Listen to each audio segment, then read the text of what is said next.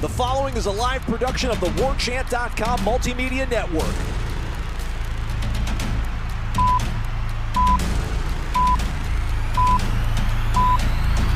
Fire up the grills and turn up the volume. Welcome to Warchant GameDay, presented by Zaxby's of Tallahassee. He is off, one man to beat, cuts it back. He landed on somebody. They're going to say touchdown. Warchant.com's Jeff Cameron and Tom Lang bring you the latest news, updates, and analysis around the FSU program ahead of today's kickoff on Bobby Bowden Field. I know what this game means. And if you don't get up for this one, then go somewhere else. Go do something else, because it is not for you. This is why you play. Tallahassee Game Day is brought to you by Zaxby's, the official chicken of sports fans. Your Tallahassee Zaxby's, a proud Golden Chief booster for 17 years. Go Noles! Now live and worldwide on Warchant TV, here is Warchant Game Day. Good evening, everybody. Welcome in Warchant Game Day. As Aslan just said, it is great to be with you. There's my man Tom Lang in the dark this time around. Not just normally I'm in the dark, but you're in the dark right here. Hey, we'll get to this in a moment. Want to say thank you to our main sponsor right there, our friends at Zaxby's. Pre-game, post-game, no game at all. Luckily, there is one. We got one. We're previewing it right now. In fact, anytime is the right time for Zaxby's platters. Just as long as you're hungry, feed your team with your choice of traditional or buffalo fingers or boneless or traditional wings. If you're having trouble deciding, get the best of both worlds with the sampler platter. We're online or in the app. Your Tallahassee Zaxby's, a proud Golden Chief booster for 17 years. And as always, they say, go Noles. So let's get to it. It's Florida State Syracuse, a little over an hour from now on the ACC network.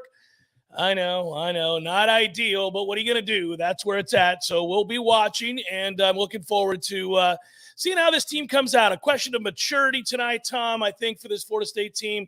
How focused, how locked in, how patient can Florida State be? We talked patience all week long on the wildly popular Jeff Cameron Show, weekdays 1 to 3, Monday through Friday, and the podcast network here at Warchant. You can find it there, too, of course, and on YouTube. But pound the rock.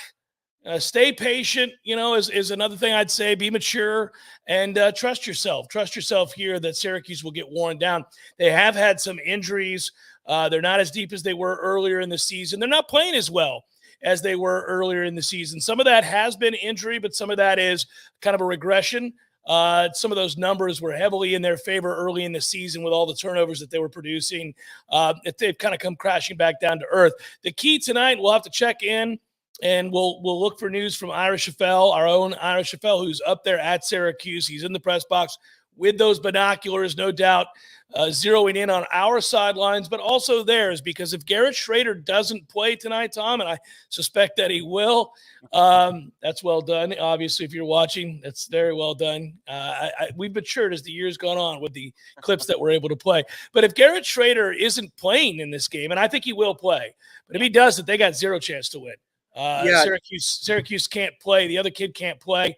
I would just tell you that if you get, and I don't wish this on anybody with the injury, but if the Carlos Del Rio Wilson kid has to play, they're going to have a problem. So first of all, congratulations are in order. I need to congratulate you on the shirt. That is outstanding. That's the first win of the night. So we're 1-0 on the pregame show. According to Ira, Garrett Schrader was out there warming up, not in the full uniform warm-up, but he was doing some loosening up for that informal time where some guys leave the locker room to go out there in their sweatpants and sweatshirts. That was what Garrett Schrader was doing about 45 minutes ago. So that's the status. We'll keep you updated. Ira is there looking, and so when they go through full warm-ups, we'll see who's repping with the first team. I would imagine he's going to play too. It's just he warmed up last week. That's the only caution. We'll get our confirmation here soon. But that's the hope for Syracuse, an offense that has improved in its passing game this season considerably. It's not the Sean Tucker show the way it was last season. This year, it's about the quarterback. It's about getting the ball to Sean Tucker and others quickly and in space through the passing game. So if he's a part of it, also his legs have to be a serious consideration, and it's more than half of the job to get him to the ground. Because when you get your hands on Garrett Schrader, he is like a more athletic young Ben Roethlisberger. My man is tough to get to the turf, so that'll be a consideration for the Noles. And they didn't do so great at that with Ja'Cory Brown last week against Miami. If Schrader plays, we'll see if the defense is ready to go. Caked weighs in here early on and says, hey, fellas, doing a great job. I believe our defense will play its best game tonight. Last week was really good, but I think they stopped the doubt tonight. Well, I hope so. Syracuse's offensive line has been banged up, has been real good. Banged up is a term you could use to describe a lot of the Syracuse players that are either missing time or playing tonight. I think that's true of Sean Tucker. He's been nowhere close to near as dynamic as he was a year ago. Hasn't run nearly as tough. I don't think he looks right when I go back and look at their games. I don't think we'll see the Garrett Schrader we saw in the past running with reckless abandon. Maybe he does. We'll see. If he does, as Tom correctly points out, then this is a whole different looking ball game. Now, they did open up their offense because they brought in Robert Anae. You guys know that name because he was the offensive coordinator at Virginia, and Virginia's offense was prolific a year ago. It was one of the best offenses in the country. In fact, they were third in the FBS in total offense last year. Armstrong looked like the toast of the town. Now he looks like a complete and utter bum. Virginia's offense is dreadful without Robert Anae calling plays there and being the architect. They have fallen off a cliff. He goes from looking like potential ACC player of the year to a kid who doesn't look like he can play football. I don't know if you saw the Virginia game today. He led off with a pick six and then followed it up with a pick six. So that's what they look like. It's interesting tonight with all the question marks with Syracuse. It's hard to do a thorough breakdown not knowing which members of the team are going to play, which ones are definitely not going to play. We do know that Garrett Williams isn't going to play. He is out for the season. He's a defensive back for Syracuse, Tom, that I dare say if he were playing could be a problem because he's a good player. He was a real good player. So they don't have him. This all favors Florida State, who's playing really well and getting healthy. Syracuse is playing poorly and doesn't have their health. Two teams seem to be two ships passing in the night going different directions. It doesn't mean Florida State can just go up there and expect to cakewalk this thing because I do think Syracuse plays hard, unlike Miami. And I do think Syracuse cares and is trying to rectify their season. And obviously they want to have an opportunity to get to the best bowl possible. This thing was rolling at one point in time. It isn't right now. But if they get some guys back and if Schrader is healthy, all of a sudden you may have yourself a game. So we'll see. It's a really weird, kind of an ambiguous way for me to start the show saying, I feel really good about where the two teams are headed, opposite directions. On the other hand, let's see who they got. Yeah, Syracuse is a slippery bunch, and I'll get to that point in a second. To the nearly 550 of you that are watching right now, thank you for being with us on Warchant TV. Throw us a like underneath the video. Subscribe to Warchant TV. It's absolutely free. Even with Williams, their best defensive back this season, Syracuse played soft often. So much cushion at the line of scrimmage. This is what you're going to see all night, especially with how explosive Florida State's offense is. The Syracuse defense will give 5 to 10 yards of cushion at times, and you go, man, oh man, these little quick throws to the outside are going to be wide open, and they will be.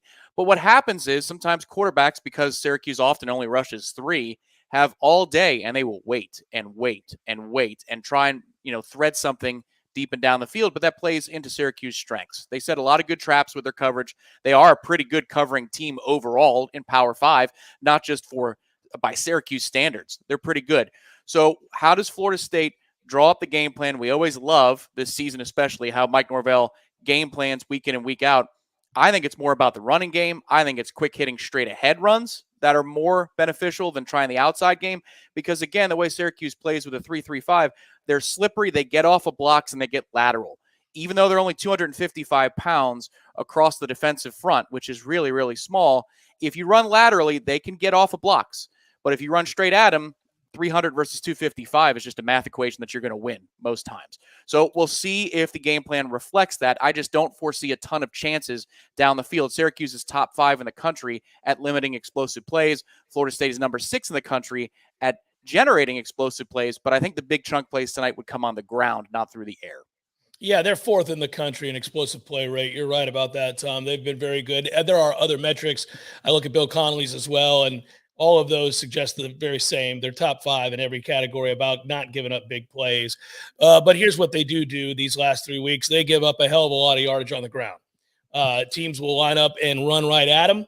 They're small. They run the 3-3-5 stack. I think you can always run against teams that run that.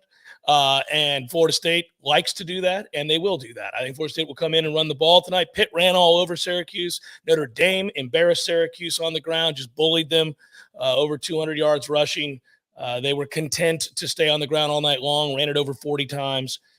So I think Florida State's game plan is some semblance of that again. And that's why we asked the question, can you be patient? Will you be patient? Will you get greedy? Well, they were really patient, and they have been quite a bit lately. Florida State seems to do whatever you'll let them do.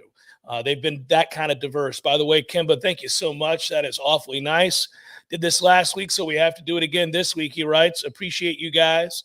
I appreciate that, Kimba. Thank you very, very much. Yeah, it's good. She writes. Yeah, she writes because you'd asked the question last week, Kimba. I don't know if I should be thanking you, sir or ma'am, and there you go. So it's she, her. Yeah, I didn't see it. Yeah, sorry about that. And she did the little winky face. All right, well, thank you, Kimba. We appreciate you very, very much. So yeah, man, I'm excited to see how they come out and play.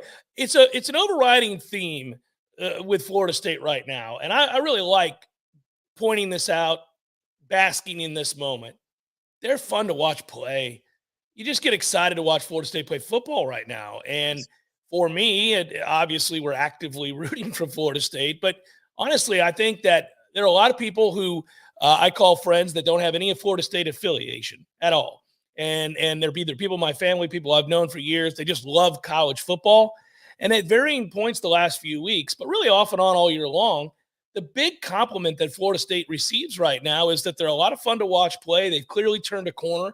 Things like that, phrases like that. Gosh, you guys you guys play hard. You guys you got a little bit more talent than you had last year. You guys are kind of fun to watch. I find myself flipping over there. Listen, we don't need their fandom. We don't need their compliments. It's just nice to hear because I agree. I agree they're fun to watch. I agree they've turned a corner. I agree that this is a different looking football team. And it's one that at the start of every week, I get excited about us to talk about on the Jeff Cameron Show, but also in any facet like this show or the Warchant Report, and certainly the guys on Wake Up Warchant do it, and Ira and Corey writing about it all week long, and you breaking down the film and Third and Lang and all that good stuff.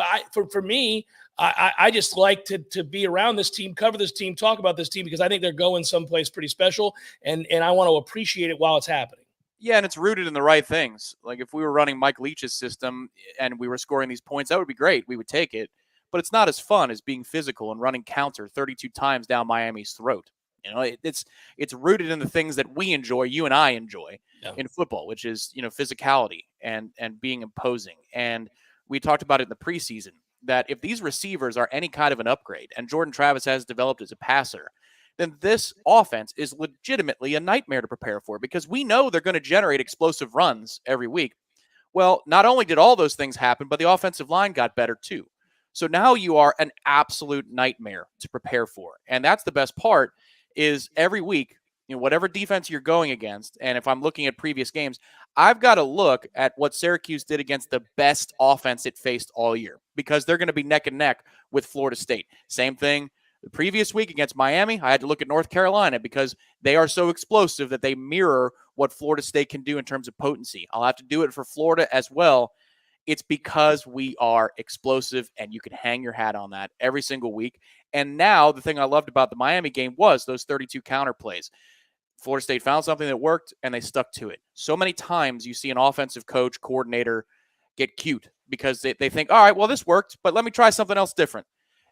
Florida State last week said, come get you some. And I think that's what tonight has to be about as well. Straight ahead, run the football, and if it's working, don't change a thing. By the way, I want to answer Carol's question. Is this the Florida look for Syracuse, Jeff, where we are the true orange juice drinking, flamingo watching, and football dominating program? Let's hope, right? Yeah. I didn't really think about it when I put it on this morning. I was thinking about playing golf because it was a night game, and I thought, I'll play some golf. I've got my kick-ass flamingo shirt I haven't worn in a while. By the way, the secret part of all this is this shirt's really comfortable. I mean, you just want to touch it. It's so comfortable. So that's the other reason that I'm wearing that shirt tonight. So physicality, running the football, remaining patient, being diverse on offense, understanding week to week what your opponent does well and doesn't. These are all signs of a team that's well coached. And that's also another aspect of why we're excited is we think we have the right guy. And that's important because that was up in the air. That was actually the question coming into the season. If you were a pro Mike Norvell guy, and I am, you were also somebody that was willing to admit that this season was going to go a long way in confirming that, or in fact, disrupting that belief you had and causing you to question. That's what this season was going to be about. And right now we see them playing really well. So we're excited that you don't want to keep starting over. There's no fun in that. It's a long road to hoe. You look at these teams that are constantly firing coaches, and you don't find them winning too many football games or sustaining success. Maybe initially a guy comes in. It occurs to me this year, Tom, there are quite a few people that last year wanted to point to any number of places where a guy came in and did a good job and was instantly having success, and why can't our guy do that? And, a couple of them right now are really struggling. You're looking at Arkansas losing again today. I believe that is their 5th or 6th loss this season. So as much as we love Woo Pig Suey, Tom, he's not sustaining success. I remember saying we'll see, and Michigan State's not either. And there are others that we can point to. It's tough, but when you build it the right way and it takes a little bit more time, sometimes you can sustain that success. That's the hope anyhow. And I'm not saying this guy's off the hook just yet because he's made mistakes this year, and there have been moments that have caused you to kind of raise an eyebrow. But I think tonight's another one of those tests for him to pass. Can he read his team really well this week? Can he put his finger on the pulse and kind of figure out what's needed? Do they need to be poked and prodded, or did he need to dial back? Did they need, what is it's going to take to get their focus? Because when we see these teams that win a lot of football games, and that's what Florida State wants to do, win a lot of football games, you're hitting the check marks here and you're saying 7 wins, 8 wins, 9 wins, those kinds of things. But then it's about sustaining bare minimum, being a 9-10 win program every single season, right? 10 wins used to be the standard, certainly. And that was the low end, right? You got to win at least 10 games. Well, that's what you want to do, and you want to be able to sustain it. Well, you win games like this. That's what teams do. The good teams win games like this. The good teams follow up a big win on the road against a rival in which you humiliate them in front of their fans, at least for a half, because all of them left. And you turn right around and you show that you're capable of giving up a buttoned-up performance tonight as a favored road team. And I'm really curious to see if they do. I think they will, but I'm curious. Yeah, you go back 9 years ago, the 2013 season, I think the final score is 59-3 over Syracuse. There was nothing you could learn that day about Florida State. You could learn nothing about that team. Today, you can learn something about this Florida State team, because even though Syracuse doesn't inspire the way the Miami helmet would, certainly not Miami's record, but the Miami helmet would, or the Florida helmet would, this is about that maturity. This is about the culture. This is about going up there and taking care of business when you've overmatched a team on paper. Make it play out that way on the field. And to that point, Island Chief, thank you for the contribution. You say, where are the matchups that favor our offense? Because Mike will be attacking that. Yeah, exactly. And we talked about this a little bit already, but it's that 3-man front that's 255 pounds. That's the average across the board. If you look at the Clemson game, Notre Dame, even all the way back to Purdue, that line gets surged into the linebackers' guts. 3-4 yards back into the second level of the defense if you decide to run physically and run right at them. So I think that's one place. And then the other, Island Chief, is you're going to see, again, those corners back off. At the line of scrimmage, it'll be alarming how much of a cushion they're giving. I think quick bubbles and quick flares out to the running backs and allow your receivers to go and block in space, which they do very well. Those are the two areas I'm circling if Syracuse plays it the way they've played everybody else. We'll see, but I would think by this point in the season, you are what you are, and that's what Syracuse is. A team that plays back, forces you to execute 8 to 12 play drives, and doesn't make a whole ton of mistakes on their own. They make you earn it, and I think that's what they're going to try and do tonight. So thank you, Island Chief.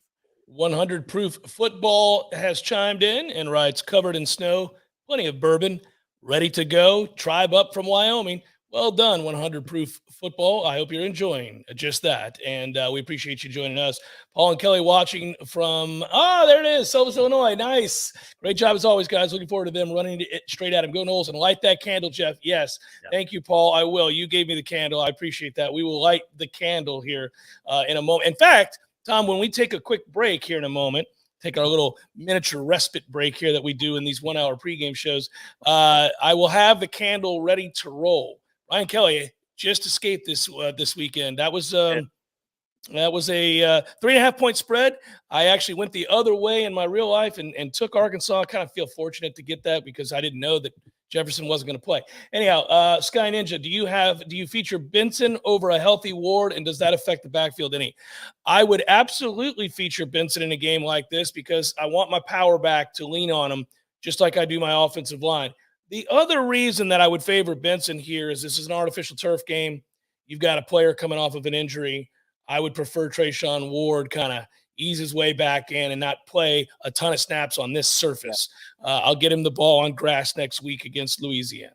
Yeah, again, that's a upper body, but still, that turf hits different, man. Well, that's what I mean. That's you don't want to land on that. Yeah. Yeah, well, I'm very interested to see what that rotation is like because this morning on IG, the way that everybody has to cover teams these days, but Trayshawn Ward put on Instagram essentially saying something to the effect of that he's going to be playing tonight. And last week, what Coach Norvell had said on Wednesday was that barring a setback, he'd be ready to go for Miami. Well, there was a setback on Friday of last week. He revealed that to the media this time around at practice this week. Doesn't seem like there's anything like that for Trayshawn. So to have him back in the rotation is great. He was the leading rusher by a lot. He was the leading rusher by, I think, well over 100 yards at the time that he went down. So it'll be interesting as these last 3 games develop. What is the lion's share of the carries going? Who is the lion's share of the carries going to? Is it going to be Benson? Is it going to be Ward? And how does Toafili fit into the mix? Because he's a guy that I think, have to get on the field for at least 10 to 15 snaps because he's a matchup problem, especially in the passing game. So how they shuffle this thing has changed a little bit. The dynamic changes when you dominate Miami the way that Trey Benson dominated Miami, and he looks like he's only getting more and more comfortable with taking on the contact and trusting his surgically repaired leg. William writes, it's now become the standard away game setup to have the game muted while synced up to watch the watch along. Thanks for all you guys do, and go Noles.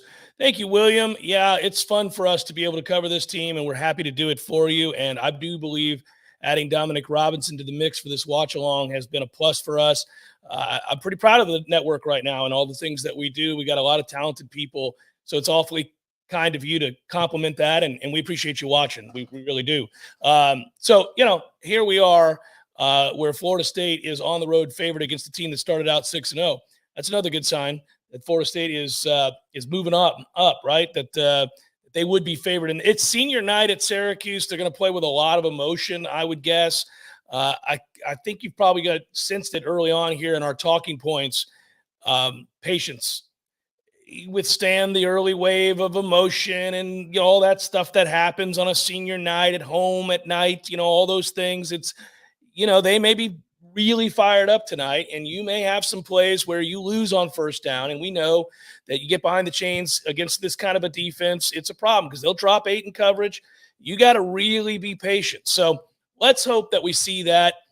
Ride that wave because I think they're thin, and then run the ball. And, I actually think that the more intriguing matchup tonight is whether or not Florida State's defense, if it's a healthy Schrader, how they play. That's the group that I've questioned a lot this year. I think some of the numbers don't ring true to me when I watch the personnel and I see some of these games play out the way that they did.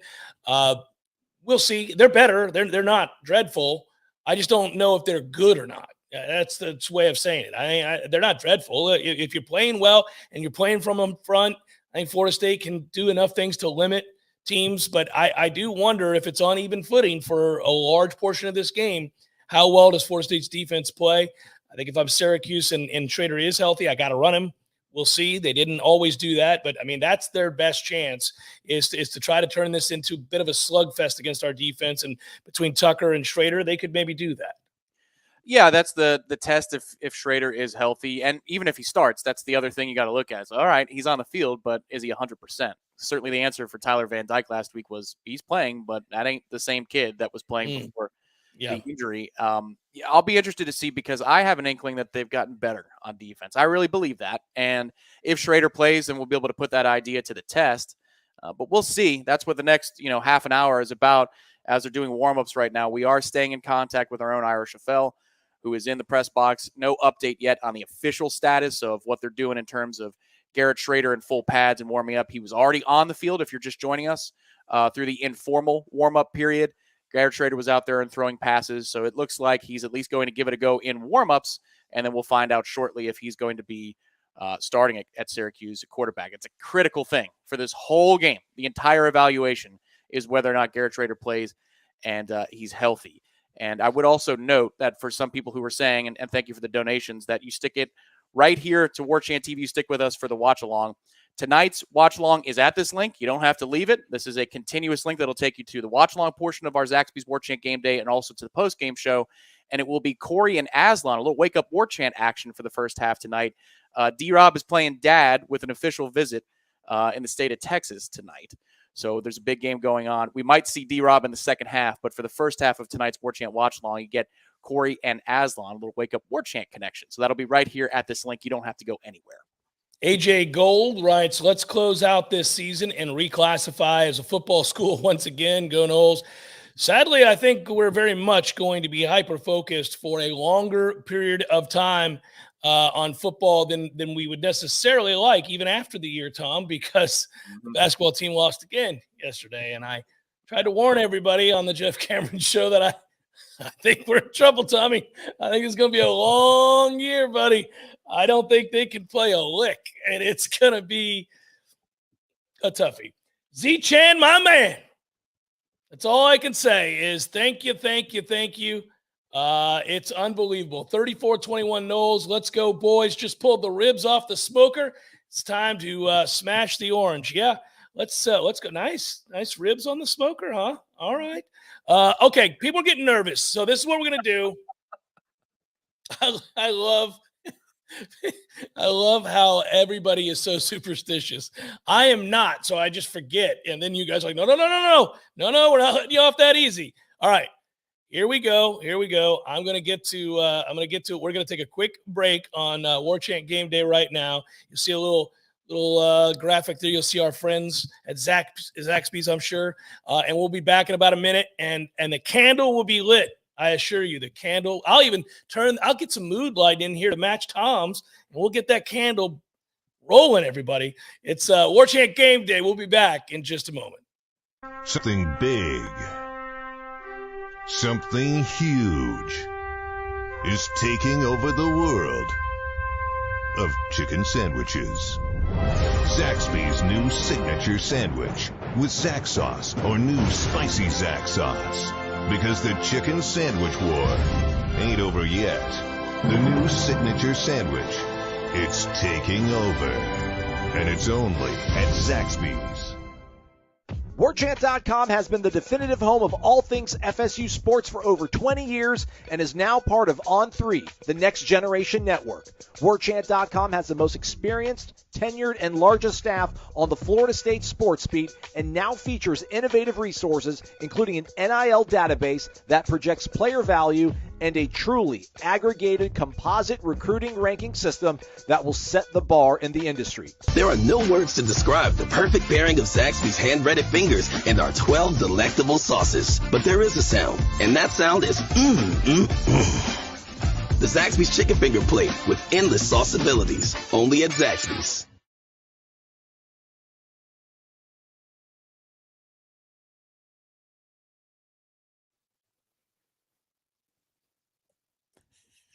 There we are. Here it is. We are all set, everybody.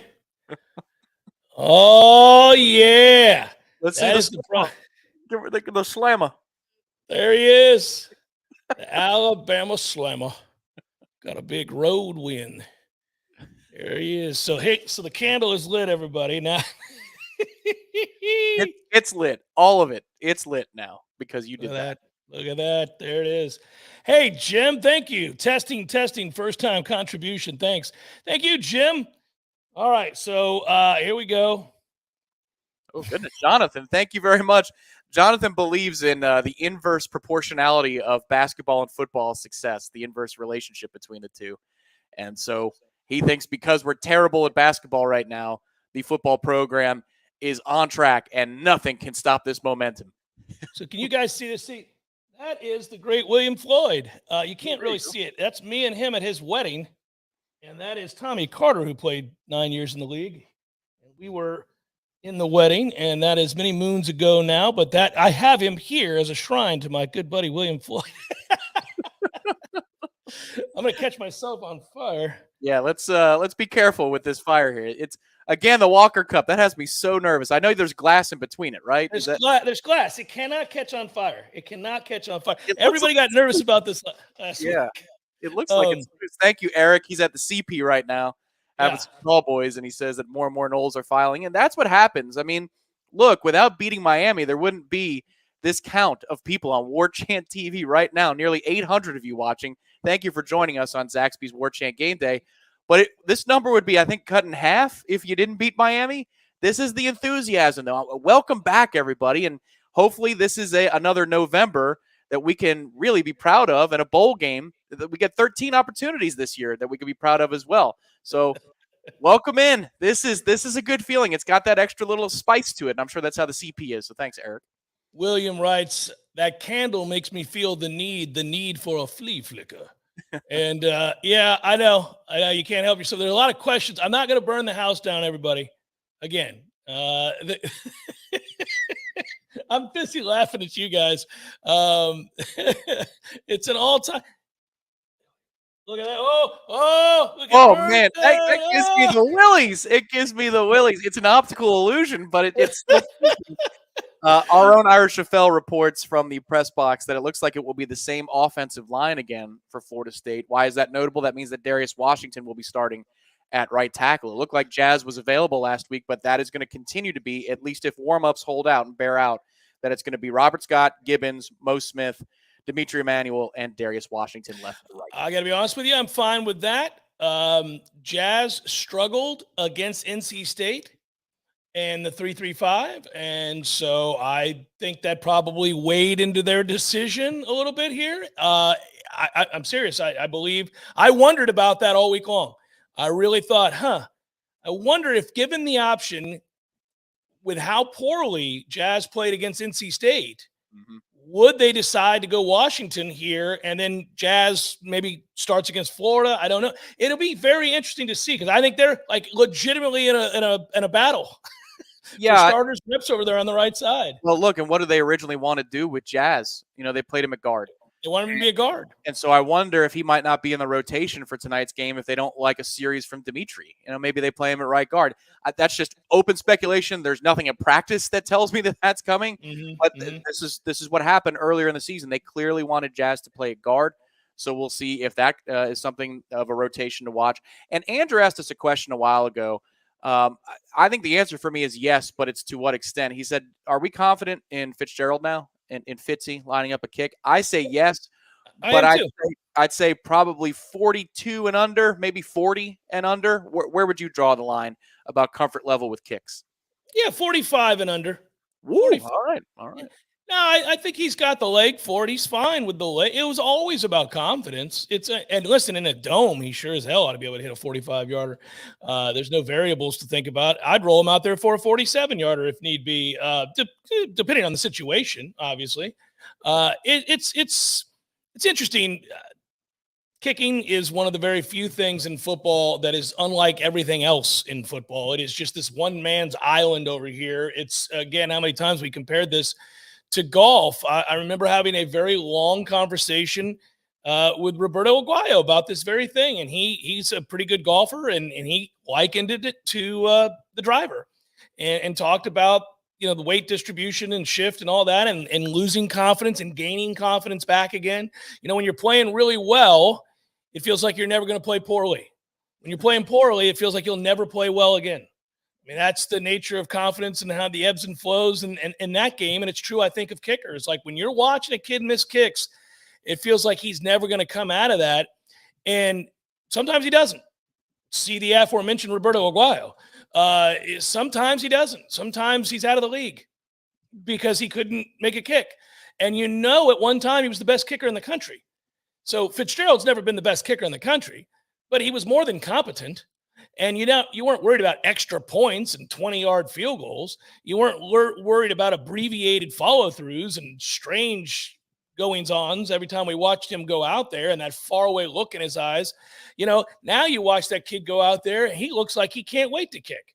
And he's powering them right down the heart with room to spare. So, It's a confidence thing. I think that he got bailed out in some ways by the fact that they don't have really another competent kicker anywhere around. They have a walk-on, but I think clearly they weren't going to go to him. Yep. So Mike had to stick with him. It's why Mike kept saying, look, I got faith in him. I believe in him. Well, he didn't have a choice. He had to hope like hell that Fitzy would get it together because there was no other option until next year, until maybe you recruit over him and say, okay, well, you're shot. I got to go with somebody else here. But he stuck by him because he had to, said all the right things. And now the kid, I think he could make a kick if you need him to. Sure. Yeah, Noel Kev writes, and thank you for the contribution, Noel Kev, how close this team is to being undefeated. And kicker wasn't, if they believed in the kicker, they would have beaten NC State. That is just a fact. So we're happy he's recovered and he's mentally in a better place. And obviously he's making his kicks. He looks fine at practice, looks really good at practice most days. But if, that sin of the problem spell that he had cost us at least one of those games. And the margin is getting a lot closer to getting to undefeated than winless. Last year, you could have argued, man, this team was 5-7, but they were a few plays away from maybe only winning 3 or 4 games.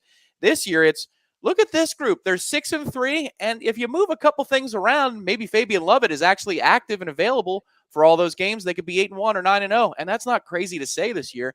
And it's pretty cool that Florida State has a win over the SEC West champions because that happened today with Alabama's win. LSU is now going to play in Atlanta for the SEC championship game. They've got 2 blemishes, and one of them is to us. We're going places. We're getting a lot closer to where we want to be.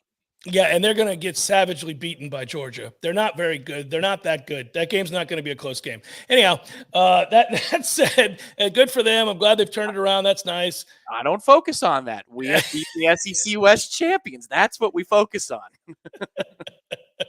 Yeah, I agree. And listen, we play the what if game and the transitive property. I'll do all this stuff all the time. I know BC beat NC State tonight, and did they really? Yeah, BC beat NC State. But you kind of gotta let that go because you see this, and I look, we could have lost the Louisville game. We didn't. But you pulled that one out, and you had a great performance in the second half from a backup quarterback. That's a feather in your cap, but it could have just as easily gone the other way. Frankly, I don't think we were as close to beating Wake Forest as a lot of people do. I understand if Greedy Vance makes that pick, there's an opportunity. But in terms of who was the better team on that day, Wake Forest was the better team on that day. Now, the NC State game's the one all year long we're going to continue to really be frustrated by.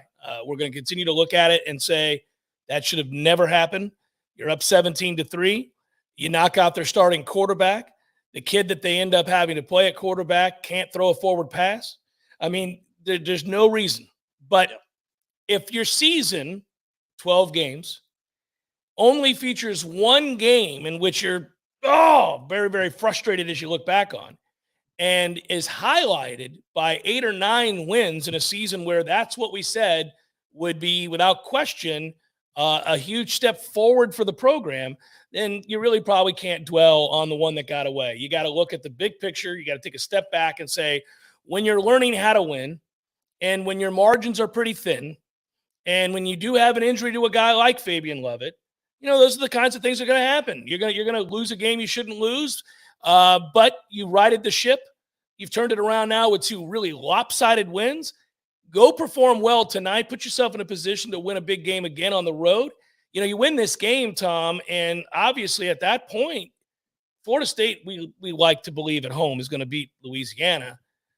You have had a good season. It could be a very good season if you knock off Florida at the end of the year. Florida looked great today against South Carolina. I think it's going to be a legitimate game now at the end of the year. That's going to be a fun game on Friday, but we don't need to focus on that, Tom. Right. But that's going to be a fun game. Well, earn the damn thing tonight. And happy birthday, Ryan. You are now nearly half as old as Jeff at 25. So good for you. Happy birthday. This is, you're learning how to win is right. And some of the lessons were hard earlier this year, but this should not be a night in which you're taught a lesson. You should have already learned everything you need to know about how to handle tonight. And I'm excited to watch us. I love watching Florida State football, even when they're terrible because they're my team, but I really enjoy watching us when we're good like now. But I'm interested to see how they handle this moment and how they handle the beginning of the game? Do they come out guns a-blazing, or do they look like LSU did for most of today against Arkansas, coming off of a big win? Do they look like themselves in the first quarter against Georgia Tech? Or do they come out ready to go, and you could tell that there's going to be a little bit of an edge and some physicality to Florida State tonight? And I want to see how Coach Norvell manages all of that from the sidelines. What kind of persona does he have tonight? Is he loose? Is he having fun? Or is he extra dialed in and screaming dudes down?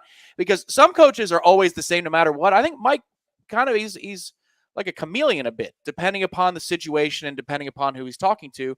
I want to see if he's wound tighter tonight because he knows that they need to be locked in and more mature, or if he's loose because he knows that they had a good week of practice and they're ready to go. These are the fun things now. We get to have these conversations. It used to be, what kind of tricks do we need to pull in order to be in a game in the fourth quarter? Right. We can't block them. That's not the thing anymore. Now it's, we can block them and we can move them back. Do we choose to do it? And how do we choose to attack Syracuse? This is going to be fun in about 20 minutes. Yeah, well, I don't think there's any doubt. You gotta choose to go on the ground. I mean, again, we talked about it at the start of the show. Pitt ran on them, Notre Dame ran on them. Lots of teams, 3 games in a row. Syracuse fans are very frustrated by this. If you go read their boards and listen to their people and read those articles, and they'll tell you what happened to our run defense. It's non-existent.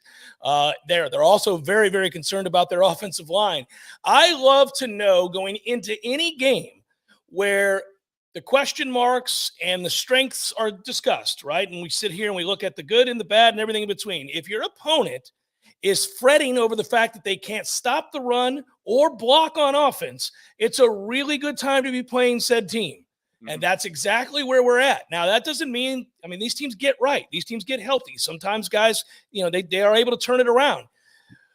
It shouldn't be against us tonight. It shouldn't be against us tonight. We're playing too well with too much confidence. They're too healthy. It ought not be against us tonight. I really feel like this should be a game that if you're patient and, you're probably going to be sitting here in the second quarter going, it's 7-7, 7-3, whatever. And you're kind of like, I don't know. This is making me nervous because we've gotten very comfortable watching these ass beatings.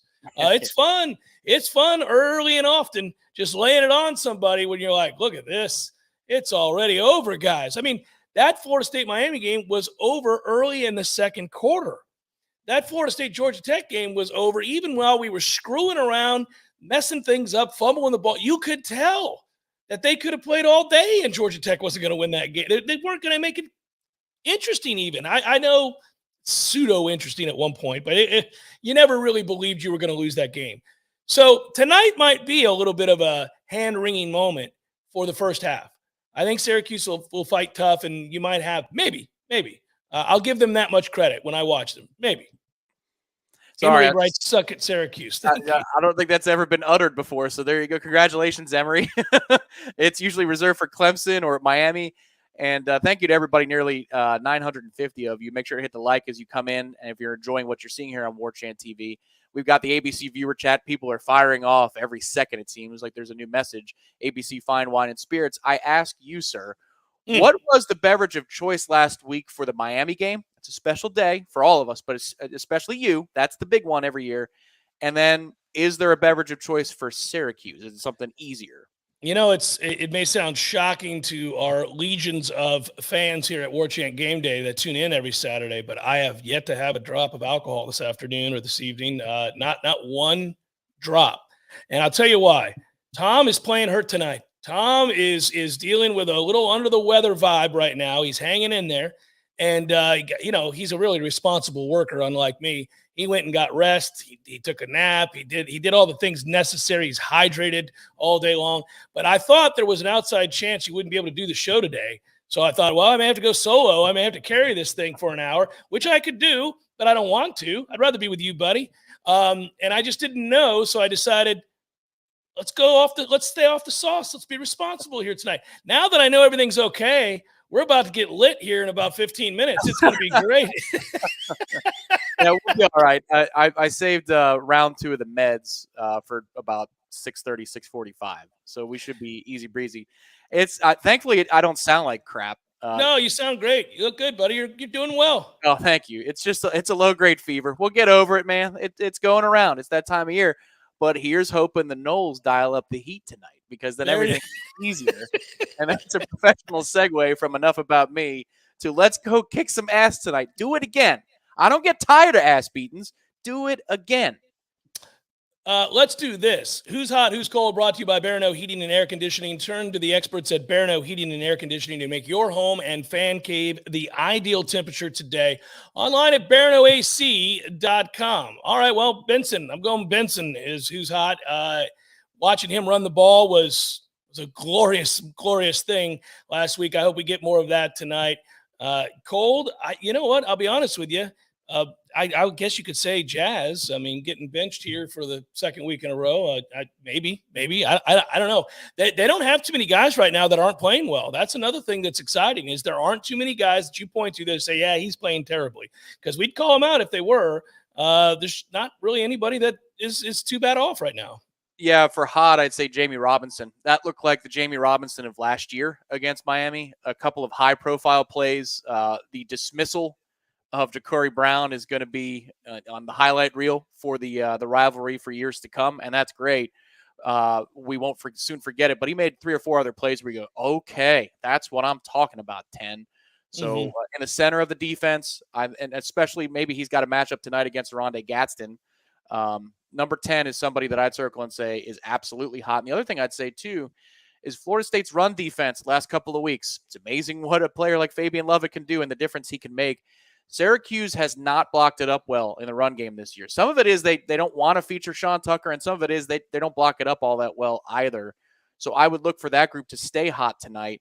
And on those neutral downs, when Syracuse runs, they might hit a couple. They might scheme up a couple. The quarterback is the more scary guy to me on the ground. If it's going to be a traditional run between the tackles, I like my chances with Florida State's defensive front and controlling the line of scrimmage that way. Really quickly, because we do it every week, and some of you, for whatever reason, I don't know. I mean, if you're watching this, surely you have access to the internet, but I will just do this very quickly. Your top 25 look around right now that are done with the first quarter. Georgia 7, Mississippi State nothing. Washington leads Oregon. Number 6, Oregon trails at home 7-3 late in the first there. Kansas State, Baylor, no score as they go to the second quarter. North Carolina leads Wake Forest 7-0 early in the first quarter there. TCU and Texas are scoreless. They just got underway. Later on tonight, Utah will pound Stanford, and UCLA will take on Arizona. Earlier today, Ohio State won 56-14. Michigan beat Nebraska 34-3. Tom, I'll have you know something about that 34-3 victory. You know what it is? It's a push. I know that much. Well, it was 34-3 is a 31-point win, and in the line that I got at the beginning of the week was 30.5. Oh, I was going to say something I can't say. Well, it's Warchant TV, but I had it at 31. Yeah, I had it at 30.5, and that is a victory for yours truly. Oh. When that field goal sailed through the uprights to make it 34-3, I said, thank you for kicking that field goal, Coach Harbaugh. I'm so proud of him. I'm really proud of him right now. Anyhow, that happened. Tennessee 66, Mizzou 24. Goodness gracious. And LSU, as we mentioned earlier, beat Arkansas 13-10. Looked awful doing it. Alabama 30-24 over Ole Miss. They shut Ole Miss out at home in the fourth quarter. That was the difference there. Clemson won easily over Louisville 31-16. Penn State big over Maryland. Boston College outscores NC State in the second half 14-3 and wins 21-20, Tom. 21-20. Notre Dame held on for dear life and beat Navy 35-32. And Purdue won over Illinois 31-24. The big upset of the day is a terrible loss. That's a bad loss for Stoops. Kentucky lost to Vanderbilt. That is the first Vanderbilt SEC win since 2019. Well, big banner day in Nashville, Tennessee. I'm sure they really care about it. Well, I'm saying if you're Kentucky, I mean, damn, man. We go from having a statue of this guy to tear it down. Tear it down. This bum just lost at Vanderbilt. Maybe he was distracted about rumors that he was going to take over at Nebraska. I don't know. Let me ask you this question. Does the name Jeff Flanagan give you any problems tonight, or do you think this game should be well outside the margin of what Jeff Flanagan can do to us? Well, it ought to be, but I begin and end almost all of our shows when this subject comes up by saying, look, guys, it's an ACC game, right? With that come all the fixins. It's almost Thanksgiving, right? with that come all the fixins. It's on the ACC network to boot. So you get asinine commercials for items you don't need with horrible actors pretending to be war heroes. And then you get, of course, horrible officiating. And that's just part and parcel to being in the ACC. And until we get out of it, just go into it. I don't know if you got to limber up or what you got to do to feel better about it, but you know what's coming. You know what's coming. But just be better than that. Be better than that. So all the fixes. I think whenever there's a really ACC moment tonight, and there will be terrible camera work where they've got a camera shot up the rear end of the line judge when they're trying to show a spot, or if the transmission breaks down, so you're looking at a colored screen like all those little panels, or Jeff Flanagan makes a terrible holding call and there's no holding whatsoever. You should just tweet out all the fixins. All the fixins, guys. The people here will understand what you mean by that. Yeah. And that's the special thing about joining us on Warchant TV. But everybody else say, what is he talking about? It's not Thanksgiving yet.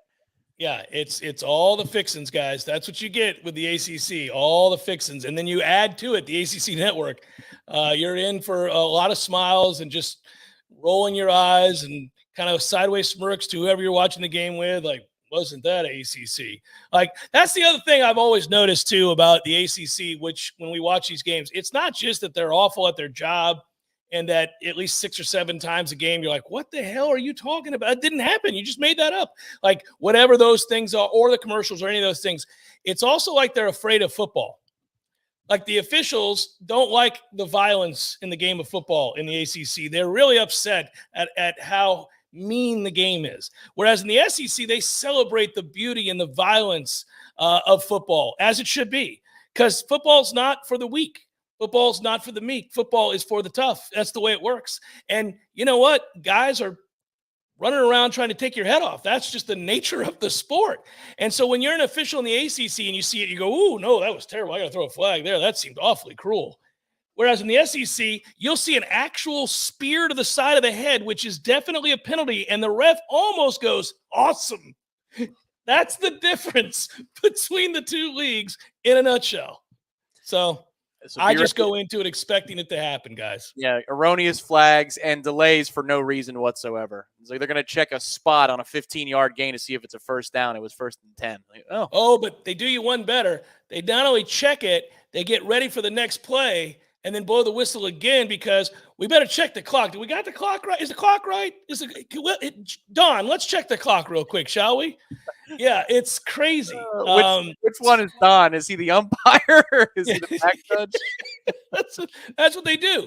That's every time. They're scared of football, and they don't like it. But yet they'll want to be out there for 16 hours because they got to check everything. I just love that Don is that is a perfect name for an ACC official. It's not like Clem, like an SEC guy. Right. No, it's Don. Like, who the hell is Don? Yeah, Don, did we check the clock? These people can wait. Let's check the clock, make sure we got it to the second. I know there's 12 minutes left in the first quarter, but let's make sure it's not 12:02. So, yeah, it does. It drives you nuts. All right, so we got to get to predictions here. We got to start talking about what we think is actually going to happen. I would also note really quickly, before we do that, for the best game day apparel in Tallahassee and online, support Garnet and Gold for all your FSU needs. Garnet and Gold is locally owned and operated. Got this hat at Garnet and Gold years ago. I still like this one. And their owners are FSU grads as well. So here's the deal. Noles support Noles when they shop at Garnet and Gold. And then the other thing is, you see it right there. Thank you, Zaxby's. We love you every day. Thank you so much for all your support, all that good stuff. And Tom, you mentioned ABC. Good stuff. Oh, yeah, it's the holidays now. You know what you need to get through Thanksgiving dinner? You need a little extra something. And they can provide that for you at ABC Fine Wine and Spirits. All you need to do is log online and then place your order. Drive to the ABC. You don't want to deal with people, so then you just pop your trunk open. They'll fill it up for you, and you are off to a Thanksgiving dinner or holiday parties. It's that time of year, so make sure that if you're in the state of Florida, ABC Fine Wine and Spirits is where you go. All right, and they also sponsored the prediction, so it's that time. Let's go ahead and get to that. I would tell you that I think it's a little bit slower than we would like in terms of we're not racing out to a huge lead. Maybe we do. Maybe we just carry on the party, guys. Maybe we're all celebrating once again by halftime. Just feels like there's going to be a little bit of more emotion in the stands, in the stadium, and the players, and senior day and all that. I think Syracuse is a little tougher than Miami, to say the least, and they'll hang around. I still like Florida State to win this game and wear Syracuse down. And all week long, I kind of wrestled with it back and forth. I felt very, very comfortable taking Florida State. I'll do it here again. Maybe fewer possessions don't lead to the bigger numbers. So I went with Florida State, kind of moved it back and forth, 34-16, Tom. I kind of changed my opinion. I don't know. I don't remember what I said on the Warchant report. I think it's something close to that. But I'm going to go with, on this particular show, 34-16. Yeah, still waiting on official word if Schrader's going to play. That would have maybe impacted. Oh, that changes everything. If he doesn't play, get ready for an ass kicking, everybody. Yep, agreed. I said 35-21 on the Warchant report, and I immediately regretted it because I got to stand by what I believe, and I believe the defense is playing better. I think that's actually true. It's hard to tell because Miami sucks, and it might be hard to tell tonight if Schrader doesn't play because then Syracuse is without a quarterback, like a true threat at quarterback. But I think this defense has improved, so I'm going to reduce that number down. And I'm going to say that Florida State wins 35-13. So I'm going to take 8 points off the ledger. They hold Syracuse to a couple field goals. So we both have Florida State winning comfortably. I think if you say to me, because predictions are kind of foolhardy sometimes anyhow, I know everybody likes them and we all have to give them. Naming scores is difficult. Like the more accurate thing to do is, do you think Florida State wins comfortably? Do you think it's a close game? Do you think Syracuse wins? And that's a more accurate way of projecting how you think a game's going to go. There are a lot of other factors. I'll just say this. I do think Florida State wins pretty comfortably. If there was an aspect of our predictions that we're worried about, I actually think it's this. It's if Schrader plays and he's healthy, if you see a better version of Sean Tucker than we've seen these last 3 weeks, meaning he's healthier, and they are able to possess the football and move the chains a little bit more, and this thing gets into the second half close, that would bother me. That would be the one area, is that Syracuse offense. I don't trust this defense as much as Tom does, our defense. So for me, I could see that. That's the only aspect of my prediction that I'm nervous about. So all the fixins is right off to a good start. Apparently they went to commercial as an announcer was trying to start an introduction. So we're 1 for 1 there. Hashtag all the fixins, everybody. There we go. All the fixins. Give me all the fixins. I think, yeah, if we're gonna be nervous, I think it's because of some of the things that we saw at NC State, Wake Forest, some of the empty possessions. You're gonna see drops. A lack of efficiency in situations, because Syracuse, again, if they're playing at the top of their game, they're going to make you earn it. And if you've got to go on a 10-play drive and you make 2 consecutive mistakes, that could be it. And then you're punting. And if Schrader plays and they pick up a bunch of 3rd and 3s, now that's 6 minutes off the clock and you're feeling this anxiety because there's not a ton of at-bats, in order for your offense to get up and down the field. That's where the pressure point would come from in this game. It's possible. I just think that this matchup suits Florida State, again, very, very well, given that Syracuse is banged up in a ton of places. Florida State is running the football well, and that's a really small defensive front. So the game plan should be rather simple. Just don't turn the ball over, and I think you'll be okay. After a brief respite, the boys from Wake Up Warchant about to take it over. Exciting times. Aslan and Corey will guide you through that first half. That should be a lot of fun. So stay right here, right, Tom? They're not going anywhere. You don't have to go anywhere. Right here. So be patient. That's the theme of the night, right? For Tom, I'm Jeff. Take a quick little break. They'll come back and take over. There you go, guys. There you go. One more time. Go Noles. Something big, something huge is taking over the world of chicken sandwiches. Zaxby's new signature sandwich with Zax sauce or new spicy Zax sauce. Because the chicken sandwich war ain't over yet. The new signature sandwich, it's taking over. And it's only at Zaxby's. Warchant.com has been the definitive home of all things FSU sports for over 20 years and is now part of On3, the next generation network. Warchant.com has the most experienced, tenured, and largest staff on the Florida State sports beat and now features innovative resources, including an NIL database that projects player value and a truly aggregated composite recruiting ranking system that will set the bar in the industry. There are no words to describe the perfect pairing of Zaxby's hand-breaded fingers and our 12 delectable sauces. But there is a sound, and that sound is The Zaxby's Chicken Finger Plate with endless sauce abilities. Only at Zaxby's.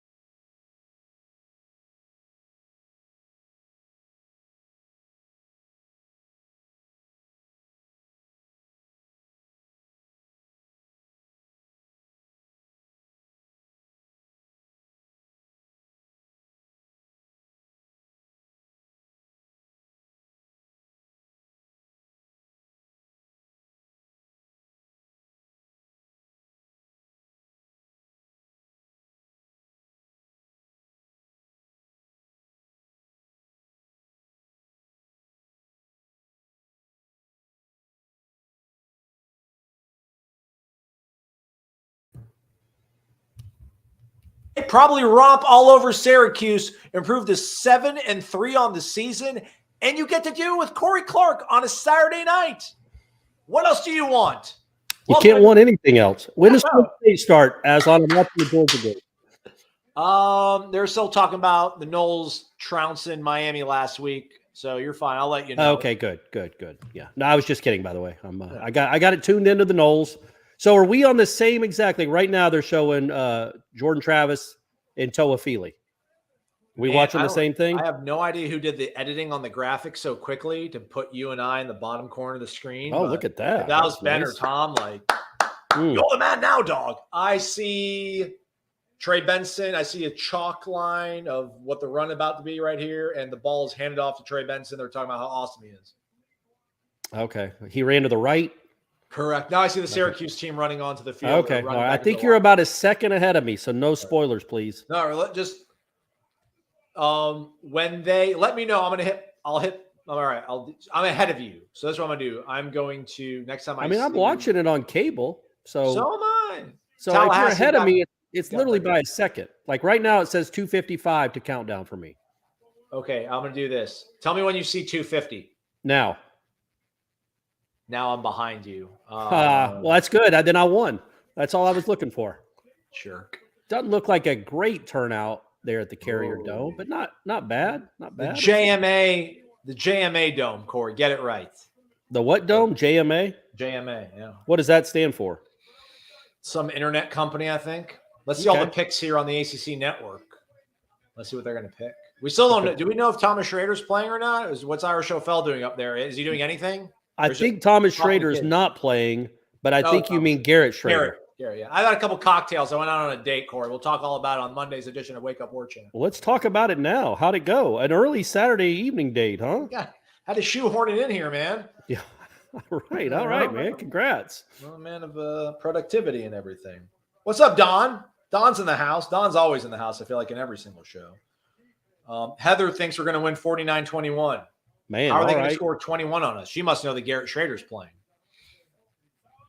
Let's see. This is big here. Who wins the toss now? So hopefully Florida State does, so Syracuse doesn't get the ball to start the second half. My guy Coop, captain again. My man. I tell you what, man. Before this game gets started, the worst loss of the season occurred in Raleigh, North Carolina today. Oh, really? I thought it happened in Lexington, Kentucky. Ooh, it's close. That's really close, right? Those are competing. What happened in Raleigh? They lost to Boston College. Ooh, MJ Morris? Yeah, Morris. Not only did they lose, they were up 14-0 right off the bat, and then didn't score another touchdown and lost 21-20. Boston College had a drive going with Well, with under a minute left, they had a 4th down inside the 15-yard line. The great player for NC State 32 breaks Drake up Thomas? a pass on 4th down, but they call him for pass interference. And so they get a fresh set of downs at the 2. And on the very next play, they it looks like Garrett Schrader will start tonight. Okay. For ESPN. It's not a conspiracy. Refs get everybody. NC State's turn this week. NC State was due to lose a game like that. Seems like they, you know what I mean? Just an absolute heartbreaker. Yeah.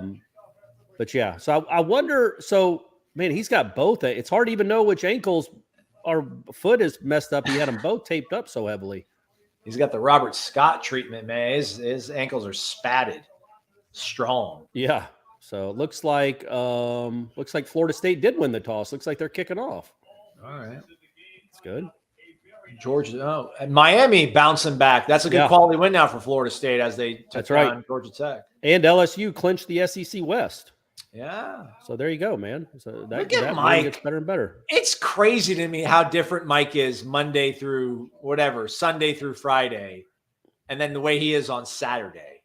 I wish I could flip that switch, but I can't. I'm just this awesome all the time. Well, that's true. That's a good point. Last time Fitzgerald was kicking off in a dome, it didn't go well. So let's hope he's learned his lesson here. Thanks for being here again. Warchant GameDay presented by Zaxby's. Zaxby's of Tallahassee, spearheaded by a 17-year Golden Chief. We'll be here all night, or at least I'll be here most of the night. We're all figuring out. Tom Lang playing hurt. Shout out Tom Lang. Shout out Kelsey Riggs. All right. Good kickoff. Good kickoff by Fitzy. Yep. What was your prediction on Warchant Report for the game, Corey? I don't remember. I think I had them winning by like 13 or 14, something like that. I think I had them covering, but I don't remember. Those things are off the dome, man, and then they're out. Once I say them out, I don't remember them again. All right. So Lovett's playing. That's good. Verse is out there. That's all good. Look at them wearing white on gold. It's old school. I wonder what went into that decision. That's a good start. All right, Corey's ahead of me. No, I was even commenting during the play like that was a good start because they got Schrader pretty quickly. Okay. So Shaheem Brown starting, I would assume, in the place of Akeem Dent. All right. That's interesting, right? And it looks like Marion Cooper's starting as well. So this is other than I guess Shaheem. Looks like they have Jamie at linebacker. Yeah, that's Lundy playing. Or is that Lundy playing? No, it's Deloach. Oh, yeah. So it looks like they have Jamie at linebacker and Dent and Shaheem are the two safeties. Interesting. Is that Jamie's speed, you think? Being able to keep up with or maybe a spy for Schrader, but also maybe Bethune is banged up. Right. I don't know. But yeah, it looks like – and they've been doing that a good bit sometimes with Jamie, especially against running teams. They'll are a mobile quarterback. They'll have – no, Bethune's in there now. So that's just the look they had on first down. John, last name, we got 14:20 and running right now on my clock. Garrett Schrader, 3rd and 4, looking. I'm 14-10, so I'm about 5 seconds ahead of you. Nothing there. Yeah, that's a good 3 and out. That's a good start. They put pressure on him. They got him to the ground when they got close to him. That's Bethune coming on the blitz. He didn't get him the first time, but then him and Deloach cleaned that up. That's a really good start. And look, man, if Schrader isn't mobile, if he's not a guy that can like get out in the open and run, if something's really wrong, we have no idea what his injury is. If something's really wrong with his lower body, then that's very good news for Florida State. Micah's due, right? Micah hasn't made a play in a minute, not because of his own shortcomings, but just hasn't been there for him. Make a play, Micah. Well, he's got a chance here. Nope. Sorry, I gave it up. I spoiled it for you, but he caught it. Oh, Micah. He caught it and then tripped. I'm going to move ahead of Corey. We ain't playing this game. I ain't letting Corey beat me. I'm 5 seconds ahead of you. I think we might be caught up now, maybe. They're showing Jordan Travis throwing the deep ball to Pokey, and he just caught it. Now he's running into the end zone. I'm still a second behind you. Try to be the good guy. So our weekly contest, I know I got the Clemson pick right. They covered against Louisville. I don't know how my South Alabama Jaguars did. Did you see that Cunningham got hurt in that game? No, for real? He got hurt on the last play of the first half, scrambling for no reason. Got tackled at the end of the first half, and then he didn't play in the second half. Pistol set for your Noles. Little 2-by-1 action here. Oh, there we go. Micah Pittman tunnel screen. 3-yard gain. They got him involved. He had no catches last week, so I think that was like, hey, let's keep Micah happy. But I'd like to see my man make somebody miss there. Like 3 yards isn't going to cut it on that play because it wasn't blocked horribly. Well, it wasn't blocked amazing either. 2nd and 6. They give him 4 yards on that. Still pistol formation here for Jordan. Well, this is is hand it off to Trey. Yep, that's Gone. what they do. It's a nice 25 yards. Just it's incredible how good they are offensively now. That wasn't even a counter. That's a really good block that by Johnny Wilson. He blocked the cornerback off the field. Preston Daniel too. 2-level moving up. And this is what they do, everybody. Florida State's offense. They're good. It's kind of cool. So that was a good play by Jordan because I know Benson didn't get any yards there, but if he pulls it, he's losing a lot more than that. So that was good to hand that off there. But yeah, you got a yard. Keep the momentum going forward. Noles across midfield. With the 41, yeah. Yeah. The over-under for the $50 gift card to Garden and Gold was 21.5 completions for Jordan. That would be something if it was short. If it was more than that, that means they're throwing a lot. But yeah, that's a nice. It's good to see Pittman involved. Yeah, it's also. I mean, this conference is horrible. Two of the first 4 plays are to Micah Pittman, and that's a really nice run. That's him breaking tackles. That's what he does. That's why he's on the team. Yeah. Looks like you got the backup receivers in now. Another screen. That's really well set up.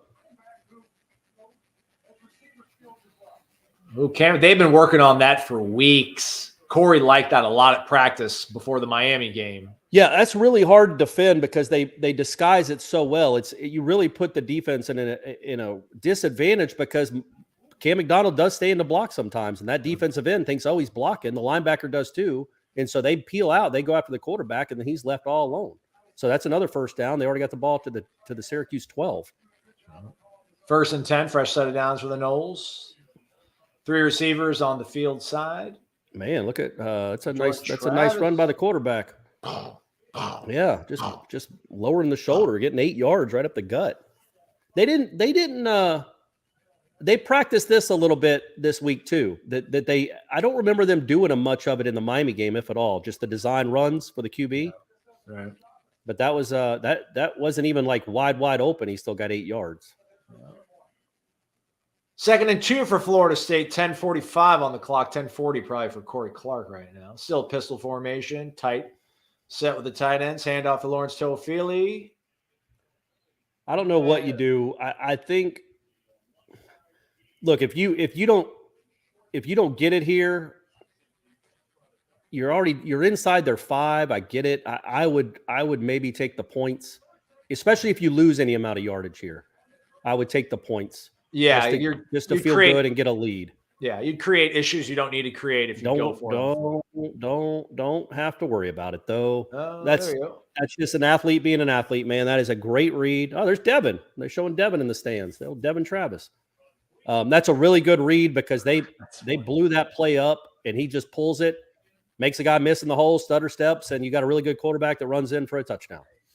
8 plays, 72 yards, 3 minutes, 20 seconds elapsed. Noles up 6-0, PAT pending. Balanced drive. Oh, come on. Why did we do this? Just line for the PAT, Mike. Touchdown FSU! Touchdown FSU! Is that you that did that? No, I'm hands-free, man. This is a Ben nice. Spicer production, man. I'm just here to hang out. Yeah. Ooh, that band being intimidating. And that kick by Fitzy, that looks like a normal college extra point, just right down the pipe with some height. Looks good, man. It was a very good drive. It was mostly, well, you had two pass plays. The big one being the McDonald, the screen pass, but then that was a lot on the ground again. And this is, look, Syracuse will adjust. Syracuse plays with pride, and they've got a good defense. They're the 15th ranked defense in the country. They're the number 1 defense in the ACC. They didn't look it on that drive, but Florida State does that to just about everyone on the first drive. It's what they're going to do on those 2nd, 3rd, 4th drives that will dictate this game because Syracuse will try to figure out a way to adjust. I see a lot of people in the chat griping about the angle, and then my group chat, my buddies, this camera view angle is horrendous. I thought they were talking about you and I, our camera angle, but apparently people don't like the game angle. It's not, I guess, dead parallel or aligned with the Yeah, it's odd. It also doesn't seem high. It doesn't seem high enough to get a full grasp of what's going on. Yeah. So I agree. By the way, shout out, just because I see it on the bottom of the scroll, shout out to the FSU women's soccer team for dispatching Florida Gulf Coast in the first round on Friday night. They move on to the second round, and they're 5 wins away from another national championship. Yeah, not sure who they play, though. Not sure who they play in the next round. I think Alabama's a 1 seed on the other side of the bracket. It's crazy. I know, yeah, they were scoreless tie coming out of half, but then they turned it on, showed how world-class they are. So, yeah, shout out to the soccer program. Yeah, all right. I'm gonna grab a high noon, Corey. Do you is that fine? I'm good, buddy. I'm good. I feel like I'm trapped in this Carry setup. the show like you always do. I will. Aslan left. Man, it's odd that he went on a date before the big game. That's good though. That's good. Apparently the date went pretty well. He seems to be in good spirits, not just from the touchdown drive. I think my man's maybe he found love, gang. Maybe he finally found love. We all need it. We are all looking for it. Maybe he finally found it. That would be great. And the spark happened on Saturday. What is today? November 12th. That we'll look back, and this will be one of the bigger days of his life. What you got there, a little high noon? Little high noon grapefruit 4-pack, $10 American. Nice, man. Nice. This inflation is killing your guy, man. Oh, yeah, there you go. You like that, everybody? Huh? You like that? You like that? You like that? How do I sound, by the way? I sound all right? You sound great. I probably sound terrible because this microphone's 10 feet from my face. Now I'm way too close. I'm up in your guys' grill. So they ran for 55 yards on that drive, 6 rushes for 55 yards. Yep. Oh, it tastes so good. I can't believe you guys don't like this. I can't believe you guys try to act so cool. Like, oh, I'm gonna drink this really thick porter because I'm a man. When you could drink this stuff that's so refreshing and it'll get you drunk and it's delicious. But whatever you do, you guys. Fitzgerald's kickoff to the orange. Yep. He did it again. Nice angle. Yep. Cowards.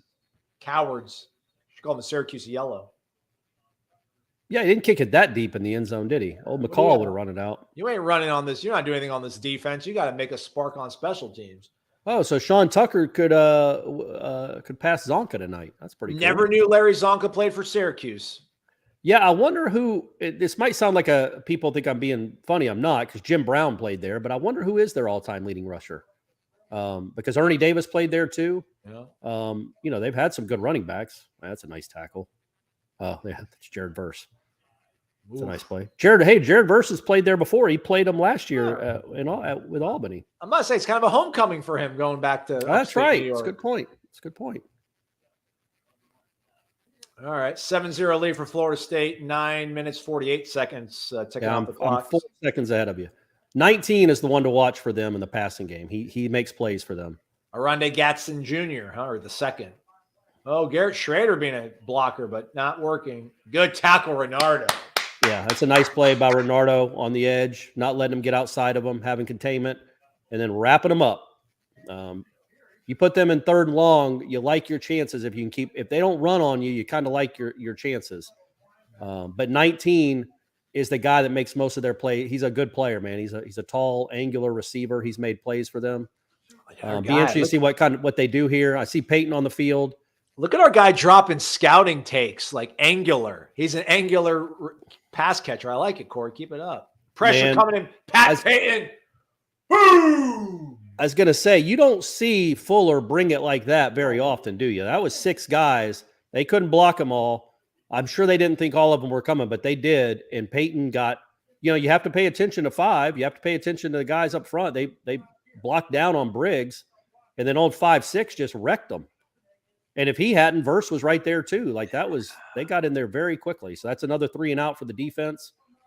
Syracuse lost 10 yards on that drive. I'm so angry I didn't bet on this game. They're just giving – you're going to put Florida State in a one-possession game in the ACC right now. You're just giving money away. I want Bama. I want Bama in the bowl game. I'm saying it right now. Bad punt. That's a very nice play by Micah Pittman. It was – it helped that it was kicked right. Like the bounce went right to him. But great job catching that darn thing and advancing it. Because that thing was going to shoot another 10 or 12 yards past him. Instead, he returns it 10 yards. So that's a 20-yard swing because my man fielded it. So now you have the ball at the Syracuse 47. Wouldn't be surprised if you take a shot on first down here after the timeout. After we get this, I don't know what commercial we're looking at here. Is this a... Oh, while we're looking at that, let's talk about our good friends at Zaxby's. The chicken sandwich wars. Instead of this. The chicken sandwich wars are ongoing, y'all. But one sandwich stands above the rest. Hand-breaded chicken filet on a split-top bun with thick cut pretzel top on it. It's the king of all chicken sandwiches. It's a Zaxby's ultimate chicken sandwich. You can get it at your local area Zaxby's. I, at halftime, Lord willing, am going to go to the Zaxby on North Monroe. So if you got problems, come see me. I'm going to grab my dinner, which is going to be a kickin' chicken sandwich, because everything at Zaxby's is amazing. Check it out for yourself. Warchant GameDay presented by Zaxby's. Zaxby of Tallahassee, a proud Golden Chief booster for 17 years. Go Noles. Did that all off the dome, guys. Are you going to have time for that? I don't know. I don't even know what we do, Ben, during halftime. Do we put just the graphic up with the score and we say we'll be right back? I can get there and back with probably 5 minutes left in halftime and then like inhale the sandwich. You must have a better Zaxby's than I do, because the one up by me here in the Georgia in the Gwinnett County area, there is always a line 12 cars deep. So there's no way. It's a 40-minute excursion to get Zaxby's in the drive-thru. Our guy Jay has entered the chat. Now I'm just drunk, man. I'm usually sober and professional, but now I'm a little loosey-goosey, as the guys say on the Jeff Cameron show. It's a Saturday smash. Yeah. Saturday smash for this guy. Yeah, let's get after it. But yeah, nothing.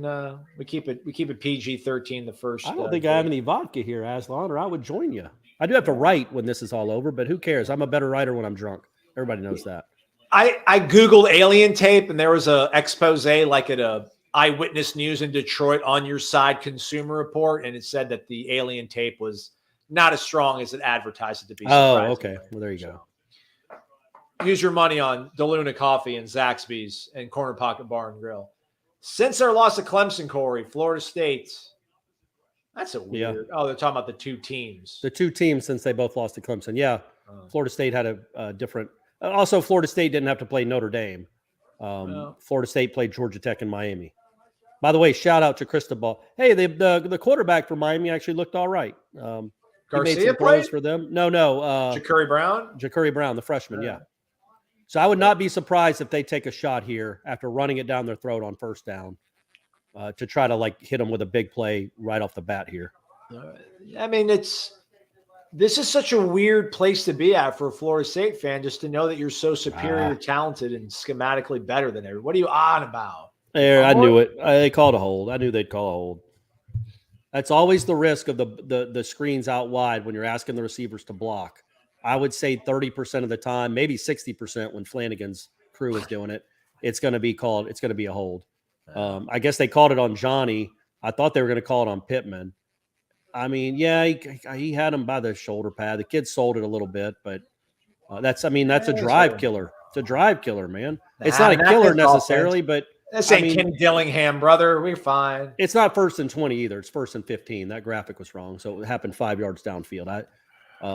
But still, you were going to have first down at their 40. I mean, now you got 1st and 17. Whatever. It doesn't matter. We're superior. We're more talented. All right. We have better schemes and ideas. All right. Get it back. Got a couple yards there on the swing to Toafili. So I was a little too conservative for my liking, but whatever.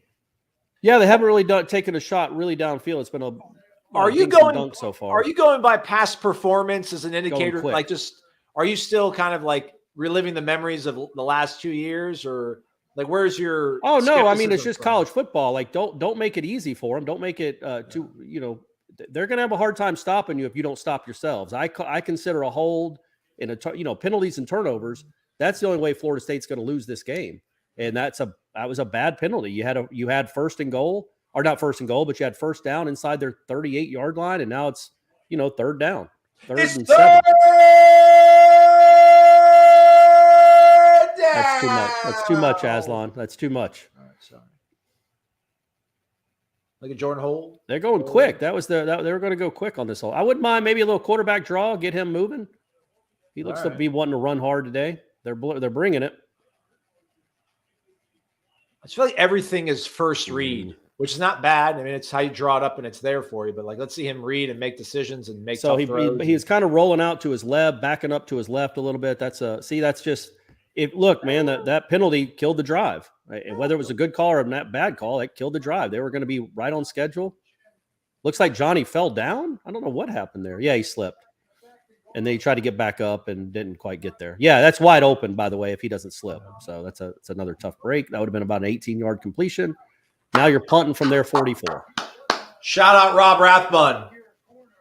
It's our guy. What's up, Rob? Hope you're having a good Saturday night, champ. Noles punting from their own 44-ish. Master Mono with a nice high end over end. Syracuse with the fair catch on the – oh, come on. That's on the 8-yard line, really? They'll take it over on their own 8. Yep. When we come back from commercial. Another commercial, man. They're kicking butt with these commercials between every possession. So yeah, you just with the way this offense is moving to get the ball on the other side of the 50, you usually feel pretty good that you're going to at least end with a field goal attempt, and to have to punt because of that, that hold. That was a bad series for Johnny Wilson. The hold on the outside, which again, little ticky tack, but it's the ACC, man. They love nothing more than throwing flags, and then the slip on third down. No, these things happen. I would have also liked maybe you don't have to pick it all up right then, Aslan. 3rd and 7, you could, if you get 3 or 4 right there, you're definitely going for it. But now you did pin Syracuse deep, so that's a good byproduct of not scoring. Yeah. I don't like the screen pass on first down. That was a little too conservative, I thought. But hey, these things happen, man. You're not going to score on every single drive. And you have a good punter right now, and you just put them deep in their own territory. They haven't shown the ability to move the ball at all. I mean, I don't know what they've done here in their 2 drives that they've had. Negative yardage, I think. They don't have 2 points, everybody. That's fake news. They do not have 2 points, Syracuse. But what happened in the Alabama game? I didn't get to see it, man. I didn't want to see, I kind of like you were busy. Ole Miss got a 24-17 lead and kind of moved the ball pretty well against them for a good portion of the game. And then the last quarter really didn't do anything. Alabama did just enough Bryce Young's really good. And the kicker made 2 kicks, including like a 50-yarder to put them up 6. And then Ole Miss got down to, I think, like the 15-yard line. 20-yard line, but on fourth and long, they threw an incomplete pass, and Alabama won, which clinched the SEC for LSU for the Tigers, who lost to Florida State University. That's right. In a dome. So by virtue of that, we get a share of the SEC title if they win. That's if they beat Georgia. They're gonna have to beat Georgia, and North Carolina is up 21. Man, North Carolina. That now look, man, that we don't usually get a lot of good ACC championship games. That's going to be a good one. You know what I mean? Shout out Nick Snyder. Yeah, no, for real. Yeah, you're right. I've only seen North Carolina play Miami, and I was thoroughly unimpressed. But but they've been pretty good since then. And if that score holds up, and again, that's a big if. You got a long way to go. But if that happens, man, that's North Carolina is going to be Clemson. They're going to give Clemson some problems just because they can score. Man, Babers, 35 and 46 overall. This is it, and this is it for him this year. I don't know how he comes back. Are they putting the Jalen Ramsey backup in the game? What was that about? Why were they? That was weird. Who was that guy? Probably on the kick unit or something. Oh, yeah, he's got to take it off for that. Yeah. All right, here we go. We got Malcolm Ray out there. We're putting in our 2s, but they're not our 2s. They're starters, according to Adam Fuller. Yep, they're all, they cycle them in there. See, again, I don't know. I get it. You got to, and it's going to be a long game, so I get it. You don't want your guys to get tired, but they've only played 6 plays. It's not like Syracuse had a long drive. I would like to maybe step on their throat a little bit, make it really hard for them to get any momentum here early with my front 4, my starting front 4, and maybe have them punting from near their own end zone again. But you've got to play your backups sometimes. Yeah. Shout out Cake. Thanks for the $5, man. Appreciate it. Defense showing out so far. Called it out in the pregame. I was thinking about that. What happens if Saban reaches his wit's end and fires Pete Golding and comes after Adam Fuller? That'd be crazy. I mean, that would be something. Syracuse has to call a timeout. Good. We're going to get another commercial. Yeah. What's it going to be this time, ACC Network? Make some noise. What do you got in store for us this time? man, like they started off the year 6-0. They're how? I guess they didn't really play anybody, right? All about scheduling. Yeah, Purdue ended up being a decent win for them. Purdue won today, beat Illinois. And they beat Purdue. They beat Louisville to start the season. Both of those at home. And then, they had Wagner. They got to play NC State without their quarterback, without the freshman. So, it was a soft start to the schedule considering what's the back half. But, they're still a competent team. They're a bowl team. Did Oklahoma State win today? I know Gundy's kid had to play. The Bedlam's I do not know. They were winning in the fourth quarter, but I don't know if they held on.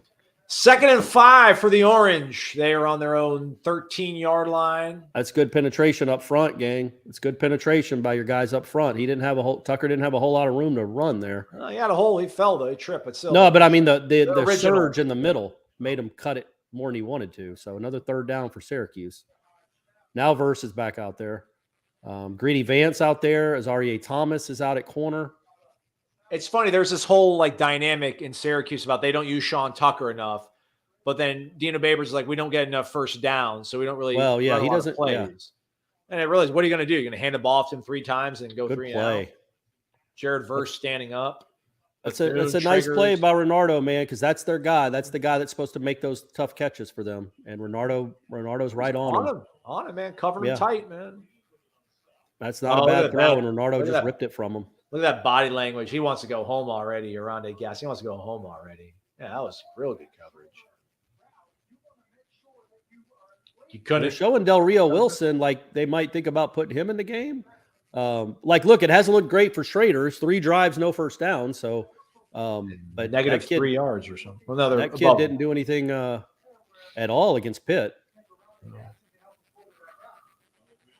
I mean, I get it, Tim Hasselbeck. You're a quarterback. Who's making that catch? I don't even think Jerry Rice would make that catch. That's really good by Pittman. That's really good by Pittman. Woo! That's really good, man. He not only did he catch it, he fought off a tackler and got an extra 12 yards. Again, when you think about last year, and there's a chance that ball's not even caught, and if it is, it's fair caught. That's an extra first down you don't have to get because that guy catches the ball and moves forward with it. Now you could, Trayshawn Ward's back. Trayshawn Ward getting his first action. And when did he get hurt?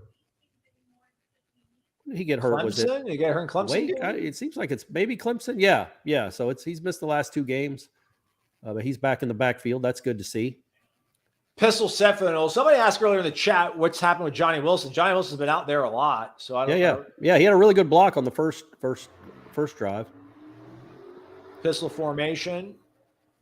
There you go. I mean, I know Florida State has this real good knack about big plays, Corey. You've talked about on the podcast about how they lead the country in terms of explosive plays. Yeah. Man, they don't get negative plays either. That's the beauty of this thing. They're always falling forward. That looked like just a pedestrian nothing run. They got 5 yards on it. Moving the ball down the field. That's what they do. Yep. I want Bama. That's a nice play. It's a nice play. Nice read. Nice look by Travis. Good catch by Micah. Another 10, 12 yards right there. That's just easy. That's just easy.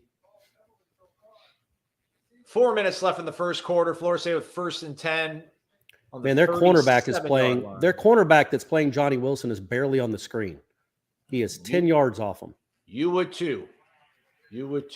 All right, there's a minimal gain. This will set second and long. He got kind of wrenched backwards too. It's good to see him get up from that. That was Trayshawn, by the way. But yeah, that's again 1 yard better than -4. And Florida State's going much faster than they sometimes do. They seem to be.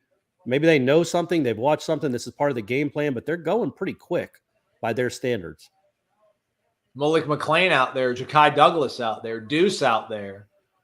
Deuce Span is part of the over-under this week. They're coming on this one. Good luck. Jordan across the body. It's a nice catch by Ja'Kai. Good luck defending this. It's a nice play by your quarterback, and that's a nice catch by Zero. I mean, they call pressure. Pressure gets home, doesn't matter. Jordan scrambles out, finds the open receiver. All right, got the ball 1st and 10 at the 20. Deuce Span out there. Yeah. Ja'Kai still out there. Ja'Kai McLean. Marqueson. Offsides, that a free play? That's offsides. That's got to be offsides, right? Yeah, they stopped the play though, but yeah, that's because because he made contact. Yeah, so 1st and 5. South Alabama won by 17. I'm 2 for 2 this week, man. Let's go. How'd our man, how'd LaDainian do? Do we know? I don't know. They didn't show his stats, unfortunately. They had 38 points. I'm imagining he did pretty well. Yeah. I mean, and Anthony Grant's been doing good in Nebraska for them. I mean, we're just running back now, man. And then Layburn at Marshall. Yep. So you got McLean down here one-on-one matchup from the 15. You might want to take a shot, maybe, when you know you still got. Yeah, just throw it to him. There you go. They played so far off of him. Make somebody miss. That's just pitch and catch, man. And he's a good player. That's a really big play from Malik McLean, man. That is a physical play. Just get off me. You can't tackle me. That's a really good play for him. Hopefully sparks something for him moving forward. That's just throw it out. It's one-on-one. Just stop. Try to tackle me if you can. And look, you can't. You're too small. I mean, he punked that kid. Punked that kid. Yeah, and that's the same kid that's playing so far off of Johnny Wilson. That's what I was saying. I would think that's just an easy read.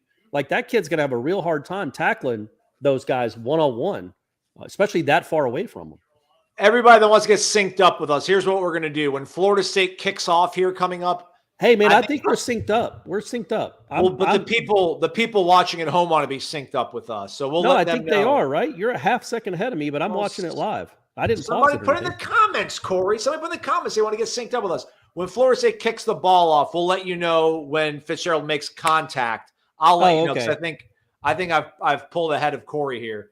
Yeah, you have by like half a second. But also, so when he makes contact, you're going to say, what does Colhane say? Boot meets ball. Boot meets ball. All right. Yeah. Boot meets ball, and then that's when everybody will know. And also, if you start Dark Side of the Moon at the second Lions roar for Wizard of Oz, it all syncs up, and it's crazy. It's crazy. It's like Roger Waters was a huge Judy Garland fan or something. But if you sync it up, is that second Lions roar now hit play on Dark Side of the Moon, where the album starts, and you're going to be amazed. That's something for the younger viewers. Yeah, appreciate that. 21-7 North Carolina up on Wake. All right. This is a really big drive in this game if this is going to end up being a competitive game. Corey, they're not going anywhere. You don't have to sell everything but I'm saying this is they haven't seen a lot out of Schrader. I think they're going to have him throw the ball here. And that's if you get a sack or an interception. There you go. Now we're all set. Yeah. Sorry. If you get a 3 and out or a turnover here, then you've got a real shot of putting this thing away pretty early. But it's going to be interesting to see how you're already down 2 scores. It doesn't look like your defense is going to stop the offense. Do you get a little panicky because their goal is not to throw it 40 times? That's not what Syracuse wants to do. And I was wondering if he doesn't move the ball at all on this drive, do they go with the backup and just think, okay, he's rusty and he's not ready? So this is a big drive for the competitiveness of this game. Oh, that's a good run. Yeah. Mississippi State making things interesting in Starkville. It's only 17-12. I see that. Defending national champions. That's not what you wanted there. You don't want to give them life. That's the first down. You got your guys in there. It looked like it was a good block by 52 on Lundy. Looked like he didn't take a great angle. But yeah, I mean, they're going to make plays, right? That kid's a good running back. They're on scholarship too. That's right. First down for Syracuse, their first down of the evening. They're on their own 40, but going nowhere fast. Real good pursuit there by DJ Lundy and Akeem Dent. Yeah, it was a bad snap too. That was a good job by Schrader to catch it. But yeah, this is the key. Keep them in second and a lot, and you should be in good shape. That ball was shot to the left. That's a really good play. That guy was hugging my boy Robert Cooper, man. Come on. Yeah, they're not going to call that. Yeah, that's a nice job though by Lundy to get out there.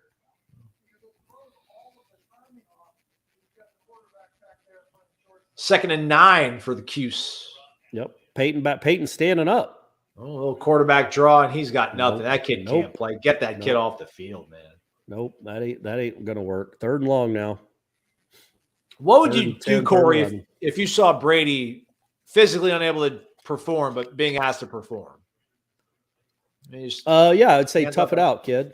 Tough it out. Right. Tough it out. That's the Clark way. Right. That's what Clarks do. Right. That's what Tom Lang's doing. You're right. That's what Tom Lang's doing. You're right.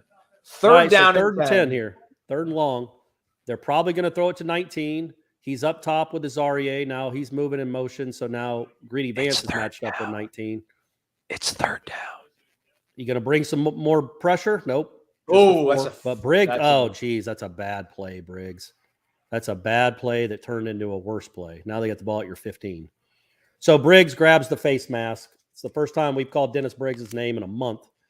And it's somehow inexplicably to grab the quarterback's face mask. I mean, that's crazy. He turned it sideways and didn't even bring him down. So they complete a 35-yard pass. That's crazy. I mean, come on, man. That's not good football. It's a nice throw. It's a nice throw. It's a good catch. But yeah, so instead of them punting, they have the ball at your 15-yard line and they're poised to score. And of course, point penalties is what'll keep an inferior team around, and you just kind of handed them one there. Yep. But again, you're up 2 scores. They still got to move considerable yardage to get to the end zone. You've been pretty good about bending at times, and that really wasn't the defense playing poorly. Although he got open. I mean, Gadsden was open there regardless. But. Yeah, he avoided the pressure. The last third down they brought the house, and he didn't have a chance. That time they just rushed 4, and it didn't quite work out. That's a really nice play by McClendon. That's a good read by McClendon. So he stopped him for a loss of 1. That's the end of the quarter. Schrader's not doing anything with his legs so far, but if you remember, Aslan, this is how it was in the game last year. Like he did nothing, didn't look good running the ball at all, and then all of a sudden he broke containment and ran for 55 yards. I think the question is like, what's the race to now? You've won the first quarter clearly. You're up 14-0 going in the second, but 30 points. Can your offense get to 31 points? Can it score 17 points the rest of the way?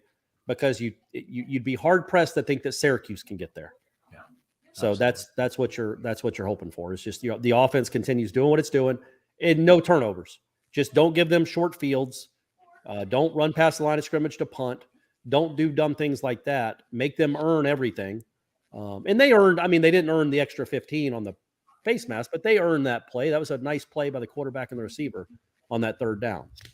Whoops a daisy. Corey, can you give the people what they want? What? Oh, no. Come on, guys.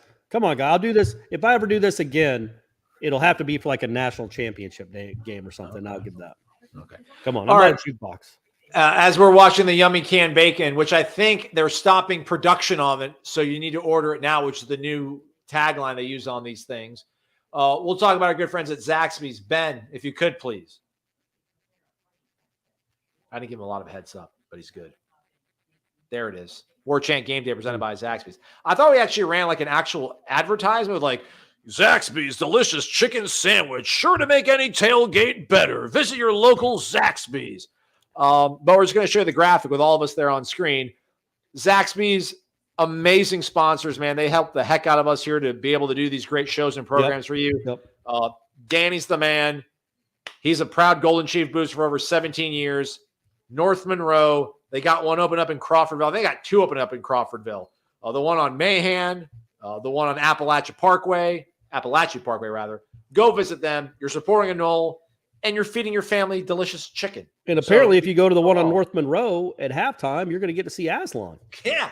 Yeah, you want something? Huh? Talk all that talk on YouTube. I'm here. I'm going to try to get there during halftime. We'll see if it works out. But either you'll give me a bloody nose, but I'm still going to go home with a good dinner. So I'll be fine. Nice.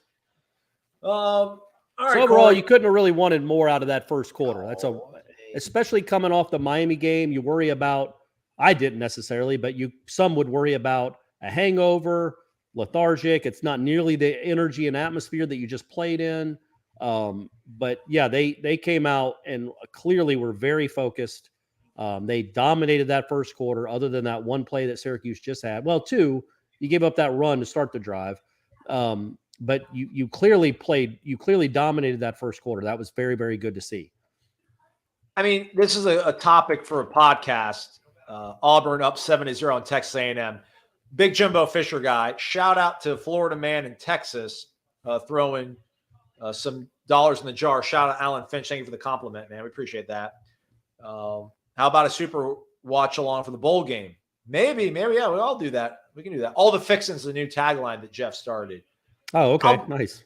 I'll bring this up maybe later on. We're doing actually. This is so foreign, Corey, that Florida State. I don't want to jinx it. Well, I'll bring it up later. Remind me. Okay, maybe I'll bring it up later. So Crucial 2nd 12, big second play here. You want to start. If you can hold them to a field goal, getting inside your 20, that's a big deal. What would you do if Florida State ran on 2nd and 12? I mean, look, man, Florida State has hit some big plays on 2nd and 12, running the ball. They run the ball well. It's just that I think Syracuse knows this is how it's like. That's their best player. 34 is their best player, and they don't have a great passing game.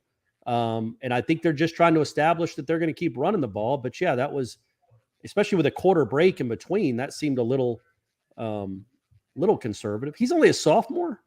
Oh, that's last season. He was a sophomore, so he's a junior. So 3rd and 11 here. They got to get to about the 5.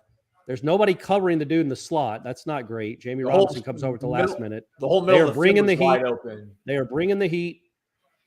Schrader gets away. That's a good play by Deloach. That's a really good play by Deloach. That's good pursuit. Hold him to a field goal. Ran him out of bounds. Got to him so he couldn't throw the ball.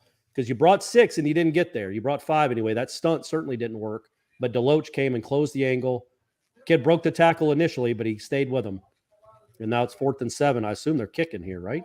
Yeah, look at him limping as he's walking off the field. Good job, man, he's not right. He's not right. You could clearly and he's taking a lot of hits. So that's what I was saying. I thought if they had gotten a 3 and out on that drive, my man's made 80 field goals. Wow, and he's not even the most in the conference. He's been there forever, man. Give me a break. That kid at NC State. State's made 87 field goals. So to me, that's a win when you give them a 1st and 10 at the 15 to make them settle for 3. And now you have a chance to go up 3 scores if you can put the ball in the end zone again. And good job by Akeem to not get a targeting penalty there. I know that sounds weird, but he held up a little bit there. So good job by that side judge not to throw a flag too for just tackling too hard.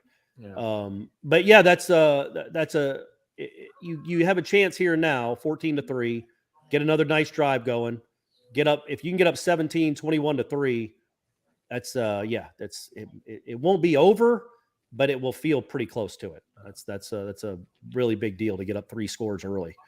But again, just do what you're doing. They haven't made any he hasn't thrown one risky pass. He hasn't, that's all been kind of ABC football, just running the ball, short, quick throws. And they've just kind of marched down the field twice. And if not for that holding call, they had a real good chance of scoring that drive too, I think. Well, I was going to ask you, Corey, we're in this weird situation where obviously Florida State's been so up and down here for so long. But the way this offense performs, I know they just punted the ball, and who knows how they're going to come out the gates here. But, man, they're just so effective right now offensively. This is such a this is a great place to be if you're a Florida State fan because, other than 2013, and I love Jimbo, man, I do. We all know this. It's documented.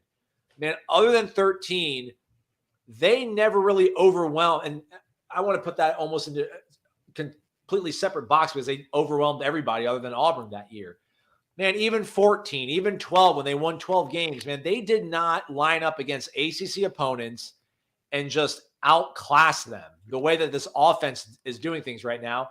And listen, man, I know the defense isn't sexy enough for a lot of people. They're not creating enough negative plays or not creating enough turnovers. But, man, to be in a spot right now where you're in year 3 of this rebuild, where you went into the season with some real big reservations, the fact that when you line up against teams that are not on your level and you're showing them that they're not on your level and proving it, the way Malik McClain scores that touchdown, man, this is a really good place to be at right now for a Florida State fan. Yeah, it is. It is. You've got to finish it. It's a very good start. That's 3 straight road games now where you've been up 2 touchdowns early, really early. Well, second quarter against NC State, first quarter against Miami, now first quarter against Syracuse. Let's see how this plays out. Is it going to be a replay of the Miami game or is it going to be a replay of the NC State game? Because you got up on them too. Now, NC State's better than Syracuse defensively, but Syracuse is good defensively. So that's what I want to see is you're okay. You got a 2 touchdown lead against these guys too. Watch the onside kick. Well, he kicked that through the end zone, didn't he? Jeez. A good kick. I can't believe that kid's made 81 field goals. That's nuts. And he's second in the conference because the kid at NC State won't leave either. So yeah, this again, this a nice try, nice moment here for this offense to see what they can do. Avoid penalties, keep the go, just always be moving forward.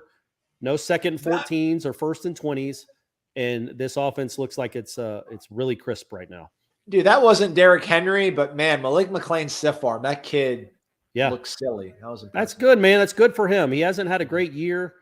He's been kind of not thought about much. Man, that's just a lot of yards. He got as little as he could get right there. There was nobody over there. I'm not saying that was a bad run. I mean, that was just an easy 4 or 5 yards around the left end. That's what they do. It Yeah. doesn't matter. And I'll be interested to see if they go back to that play that the McLean play. If the cornerbacks are going to play that far off their big receivers, if they look, the guy on Johnny Wilson's 10 yards off him, and he's going to be backing up. Yeah. Ooh, Jordan, get rid of it, man. And that. Yep, that's what you can't have happen. That's how you lose football games. That's how you lose to worse teams. Was that a quarterback happen? Was that quarterback draw? That looked. I have no idea what it was, but it's just awful. You can't have that happen. You can't. You're right. You can't give a bad offense the ball at your 20-yard line. And they can draw this up like the defensive end did something special. Cam did all right with him. He just stood there and he had all that room. It's just he didn't even hit your arm. He hit your ankle and you fumble the ball. That's weird. Did he not? I thought he knocked it out of his hand. Yeah, I'm sorry. Yeah, he got him. His arm. But like that, they haven't had a play look like that all year, as far as Travis just kind of standing there flat-footed still. That was odd. But now Safety all of a sudden, good tackle, good swarm. You can give that is good. That's good tackle by the defense. But now this offense makes one more play and they feel like they're in the game, and they are. Again, you can't. The only way they can win this game, in my opinion, after watching it for 17 minutes, is you give them points. And shout out Kate, giving them points. $2. It's 12:27 on my screen. It's 12:24. Clock is running. 12:22. Clock is running. Look at that! Nice play, Farmer. Nice play. EI, no yardage for there you Syracuse. Go. There Joshua you go. Farmer on the tackle. Farmer with a tackle for loss for 6-yard tackle for loss. Push him out of field goal range. Well, no, they've got a great kicker, man. Well, if you get a sack here, maybe. It's third down. 3rd and 16. I would assume they're either going to lob it up deep down the sideline, hope for a one-on-one catch or pass interference, or something safe. Quarterback draw, something safe. Only throws 4, and it's okay. They get home. Jared Verse got him back to the 36. Now I tell you what, if you can get out of this, and you better hope that Deloach didn't get a targeting here. If you can get out of this with them not getting any points, sideline warning. That's fine. Yeah, it's a sideline warning. Like those glasses, Jeff. If you can get out of this with him missing this field goal, and so you give them the ball at the 22 and they don't score, you feel awesome about what just transpired. Because you gave them a chance. Yeah, that's why I said I think Deloach is going to get targeted here. And that's how you lose. That's how you lose. It's another way you lose games, man. He's wrapped up. There's no need to do what he did. I know it goes a million miles an hour. They're gonna burn it down. They're gonna stop the game here any second. They're gonna stop the game any second. No. And they're gonna call snap it. Thank God. And then So they didn't stop it. Woo! Well, look, Florida State got a huge break there. I don't think it should be targeting, but it is. He hit him with the crowd. He hit him with his helmet into the quarterback's helmet when he was already being sacked. So to wrap it up for folks that somehow are just watching us and not watching the game, 3 negative plays, missed 53-yard field goal. You completely overcome the bad fumble. And now you have the ball in better field position than you had when Jordan fumbled. So you got the ball, I think, at their the 35-yard line, 36-yard line. Yeah, your own 35, 36. So that's a great stand by the defense. That's a big-time stand by the defense. 3 straight negative plays. Schrader doesn't look right. It'll be interesting to see if this holds up, how many more series they give him before they go to the backup, or if they know that that's a no-go, like he would have no chance. But yeah, man, that's a great job by the defense. Great. Because isn't that what good teams do, Aslan? When an offense makes a mistake, complimentary football. Think about the Wake Forest game when Jordan fumbled. And then it was like, 3 plays, touchdown? The defense didn't have his back. Now, they didn't have Lovett in there, and maybe Verse for limited reps, but they didn't have his back. This time, Jordan Travis fumbles, and they send him backwards 3 straight plays, then he misses the field goal. So you feel really good about that now, and you're up 14-3.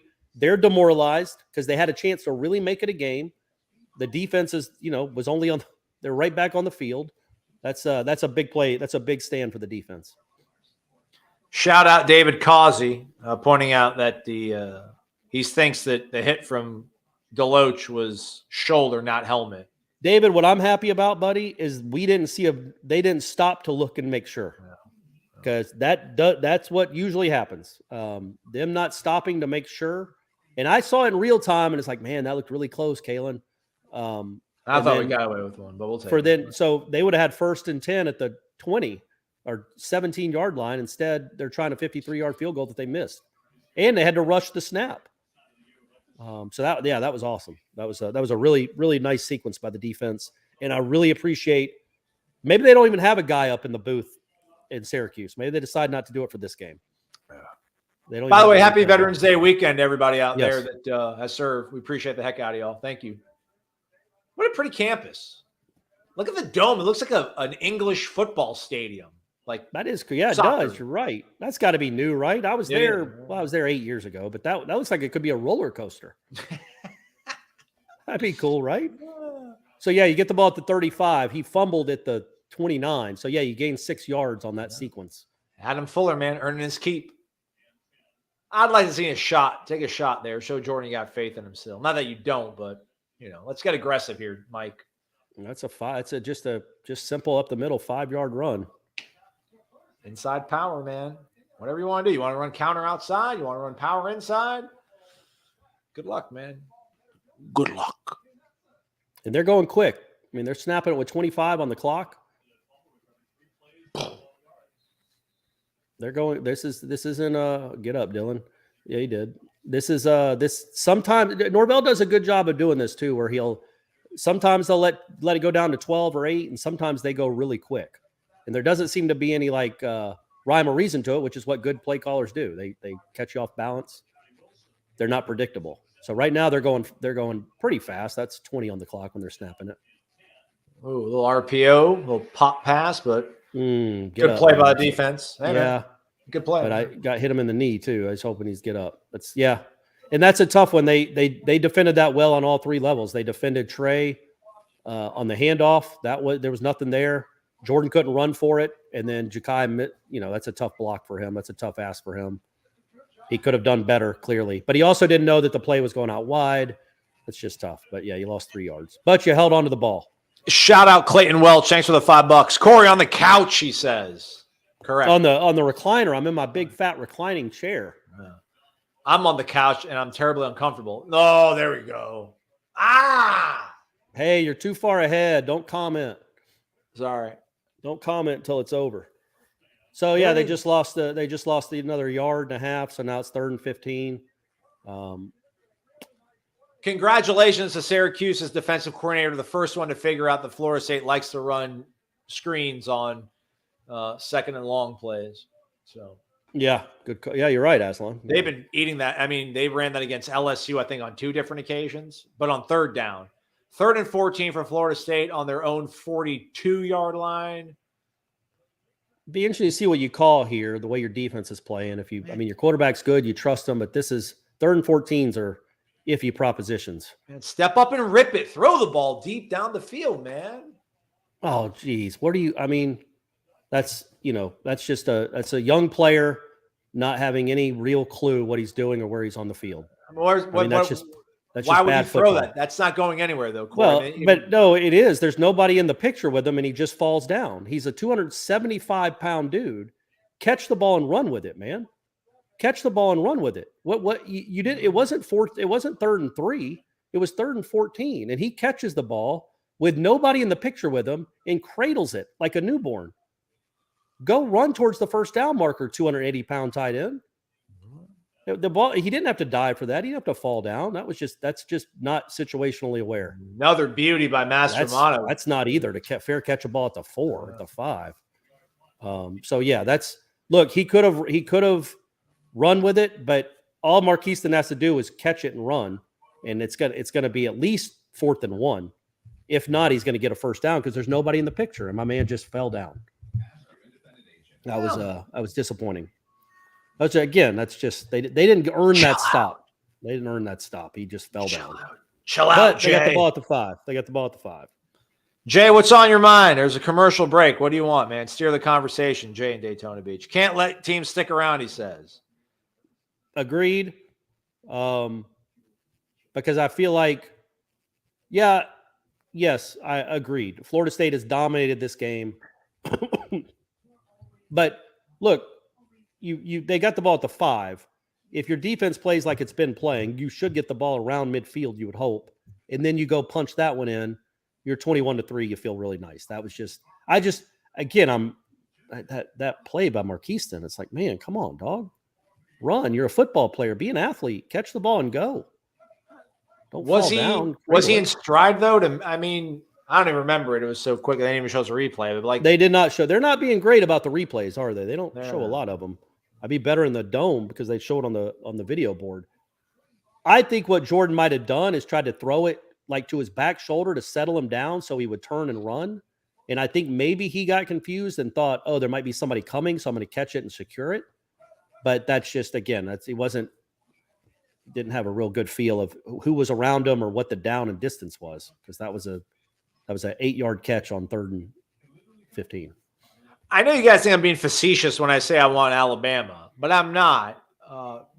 Because for me, this is all now. This all to me is like next steps. Like, we have now avoided the abyss. Clearly, Mike Norvell was not a bad hire. Amazing hire, who knows? But he was not a bad hire. So we've crossed that threshold. Now, I want to see this team go up against a really capable opponent, because I want to see what happens when Florida State faces 3rd and 7 6 times in a football game. They haven't had to face that a lot of times, and it's not their fault, man. They play the schedule they're given, and they've run the ball so effectively. They always have 3rd and manageable. On that last drive, we saw like a 3rd and kind of obvious passing situation, and Jordan still maybe doesn't have full command of deep field shots, which, again, this is nitpicking of where we were and where we are now. I want to see some more development there, man. I want to see some more aggressiveness. I want to see some more confidence and looking beyond a check down to get 8 yards and give yourself a 4th down play. But your defense is playing well, so that also helps. There's a flag, too. You know what that could be? Of course, they call holding when it's going to be a 2-yard penalty. Yeah, that's going to hurt them. The conspiracy, man. Back them up 2.5 yards. The fix is in. Oh, look at Wake coming back, making it 21 all. Hope you all bet the over on that one. You take this or not? Would you rather have 1st and 12 or 2nd and 8? 1st and 12. Probably, the way this defense is playing, Yeah, you're right, man. It's one more chance for like a fumble or something, I guess. What do we got here? Who was being held? Ooh. Leonard Warner. He slung him down. He slung down Leonard Warner. Come on, man. That's not Leonard Warner the 2nd.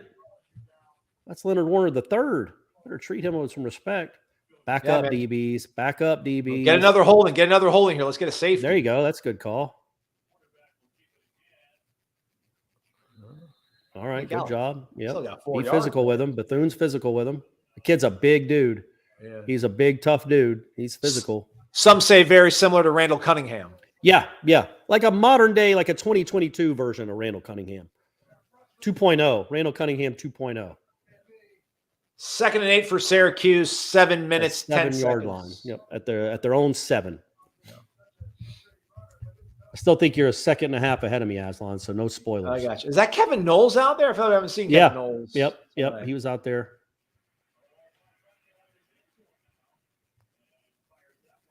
Good poker face by That's got to be intentional grounding. Was he outside the pocket? That should be a safety. That's got to be intentional grounding. Mike lobbying for it. Where's the pocket? So the pocket, don't show that. Where's the pocket? Well, it's fine. We'll see it here. Yeah, if you that's move intentional grounding. He's not in the pocket. He's not rolling. I mean, that's crazy. I guess you got to. I mean, look, man, if you get outside the guard, if you get outside the guard's outside shoulder, they'll give it to you. Yeah, but he wasn't even. There was no way he was outside the tackle box. He might have been even with it, but he wasn't outside it. Good hit by Akeem. Good hit by Akeem. Nice job by Amarian Cooper. He gave up a completion, but it wasn't a first down completion. So hey, come on. No, I'm being serious. He was there and tackling him. So, all right. So you did what you had to do after the Marquiston play, and it looks like you're forcing a punt. 6 minutes to go. By the time he punts it, I bring it, man. I bring it because even if we rough him and give him a first down, they're still not going to move the ball downfield. They're not bringing it. No, don't bring it. You want to get the ball around midfield, and you have a chance to score right before half or close to half. And if you're up 18 points, getting the ball to start the second half, you feel really good. That's returnable too. Yeah, that's a nice play. Go down. That's a great return, man. Oh, of course. Oh, where is that? You going to call that? Nope, probably not. Probably not. Why would you call that? So, yeah, that's going to be a block in the back, I'm sure. What's he pointing at? So, let's keep in mind now, it'll be a 10-yard penalty, whatever it is, but Florida State would have had the ball at the Syracuse 39-yard line. So, let's see where this thing ends up, if it's on Florida State. The ball would have been at Syracuse's 39-yard line. Oh! There you go. That's big. That's big. That gets it to the 24.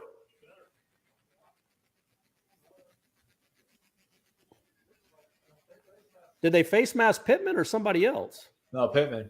Oh, yeah, they sure did. Good, held on to the ball too, man. They were ripping out. Those are some really nice plays by Four, man. He's been playing. He's a tough kid, always has been, but these have been some really impressive plays by him. So look, now this, Aslan, legitimately, this should be the drive of the game. You've got the ball at their 24-yard line with a chance to go up 3 scores. Be boring. You have to take advantage of this. Oh. Yep. That's not boring. You can't touch him. You can't tackle him. Yep. That's Johnny Wilson being Johnny Wilson. That's all you got to do. If they're going to play that far off, they're tough to tackle. Those big dudes are tough to tackle, man. I don't like touchdown FSU! Touchdown FSU! Do it again, Ben. Do it again. Hit it. Touchdown FSU! Touchdown FSU! That's big time, baby. I don't like when they flash the score alert on a touchdown because I thought it was a flag. Fair. I saw that yellow. I don't like that. Time that up a little better, ESPN. Fitzgerald again, right down the pipe. 21-3. You still have a chance if your defense can continue to do what it's doing. You have a chance to get the ball back again before half, and maybe really put this one on ice. Yeah. That's good to see for Johnny Wilson. That guy, he's had a remarkable season. Kind of thinking about what we thought he could be, but then what he showed in the spring, and then he dropped a couple of passes early, and then for him to turn into this receiver that's going to end up, I don't know, Aslan, with 850 yards receiving. It's a really, really great addition. And that's simple, man. That's pitch and catch, baby. Somebody said that in the preseason, I agreed to shave my beard if Johnny Wilson caught 10 touchdowns. Well, I don't think he's close to that, is he? Nice. I think he is. That's what, six. I thought that was his 5th. I mean, he could still get there. We still got a long way to go in this one. If they keep playing their corners off 14 yards, you just throw it out there and have him. All you got to do is break one tackle and it's a touchdown. Yeah, sky is the limit right now for old Johnny Wilson. Yeah, man, what a great grab, man. Sorry, Arizona State fans. That must be a bummer to watch. Shout out Florida State for not. I mean, again, Kalen and Anthony Grant having good seasons, but, you feel good about what you have at running back, that you're not that bummed out. But imagine being like Arizona State. That's Johnny's 5th touchdown of the year. I would say no Florida State fans are bummed out about it. That's the cool part of what this running back room is doing, is that you can actually cheer on Kalen Laborn's success and all those other guys' successes because your running back room has been so good. You know what I mean? It's not like or even like Oregon fans, I bet, probably feel pretty good for Trey Benson. Like they don't lament, what could have been, because their offense is doing great things. That's a cool place to be, that these guys are just what Ira tweet? Johnny Wilson's just too good sometimes. Yeah, man. Yep. Speak it, Ira. Speak it. Shout out our own Irish O'Fell. He is on site at the JMA Dome, also known as the Carrier Dome to most civilians in this country. He'll have full access reports from Syracuse, post-game interviews up on our YouTube page. Check it out. He'll also be doing a hit on the post-game show with Gene Williams and Tom Lang, who's gotten through some stuff for you all folks. Yeah, that's right. Because he loves you. I wouldn't. I'd be sleeping. I'd be tapped out. Like, yeah, whatever. Tom loves you guys. Remember, Tom's different. Tom's built different. He's him. He's got an SEC body. I don't know. Yep. Georgia 24-12 on Mississippi State. I'm not lying. I'm rooting for Washington to beat Oregon. I'm about over the Oregon love fest right about now. So. Oh, okay. Yeah, man, I'm not upset for Dilly. Yeah, easy. I mean, he's good, but he knows he's good. It's, I don't know. Yeah. It's like you want the girl that like knows she's hot, but like still kind of acts sweet and like, I know I'm not the hottest thing ever, but like, Kenny almost thinks did you he's see like that? Bill Walsh. Did you see that stat, by the way? I did not. What was it? It's the Florida State now has 71 plays of 20+ yards, which is the most in college football. Yeah. All right. Well, I'm getting a cold one. Fitzy, that's not. Fitzy just made my blood pressure go up. Shout out Island Chief. Give him some love, Corey. There you go, Island Chief. Thanks, buddy. Is he asking me my age? I'm not 35, buddy. I'm older than that. I'm going to be honest with you. I don't like what just happened there with Fitzgerald. Kick that ball like you've been kicking it. There's no need to get cute there. They don't appear to have any want to return. Now you give them the ball at their 35-yard line, which is the second best field position they've had. Hold on, I spilled it everywhere. Didn't really like that necessarily out of Fitzgerald there. He doesn't like the domes. Good coverage, nobody open. It's really nice by Greedy Vance, it looked like, on that coverage on the slot. Man, that not too often does a game play out the way you think it's going to, but it sure looks like that, or the way the prognosticators think. But North Carolina Wake, you thought it was going to be a score fest, and it's certainly proven to be. Shout out Jim. Hey man, he just gave us $21 American because they've scored 21 Jim, points. Thank 21-3. Nice. Thanks. Hey Jim, we do a podcast every day called Wake Up Warchant. Check it out if you haven't already. That's a hold. That's not okay. They did. I think they did call it. Jared Verse got completely spun around, and that's the only reason that was a 20-yard run. You got to call that. Yeah, man. That's the only reason you were out there, Tucker. You had to see it in your periphery. You're a good running back. You saw him get spun around. Yeah, like right here, Jared Verse is trying to go outside, and he's like, nope. And good job by Verse of turning his back like that, but that's just automatic, man. So now you got 2nd and 20 for the Cuse. I couldn't even find where I spilled my seltzer. It's going to be all sticky, man. I got to clean it up here at half. But I got to go get my Zaxby's too. Yeah, shout out Jared Verse. He's really good. Come back, Michael. Jared, Michael, I think the answer to that is Virginia or Virginia Tech. They are the 2 worst teams in the league. Ew. What was that? Not great there, Schrader. Not through. He's throwing there. Now it's 3rd and 16. I don't know why it's 3rd and 16. It should be 3rd and 20. That hold wasn't 4 yards downfield. That hold was on the line of scrimmage. Should be 3rd and 20. That's a weird hold there. Corey, what are your feelings about 28-3 leads? Yeah, Florida State had one of those last week, and I tweeted that out.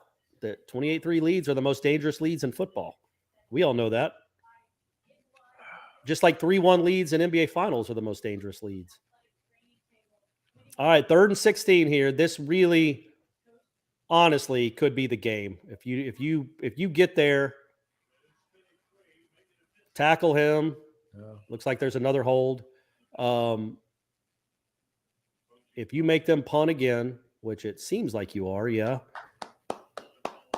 you're probably gonna decline this, I would think. So Syracuse is now their last 6 plays. They've been called for 3 holds. This is heady stuff for Florida State fans. It doesn't typically happen. So 5:06 left. You're going off the field 4th and 8. Schrader's running for his life. If you score here, you kind of put them out of their misery, and I think they don't play Schrader in the second half, I would think. Yeah. 4 minutes, 56 seconds, clock ticking, 21-3 lead for Florida State here. Cuse punting from their own 36. I'd watch a fake, but they're not coming after it. They're set up for they're set up. They're not falling for anything.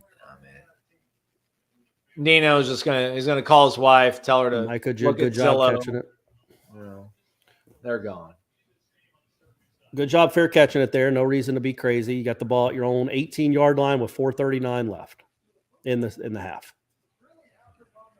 So Jordan's accounted for 3 touchdowns, right? He's thrown for 2 and then they were both just little tiny throws, but I didn't know that cheerleader got taken out. Oh, did you see that? That was pretty scary. That was pretty ugly, man. She got taken out and didn't get up quickly. With the guy that tried to tackle Johnny going in the end zone kind of slid off him, and then all right, this needs to be either a quick throw or a quarterback draw. I'm thinking. I don't know, man. Take a shot downfield like a real quarterback, man. Or throw it 4 yards downfield. All right, that's 4 yards. 4 yards. Trey Benson. They're not. It's interesting that they're not. It's a completely different. I mean, it's one of the beauties of this offense. It's a completely different game plan than what they did last week. And you know what I mean. And then last week was a completely different one that they get against Georgia Tech.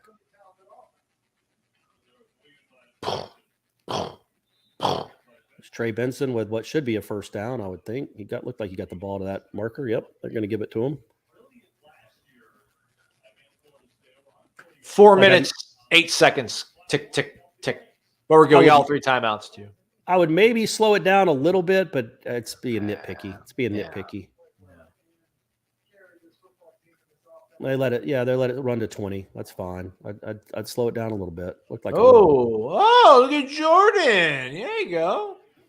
Yep, Jordan Travis with what looks like a 22-yard run. That's a great keep. Excuse me, everyone. I should have muted myself. That's on me. I apologize. Getting all choked up here watching this offense. That's a great read, man, by 13. Sees that defensive end crash. He's like, oh, where'd he go? And then you just got to make a big dude miss, and he's always going to do that. So that's a 21-yard run, gets out of bounds, doesn't even get touched.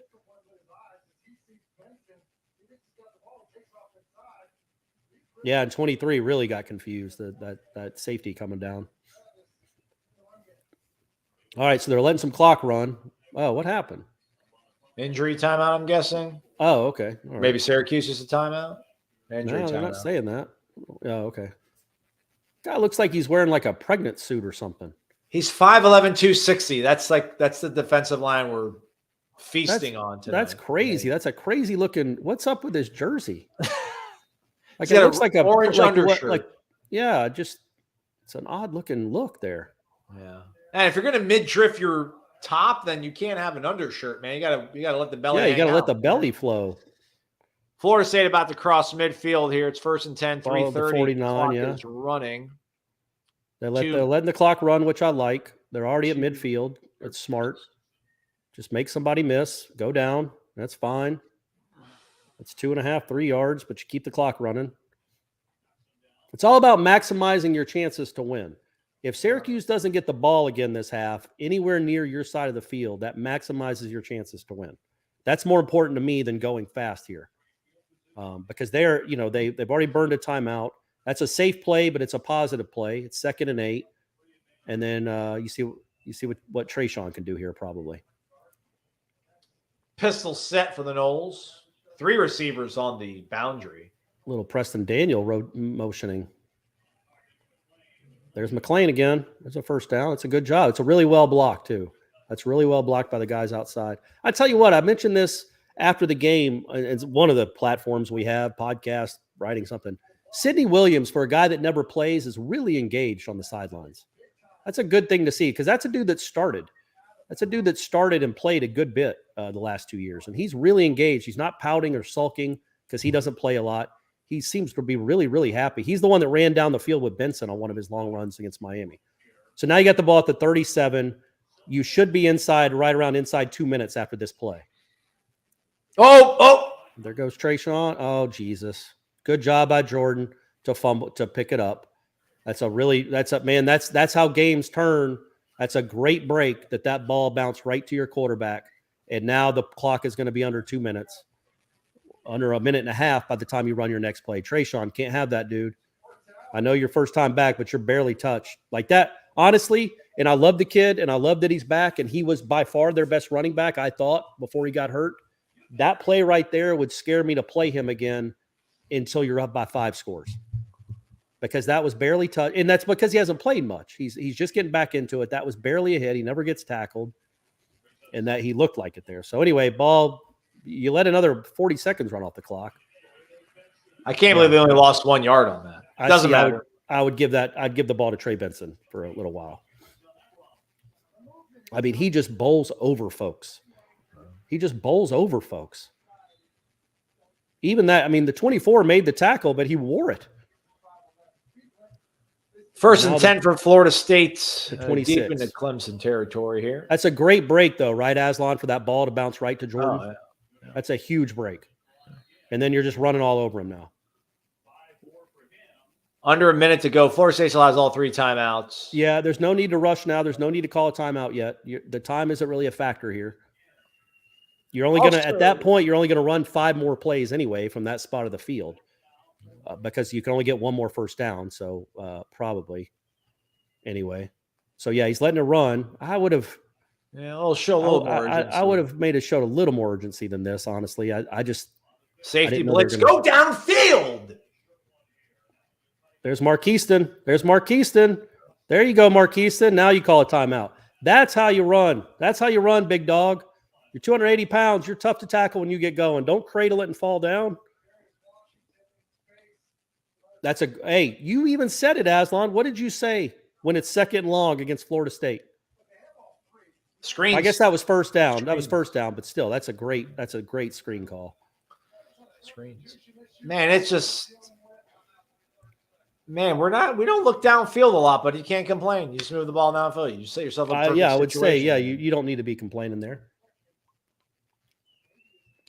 Like what does any defense figure out a way to make this offense have to throw the ball downfield? Well, it's just so hard because they have so many varieties of screens, a lot to the tight end, just different packages. They're unique sets. They're not predictable when they call them. It's really hard, man. It's hard. It's a hard offense to account for. Because they do have that. Like, and imagine, and this is no shade towards Marquiston. He's had a nice year. He's come on a little bit, but imagine having like an elite tight end with these plays. Like maybe Dominic Robinson's kid. Hey, just throwing that out there, Dominic, that's all I'm saying. Just throwing that out there. Your kid's awesome. I think he'd flourish here. It's interesting here at the 11-yard line. You can still run it twice. Syracuse going to call a timeout, try to figure things out. 20 seconds left for Florida State. It's 1st and 10 on the Clemson 11. Clemson, we wish. I'm sorry, Syracuse 11. Apologize. All the blue, the orange, purple, whatever you want to call it, all kind of blends together. You got the full battery of plays you want to run at your disposal right now with 2 timeouts still. So you got 2 timeouts. You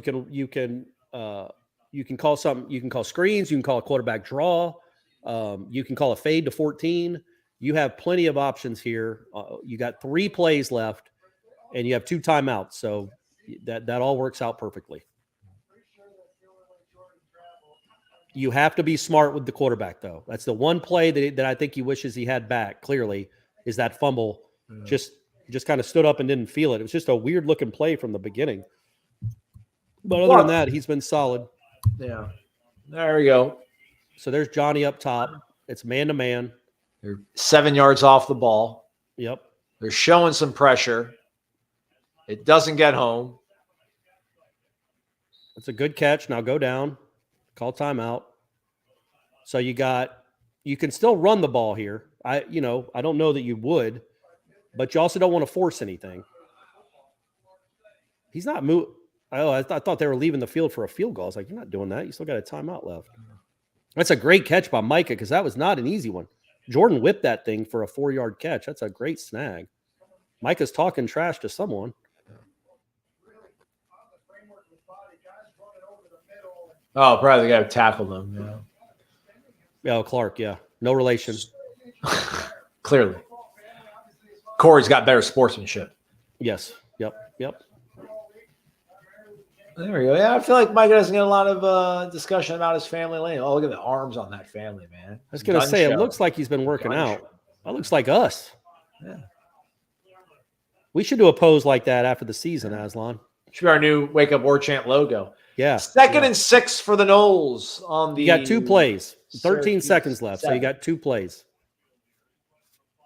You got 2 plays here to try to get 7 yards. And Hughes is bringing 7. Yep. You got to get rid of it quick, big dog. Did he fumble it? No. I thought he fumbled it and picked it up again. That's the 3rd straight week in a situation like that. I'm almost positive that he's been sacked in that exact same situation. But it's good that they had a timeout. I mean, that's why you saved the last timeout.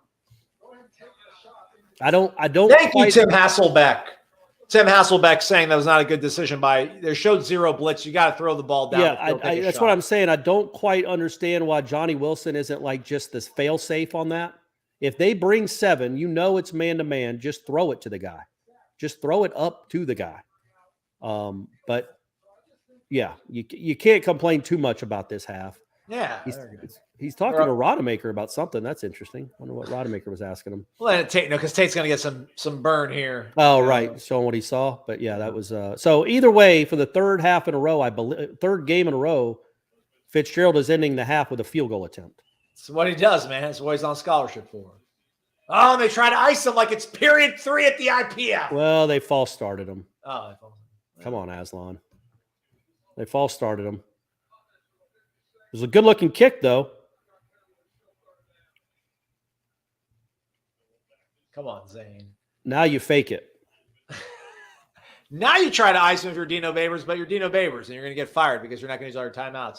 And look at Mike. Look at Mike upset. Look at Mike. He's mad, man. He's mad. I think he's mad that his quarterback keeps taking the sacks right there like that.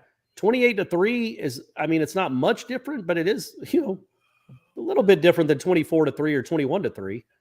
Anyway, so this is a 35-yard attempt. Another one. What are they doing? You keep giving it away, Aslan. But yeah, now they're backing it up. Now they wanted to make it really hard for Fitzgerald. Florida State coming undone. Coming unglued.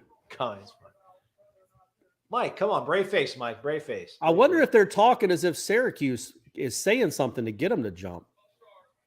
Nope. I don't know what the conversation was. It seemed like a lot of conversation for a false start. It's that shifting that keeps getting them to move. Like, guys, they're going to shift again. And I wonder if this is man, Jones is fired up. I wonder if this is something new that they hadn't seen Syracuse do. There's 45 back with his, I don't know what that is, girdle. Pregnant suit, yeah. as you called it so eloquently. They're going to shift again. Now they're going to ice him. There you go, Dino. But look at Fitzgerald just piping it anyway. It's okay, man. It's what he does. Now this is where Norvell calls the fake. Just fake it, Mike.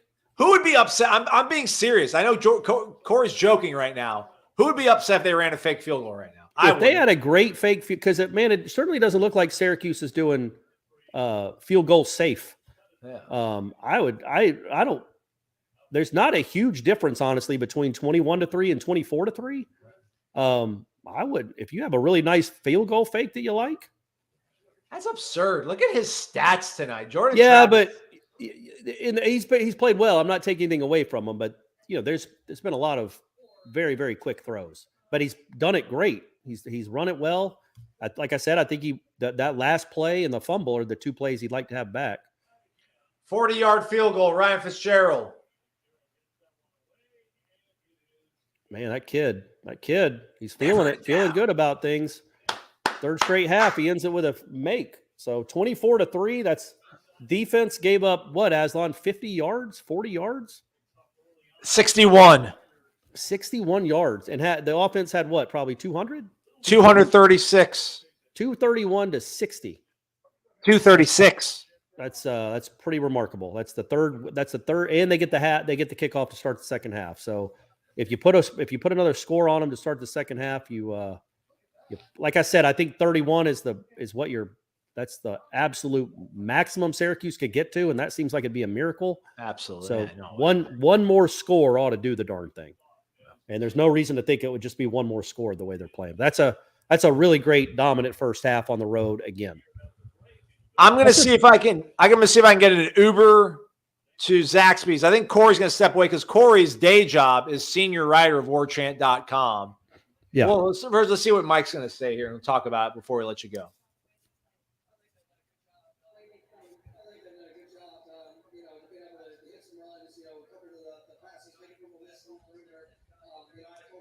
Don't be so hard on yourself, Mike.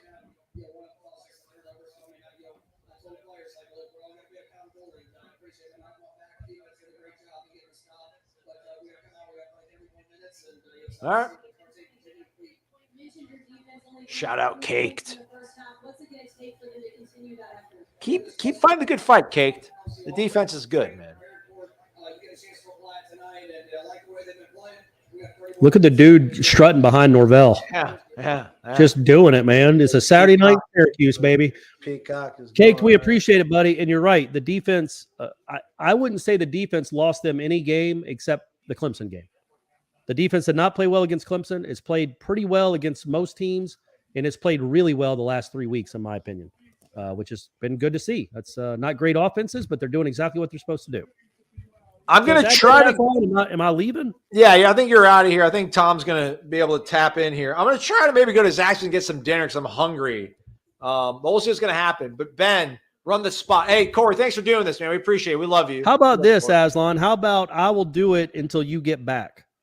I'll do it with Tom Lang until you get back. Ooh. I do not trust that you're going to be back in time from Zaxby's because there is going to be it's Zaxby's, man. It's slammed. It's Midtown Tallahassee. It's smash and grab, bro. All right. Well, I'll be here. So we'll take a break, whatever it is, 15 minutes, 18 minutes until the second half starts. I will come back in here to start the second half with Tom Lang, and then we'll wait for you to join. Everyone's going to get so excited. Oh, Tom and Corey, my two favorite. Then I'm going to show up. But thank you, Corey. Thank you, man. You got it, buddy. I got you. So right. do I go away now for a I like leave go for use a bit? the restroom. We're going to run a spot. Ben's the man. Ben, love you guys. You guys are awesome. See you in about 15 minutes. Something big, something huge is taking over the. Something big, something huge is taking over the world of chicken sandwiches. Zaxby's new signature sandwich with Zax sauce or new spicy Zax sauce. Because the chicken sandwich war ain't over yet. The new signature sandwich, it's taking over. And it's only at Zaxby's. Warchant.com has been the definitive home of all things FSU sports for over 20 years and is now part of On3, the next generation network. Warchant.com has the most experienced, tenured, and largest staff on the Florida State sports beat and now features innovative resources, including an NIL database that projects player value and a truly aggregated composite recruiting ranking system that will set the bar in the industry. There are no words to describe the perfect pairing of Zaxby's hand-breaded fingers and our 12 delectable sauces. But there is a sound, and that sound is The Zaxby's Chicken Finger Plate with endless sauce abilities. Only at Zaxby's.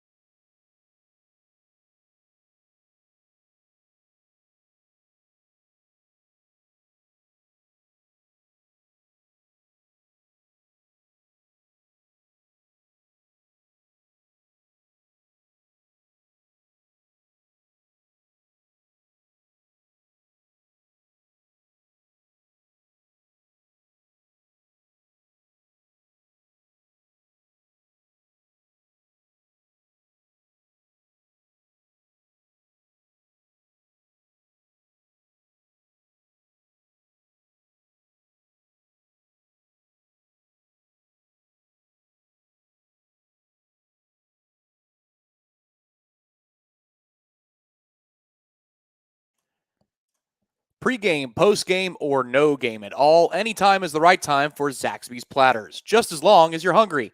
Feed your team with your choice of traditional or buffalo fingers or boneless or traditional wings. If you're having trouble deciding, get the best of both worlds with a sampler platter. And don't forget that world-famous sauce. Satisfy your chicken craving with Zaxby's Platters. Order online or in the app. Your Tallahassee Zaxby's, a proud Golden Chief booster for 17 years. Go Noles. And agreed. A lot of Go Noles going on in the first half of tonight's ball game. You're watching Warchant GameDay presented by Zaxby's. My name is Tom Lang. I'm sitting in now. Corey Clark, the senior writer, the lead writer, he's been hanging out with everybody for the first half of what has been a shellacking by Florida State. 24-3 is the score. Feels more lopsided than even that would suggest, Corey. How's it going, and what are your some of your thoughts that you've had of the first half? Yeah, I thought, you really can't argue with anything. I thought it was interesting at halftime that Norvell, he's the one that took the blame for the fumble. Yep. I don't remember ever seeing a play like that. I don't remember them ever running a play like that. It looked kind of like a fake draw, but not really because he didn't sell it. And he just stood there like a statue. The whole thing was odd. I still don't need my quarterback fumbling that easily. But other than that one play, and then I hated Marquiston just falling to the ground. It was bizarre. But other than that, I thought the offense was clearly efficient and effective. And then the defense just overwhelmed Syracuse. Now, Syracuse does not have a good offense, even with Schrader, 100% healthy Schrader. But he doesn't look right. And that defense just completely overwhelmed them.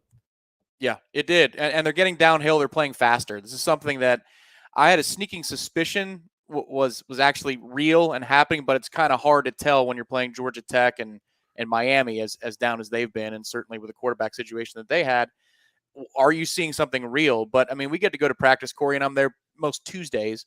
And from what I've seen on those Tuesday practices, during those Tuesday practices, is a lot more speed and a lot more coordination. They look like they've developed and they've gotten stronger. And honestly, when the offense was dilly-dallying a little bit, the defense was what kept this game from getting really interesting. It was the stop on the short field that forces a long Syracuse field goal that puts FSU in business. In fact, Corey, I think they should have scored 2 points because on the throw away by Garrett Schrader out of his end zone, there's a hold on Leonard Warner and it's intentional grounding. It's a safety two different ways. Yeah, I didn't understand how they didn't even look at the intentional grounding. But then again, I thought they were going to get Deloach for a targeting, and they didn't even buzz down for that one. So everything worked out, I guess, for Florida State. It all broke even. But that stand after the fumble to hold them to a field goal to not, man, it's great that you scored points, but 14-7 is a whole different vibe than 14-3.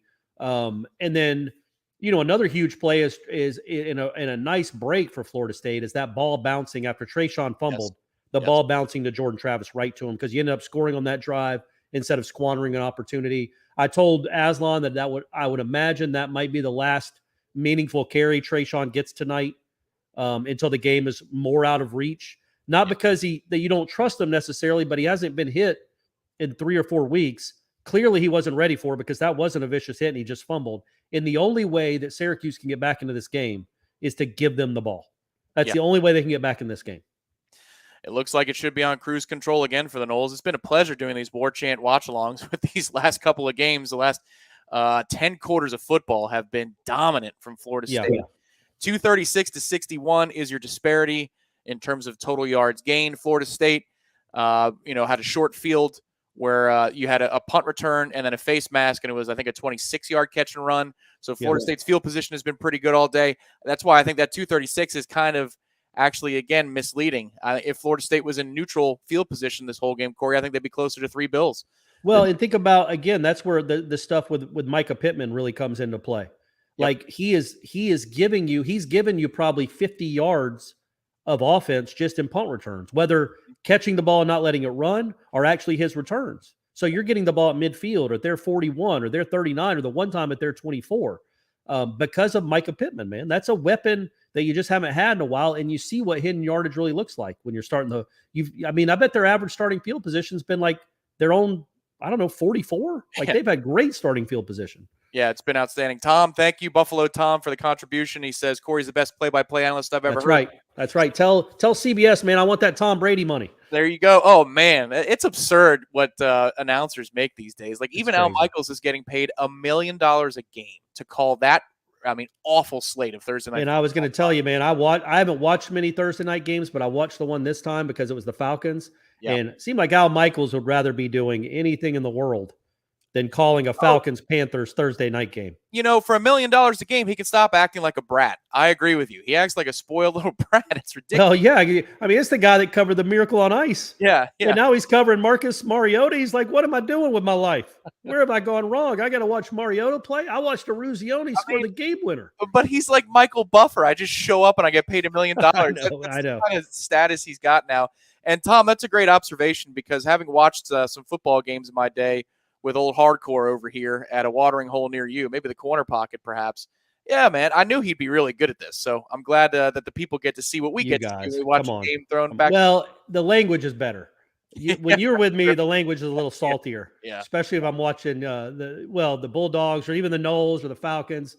Like when Travis fumbled, you might have heard a couple of expletives if I was at a watering hole. But Tom, you go back to the 6 quarters thing that you just said. Yeah. You think about what they've done these last 3 first halves. Georgia Tech, they outgained them by 260 yards. Mm-hmm. Miami was like 250 yards. This is 170 yards. And like you said, it would probably be more. They just haven't had that as far to go. Yeah. And again, we don't know how the second half is going to play out. I'm not trying to jinx anything. People blow 21-point leads all the time. It would be very surprising here. But I know Florida State is better than these teams. But this isn't normal what's happening. On the road, at home, wherever, to go and in a conference games and do what you're doing, completely annihilate teams that you're only favored to beat by a touchdown in the first half, just completely dominate halves. That's not 2022 college football, but that's what this team is doing here. Yep. It's really cool to see and not at all normal. Yeah, and one of those quarters was really bad situationally against Georgia Tech, and the numbers are still that skewed. And that wasn't a perfect half by any stretch. A couple of those drives short-circuited. There was a penalty that killed one, and you can gripe about whether or not that's a man's penalty or not, but it was called, and it was on Johnny, and it short-circuited a short field drive for Florida State. So it hasn't been perfect. The one thing I love about the stat line, though, is Jordan has only thrown 1 incompletion, and it was because Johnny Wilson slipped. And that's it. That was really, as far as I remember, by the way, thank you, Kyle. Yes, that's very, very nice, buddy. Thank you very much, man. Thank you, buddy. Yeah. People are happy when the Noles are up. I would, that was the one throw I remember Jordan kind of making downfield. Yeah.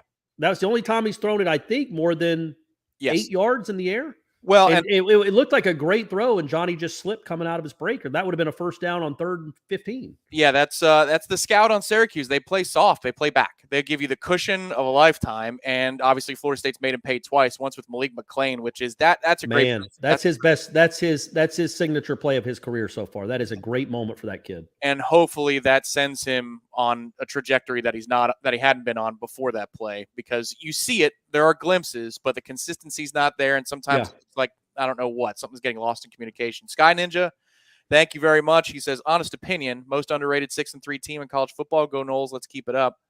Well, I'm trying to think and go down the laundry list in my mind of 6-3 teams. Notre Dame is off to they're 7-3 now. Notre Dame is, I think. Yeah. And they escaped Navy today. That was a close game. I'd like Florida State's chances, especially with Fabian Lovett, to stop Notre Dame's run a little bit. It very well could be, Sky Ninja. And the thing is, what Corey's saying is true. This is dominance on both sides of the football. You're seeing complementary football be played.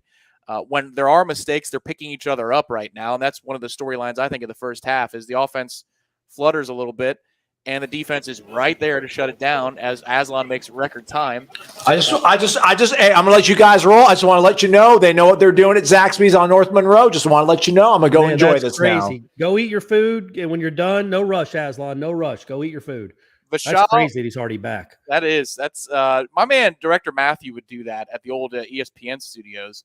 There was a Wendy's near there. He could get there and back in 4 minutes. It was the dumbest thing I'd ever seen. That's nuts. And he'd do it every week. It was crazy. And I was telling Aslan, like here up in Gwinnett County, man, you're not rolling to Zaxby's and in and out in 6 minutes. Not because they don't have great service. It's 12 cars deep. Yep. You're not rolling in. You're not rolling in there. So that was that might have been Jordan's best throw, honestly, the one they just showed to Ja'Kai. That was the one downfield. And we talk about it a lot, Tom, but there's screen game stuff. Everybody that plays Florida State knows it's coming in a variety of ways, and they just pick the exact right time to do it for the most part. They have so many guys they do it with. They're just really good at it. Now you got to watch for the onside kick here. Yep. Literally, like I would like more guys up for the onside kick here, like right at the 45, because I feel like that's something they're going to try. Vishal, thank you very much. He says it's not $1 million, but hey, go Noles. We appreciate you. And there it is. And there you go. And Azarie did what he didn't do last time. He went and fielded it. And in fact, he could have run it back probably for a touchdown if he hadn't have fallen down. But that seemed like it was a desperation move, but it called for desperation. It's exactly what Georgia Tech did when they were down 24-3 to start the half. Yes. But this time, because they're better, they're well coached. They weren't going to let it happen again. They did a really good job of letting the ball bounce up, and then Azarie, who didn't do it last time, went and attacked the ball and got the recovery. So now you've got great field position. I think he reacted the previous time against Tech like he thought it hit one of their players. I thought it was just odd. The whole thing was odd. It was. So another short field for Florida State. You're ahead of me by significant. What's interesting is downstairs. Oh, sorry, bud. I don't know why. I'm watching on cable. Are you? No, I'm watching on YouTube TV. What's interesting, though, is downstairs for the first half, we were synced on the big TV, but up here in the office, I'm behind. Oh, okay. All right. It's okay. So does on this play, does Dylan Gibbons get a hurry?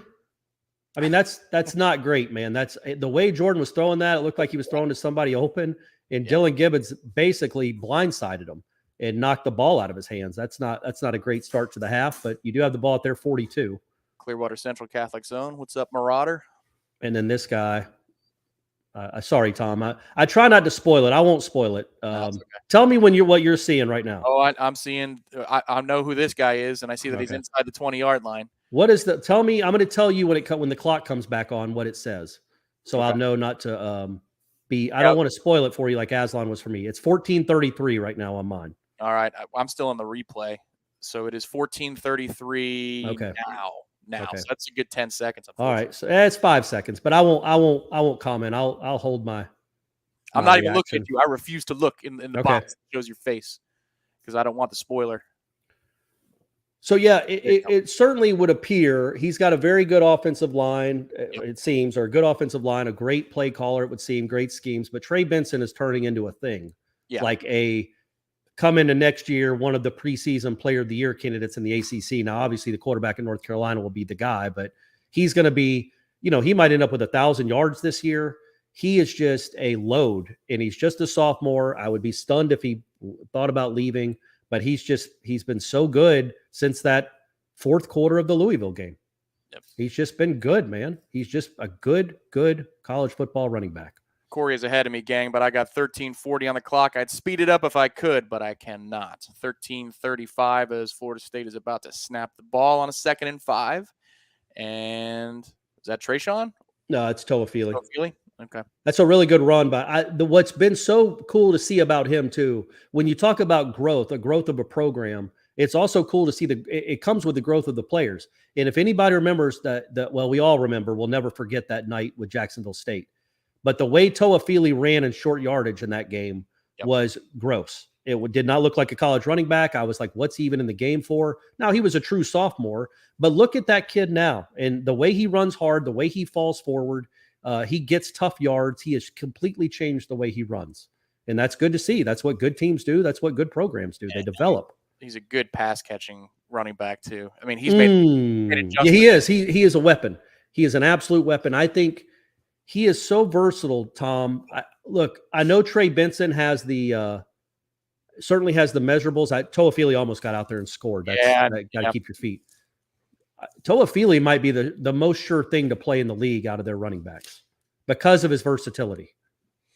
Yeah, it doesn't have to be a perfect ball for him to catch it. That's the best thing I could say about him as the receiver. And they run counter here on 2nd and goal and get I didn't do it. Yep, that's the first time they've really gotten a run stuffed like that. 3rd and goal here. Look, man, this is only their 4th third down. That's crazy. Look, I think part of you says you got to go for it if you don't get it here, but You also can take the points. I'd push it to 24. That's a max 3 score. I'd prefer to do that. If you don't score here, but that you might call this play for Norvell, knowing that you're going to go for it on 4th. Yeah. But I would not, unless you're. I don't know what I would. I just 27-3 is a big deal. You don't need to force anything here. 3 points is great. That's wide. Jeez Louise. Sorry, Tom. I just can't help myself reacting. But that is such an easy throw and catch.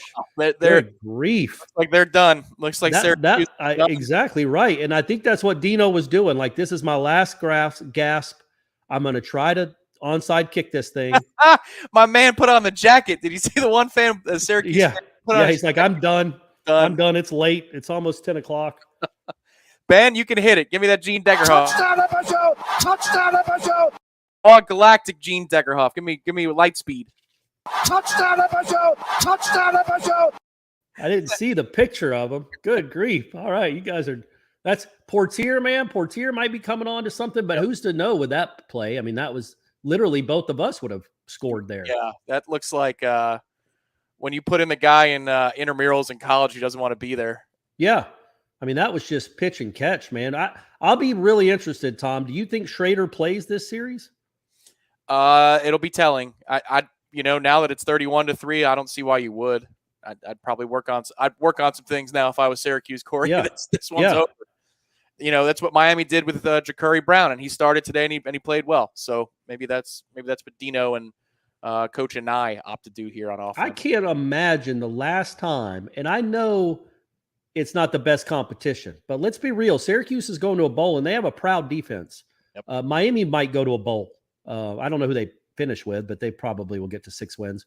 Like the last time that Florida State has had a 28-point lead in 3 straight ACC games.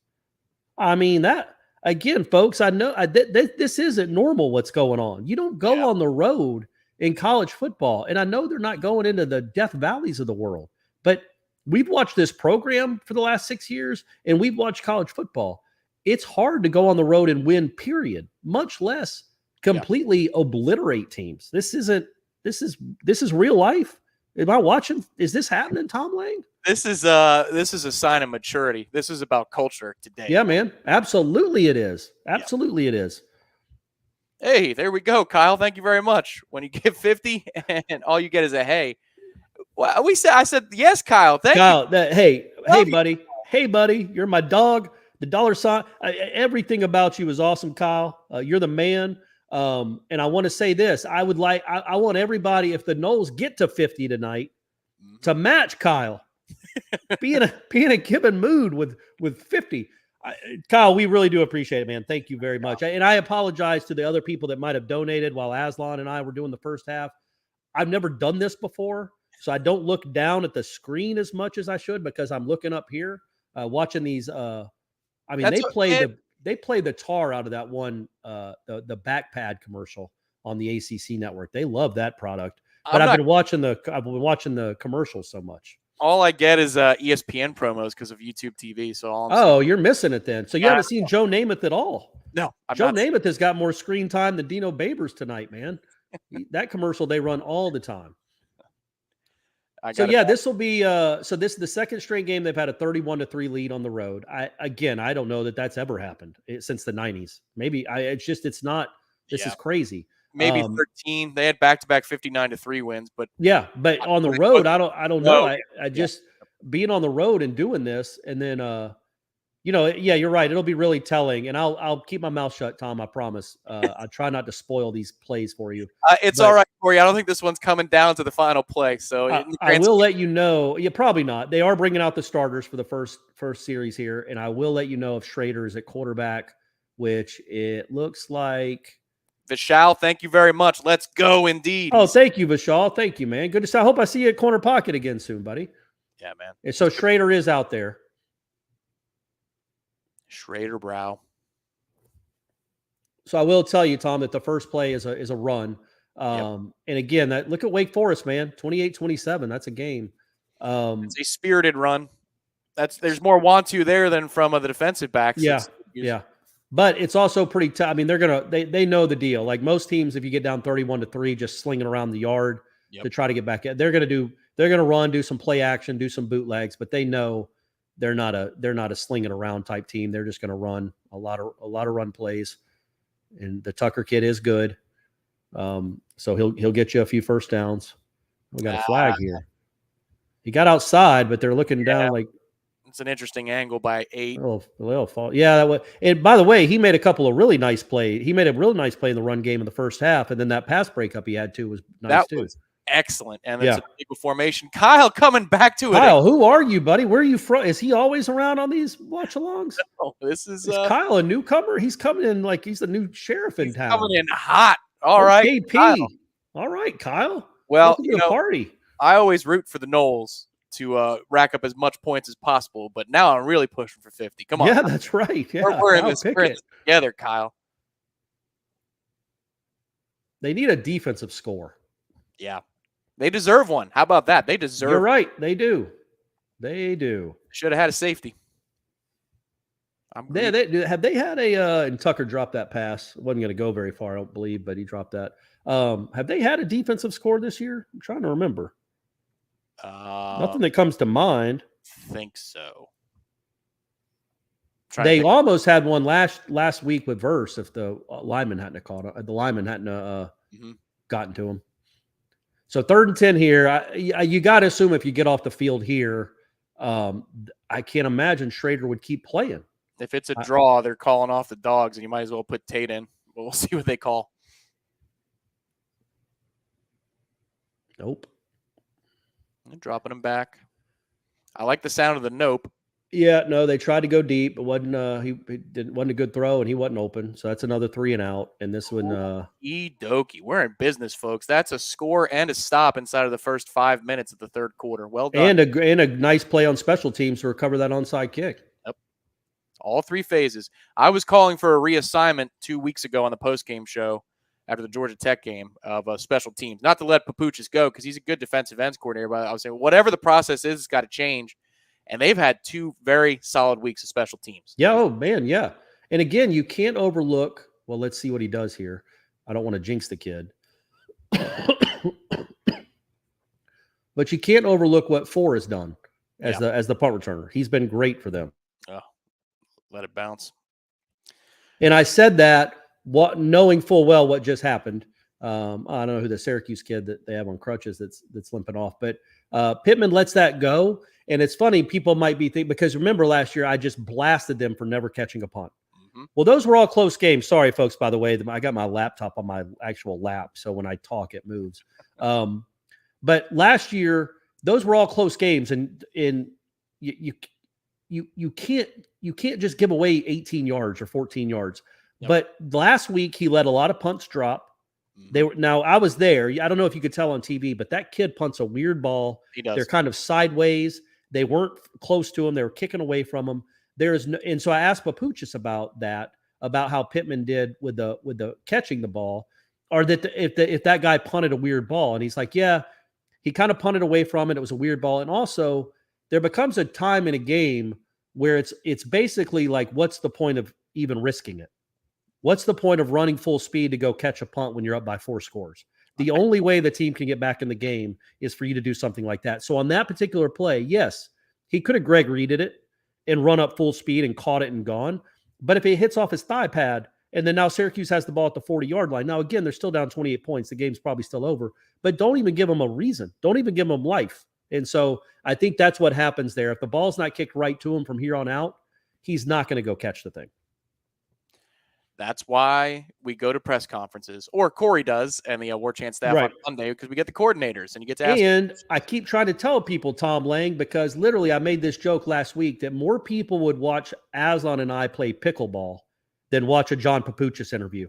It does no views on our website ever. It's always like 790 total. It's called being professional, you know? No, but so I challenged all our listeners. Go watch the Papuchis interview, man. Make a liar out of me. And they did. They got him up to over 1,000. There were over 1,000 views this week. And I want you guys to do it again next week. Go watch the Papuchis interview. Make him get more views than Norvell. And think about an opposing fan base being like, wow, their special teams coordinator must be great. He's getting more views than the head coach. So yeah, nobody watches the Pabuchas interviews, but I do. I'm there. I'm listening. If half of you that are watching right now, nearly 700 of you on Warchant TV, stop by the Papuchas interview on a Monday. It's around lunchtime. It'll be up there on lunchtime. Aslan does so good getting those videos up right away. Then we will push over the 4-figure mark once again on Warchant TV. And why Please, guys. Papuchas deserves it. He deserves it. He's got one of the better special teams unit in the country this year, apparently. And how about our man Fitzgerald with 5 field goals in a row? That's right. Plus 2 more last half that didn't count. That's right. Yeah, he's got to feel great. Peter, you're the best, buddy. I feel like that last name could be sung by Billy Joel. Monteleone. Yeah. Yeah. Look, a little Deuce Span action. Deuce Span getting involved there. They came back from commercials so late. I don't know if it was a catch or a run. I think it was a catch, but getting Deuce Span involved. I'm not sure what's going on with this. The game's going on. I don't know what those clips were. If they score here, don't you think this has got to be the last series for these guys? Yeah, I think you're all set. You want to get some extra work too for Tate, and maybe this is a game. If you keep it up, you can get AJ in, but you got to finish the drive here. It'll be 3rd and medium. Yeah. Thank you very much. 7 times this season, we have held a team to 3 or fewer in the first half. Fuller is okay. Yeah, it's been a good year for Fuller, I think.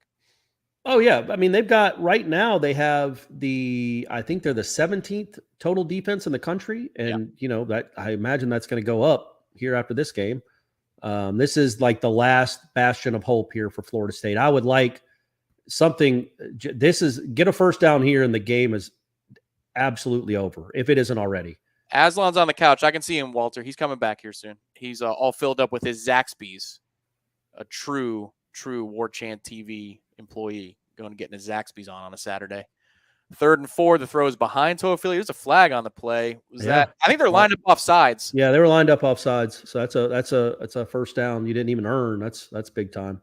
There you go. Check the box. Bad football for Syracuse. I have a second screen, Corey, so I got the game on my one computer, and then I have a laptop about 5 seconds behind, like the press box, so you can see. Oh, there you go. Nice. So are you up to speed? Are you watching it with me? 23, 22, 21 on the play clock. Oh, no, so you're still 7 seconds behind me. I'll keep my mouth Sometimes it jumps around, but yeah. I'll keep my mouth shut. 1st and 10 from the 40 for Florida State inside of 9 minutes in the 3rd quarter and winning 31-3. It's a nice place to be. I like this neighborhood. Man, and did you see, and I knew this already, but I think Florida State, and that's a nice throw over the middle to Ja'Kai. It's an 18 really yard. Good since he came back. Ja'Kai's real solid. Well, and what I like about him, Tom, is Micah Pittman's a very good football player, but there are so different kinds of slot receivers. Ja'Kai is a guy he's faster than you are. He's quicker than you are. Pittman's stronger than everybody else. So they're different guys. They're both productive, but they're different guys. And I like that you can have 2 different looks from the slot. But yeah, the Florida State offensive line's only given up 12 sacks this year, which I think leads the conference. And I mean, as far as the fewest allowed. And as Jordan would tell, I guess that one in the first half counts as a sack. Yeah, that's a tough, man. That was well blocked. I mean, they didn't. Yeah. I feel bad giving that to them, but so they've just done this offensive line. Considering think about this, Tom, where this thing was the last time Florida State was in that building. Oh God, yeah. And Francois, when Abdul Bello tries to pick him up, and Francois just jerks away like, "Don't touch me! I'm tired of this." Yeah. And now here you are, 4 years later. What this offensive line has become. And they've had continuity with those 6 guys. Washington now playing right tackle. It was a bummer that they had all those injuries, but they've done a really nice job, man. Yeah, they haven't had this kid is just next level. It hasn't been they've had poor injury luck this year. And they've overcome it. That's a great sign of what could come, especially on that side of the ball. Clock time is at 7:18 after the long run by Trey Benson, Josh. That's where we're at right now. Trey Benson is on autopilot now, man. 12 for 129, a quiet 129. I mean, this guy averaging just a slick 11 yards a carry. It's just it's remarkable what he has become. He is very, very good. And he just doesn't. I mean, he I didn't know. I knew he could run. I knew he was fast. Yeah. But the way he can shift in a hole and kind of get small, in a hole and then come out the other side. So he's kind of got the Trayshawn get small, but then he's also much bigger than Trayshawn. So, and he just runs over people, and they clearly do not want to tackle him right now. It's not fun to tackle him right now. It played out differently than I thought it would, but I called for him to run for 1K this year, Corey, and he's now around 750 for the season and counting. So it's possible, especially if they want to give him enough touches next week against Louisiana. It's definitely possible. Yeah, you don't need to do that. That needs to be Rodney Hill needs to get 18 touches. Oh man, I love me some Rodney Hill. So absolutely. Yeah, and so Trey does get in there. He scores. So now it's 38-3. I think the kid with the girdle just got into Travis's face after the touchdown. And Travis was upset about it. There's been a lot of chirping. Yeah. Travis has been involved in a lot tonight. And Ben, let's go with the John Cena. Give me the John Cena, Gene Deckerhoff. Touchdown FSU! Touchdown FSU! Touchdown FSU! Touchdown FSU! Good and absurd, just like we like it on Zaxby's Warchant Game Day. To the 670 or so of you that are in live watching us on YouTube or Facebook Live. Thank you for being here, and make sure to hit the like button underneath this video and subscribe to Warchant TV. I thought the ball was in his right hand, but it's actually in his left hand, so maybe that doesn't count? Are they going to overturn that? Do we have to get you can't take Gene Deckerhoff back, folks. So I thought the ball was in his, but if it's in his left hand, he's down right there. This is never a straight shot down the line, man. There's a visual effect called a parallax that you can't tell. So I don't know that you can overturn that necessarily. I think you got to keep it. They won't, but they love to spot the ball at the 1-inch line. They do. And if they do turn it back, it better be at the 1-inch line like that. I hate when they overturn something like this and the ball's all the way back at the 1. Yep. It's like, buddy, that ball the nose is an inch away if it's not in the end zone. But you can't, those two angles, you can't, like right there, he's down right there. The ball's there. I don't know that you can overturn that. And look at Pittman again. When you talk about buy-in, when you talk about culture, Micah Pittman in a 31-3 game is blocking a guy almost through the end zone. Oh, I mean, that's just it's really cool to see this, man. Dominic Robinson, who's playing the role of dad on the road in Texas today for perhaps a visit, chimes in and says, "Love hearing those Deckerhoffs." There he is in the comments section. Nice, Rob. I was asking Aslan, Dominic, they run a lot of cool tight end screens. They let their tight ends make plays over here, man. I was telling Aslan, like, imagine that cool screen they had to Marquiston that was that went for 17 yards. Now imagine having an elite athlete at tight end catching that bad boy. Well, it looks like they're going to overturn it because Benson's got his helmet back on. Yeah, and all I'm saying, it's a short porch in right field. Other than that, at Hauser. Other than that, it's no comment. Right. It's a home run machine. Be a home run machine there. All right, so they overturned it, which is crazy to me. That's absolutely crazy. The ball better be butting up against the goal line, but it's going to be 3rd and goal. I guess it doesn't matter if you're going to be in the shotgun anyway. Yeah. But it's going to be 3rd and goal from the 1/2-inch line. I see that's still too far for me. Yeah, it should have been. I mean, basically the center, when he sets the ball, it should be in the end zone. That's where it should be spotted. That's great. Bad news. So, yep. That's a bummer. And Darton's talking smack to the Florida State defensive line or the Florida State sideline. Well, you're a chump, man. That's loser. I'd say it's the weird thing, man. That's the guy that I was talking about with the girdle he pushed Maurice out of the way. It's a nice play, but that's the guy that was talking smack to Jordan after the touchdown. It's like, I wonder, do you got to kick it here, right? Yeah, I think so. You were playing pickup hoops and you're beating somebody. They're not. And he hits a shot and then dude, it's 10-2. Get back. I mean, I get it, man. You're up 31-3. You got to take the points here. I know people are listening to these, but don't be a baby, Corey. Wow. You're at the 2. They're thinking go up by 31 right here. I get it. It's 4 scores, 5 scores. It's still technically within 4 scores. I wonder if old Darton had Mike change his mind. Like, all right. I was going to say, I think there's a very good chance he might have. And I can say that if I was on that sideline, I might do the same thing. Yeah. I might be like, you know what? Screw that kid in his girdle. Flexing at me when he's down by 28 points in his own building. I'm going to go for it now. Make him put him up by 35. But Trey, I want you to lead block for Jordan here and hit him in the face. And I don't care if you called for it. We're good. So yeah, this is a good. I like that you've scored on so many straight red zone opportunities. This would be another one. It'd be another kick for Fitzgerald. But yeah, I guess the worst thing that happens is you don't get it. By the way, where's Aslan? The worst thing that happens is you don't get it, and they have the ball at their own 3 or own 2. He's ready, man. Is this your? Are you going to go? Oh, okay. Well, let's do it. Let's wait till this series is over. Okay. So, all right, take us through your creative process during this commercial break. So, when do the wheels turn for the column, buddy? Is it the third quarter when you start to formulate ideas? This one would have been at halftime. This is halftime. It's again. It's like I think what you can tell that how perplexingly, I don't even know if that's a word, perplexingly happy I am with what is going on right here, and that how abnormal this is. Like, and that's what probably the column will be about. It's like, don't just think, oh yeah, they beat Syracuse by so-and-so amount of points, they're better than Syracuse. Look around the country. This isn't, you don't beat teams like this in college football anymore. Not unless you are just an incredibly talented team, which this team is not. They're a good team. They have good players, but they're not going to have that many more players drafted than Syracuse or Miami, but they are mollywhopping these teams. Please, you're going to use that, right? Mollywop's going to be in the headline, baby. There you go. Tony Mollywop again. Tony B23 is asking about Benson and pass protection. Do we see it in practice? Well, they don't always make all the running backs live in practice, Tony, is my answer to that. So I don't know that you get a true sense of what guys look like in pass pro. Yeah. And so with Benson, so I've said it last week about somebody asked on our live show about Rodney Hill. Does he have the best chance to be an NFL running back? Tom, you watch as much NFL football as I do, or maybe more. It's hard to, I don't even know what a projectable running back body type is anymore because they just cycle through so many. They just want somebody that hits a hole really hard.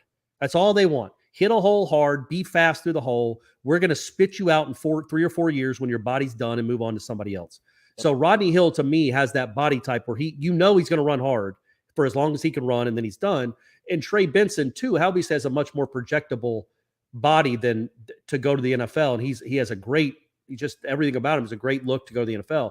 Toafili just does so many things. That's why I think he could be a chance, too. But they're going for it. I think Rodney's got a real good chance because Rodney's got make you miss in a phone booth as well as dudes just kind of bounce off of him naturally as 4th and goal is underway. And so we've seen them work on this play a lot. And that is all about my man in the girdle doing a hip thrust to the Florida State sideline, getting a stop when they're down 31-3. I wonder if he's still hip thrusting. That's a Noles special for that ass is what that is, 45. Get you some of that. That's ridiculous. And Corey, how many times have we seen them rep this play in practice? Like 20? A ton. I'm like, when are they ever going to look? Marquiston's wide open too. So Jordan Travis has a game where he runs for 1, catches 1, and throws 3. I wonder if that could have happened much in the history of this conference. So now it's 38-3. Schrader's done. That should have been the last snap for Travis. Yep. That kid with the girdle and the tats. That's just ridiculous. That's crazy. God bless him. That was a great moment. I feel bad for Trey that he didn't get his touchdown, but I don't think he cares. Yeah, that's what Mike said. Oh man. Well, it's been a pleasure, buddy. I've enjoyed chatting it up with you here in the quarter. Yeah, man, we've been chopping it up. Yeah, it's been productive too. It's been productive for the Noles. You had everything from an onside kick recovery to defensive stands to now Jordan Travis getting his McCaffrey on with a rushing touchdown, receiving touchdown, and throwing touchdown. Wyatt Rector with his first career touchdown pass. That's good for him too. That's awesome. Yeah, 38-3. That's a great first 40 minutes of this football game, man. Be happy, Florida State fans. You got a real football team, and in that game in 2 weeks, Tom Lang. That's right. Ooh, doctor. Hopefully there's a mollywop in that night too. Yeah, right. Corey will be on the Warchant wrap after the proceedings are done here. He and Ira will patch it together. Wake up Warchant. He's the senior writer, lead writer, Corey Clark. Now, take care of Aslan for me, Tom Lang. All right. See you, brother. Aslan enters the fold. That was the food, man. Good. I'm just going to let you talk, Tom. I'm going to let you talk since you weren't able to talk for the last quarter. I'll just let you talk, man. How are you, Tom? I'm hanging in there, man. I'm meted up. Yeah. I wish I could be throwing back high noons with you right now, but that's probably not a good idea with the meds. Yeah, no, it feels good. Man, this team, I can't wait to read Corey's column, man. I like what he said. I agree with what he said. I mean, you see Kentucky losing at home to Vanderbilt. You see NC State losing to Boston College. And Florida State is just absolutely dominating. Listen, man, this schedule isn't murderer's row, but it's the schedule that you're given. And Florida State has just absolutely thrashed everybody for the last 3 weeks. It's pretty incredible, man. What a place to be at. It's all part of the process. Beating teams you're supposed to beat. Today was about maturity. Did they have it? And the answer is absolutely they do. As we get to have fun looking at different jersey numbers now on both sides of the ball, see who they rotate in there. It is now 1st and 10. They still got Sean Tucker in the game for a gain of 4. I was behind Corey by a significant margin there, Aslan. I've got 5:10 on the clock now. All right, I'm about 8 seconds ahead. I'm going to hit pause for a second here. You're so considerate. I love that about you. Also, you're welcome to shout third down anytime you want. That was the best part of the first. Where are you at right now? I'm at 454. 454 now. Okay. 453, 52. Second and 6 for Syracuse. I'm 3 on y'all. I can bite my tongue. Like I told Corey, it's this is not for the national title and it's not coming down to the wire. I think we'll be okay. What will we do in a year and a half, 2 years when we're in that situation though, Tom? Like, we're gonna need to like call in like real true experts, like the atomic clock people, and be like, all right, sync us up. I think we'll have to cast lots to see whose home we're gonna go from. And everybody convenes in the same home, so we're all good. Gene, man cave hasn't been used in a while. Yes, that's right. Let's reopen the man cave. God knows what Gene's done with it since COVID, but I want to find out. 3rd and 6. What was your prediction on this game? I know you thought Florida was going to win big, but I changed it in the pregame show to a little bit more favorable. I had 35-21 on the report, and I said 35-13 on the pregame show because I felt the defense was going to play well, and that suspicion was correct. They look great tonight. How do you process the defense? Because it's like Jordan's first half, like, it looked good, but you're like, wow, he was 17 of 18. Right. And this defense isn't smothering you, but like no one's moving the ball against him. And listen, I know Georgia Tech, Miami's offense is not prolific, but like, how are you processing how effective this defense is right now? Because they're solid, man. It's crazy. They are. Yeah, the pick last week on zone coverage was just a sight to see. I was like, oh my God, they ran zone and it worked. So that's a new wrinkle. It doesn't matter if you're against air. They couldn't run zone against Duquesne. So I was happy with that.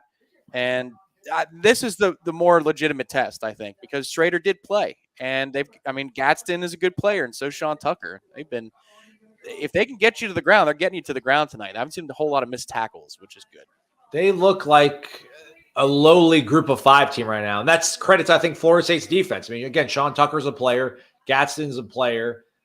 Schrader nowhere near 100%, but still, man, they have not looked this impotent against anybody else on their slate this entire year until Florida State comes into town, and they have every reason to want to get off this losing skid, and Florida State just knocked them in the mouth. And then again, like you guys were pointing out, that defensive tackle makes a good TFL, but celebrates it, and Mike's like, all right, we'll see how that goes, and they run a Philly special up the rear end. Noles special right on you. That's for you. That's what he said.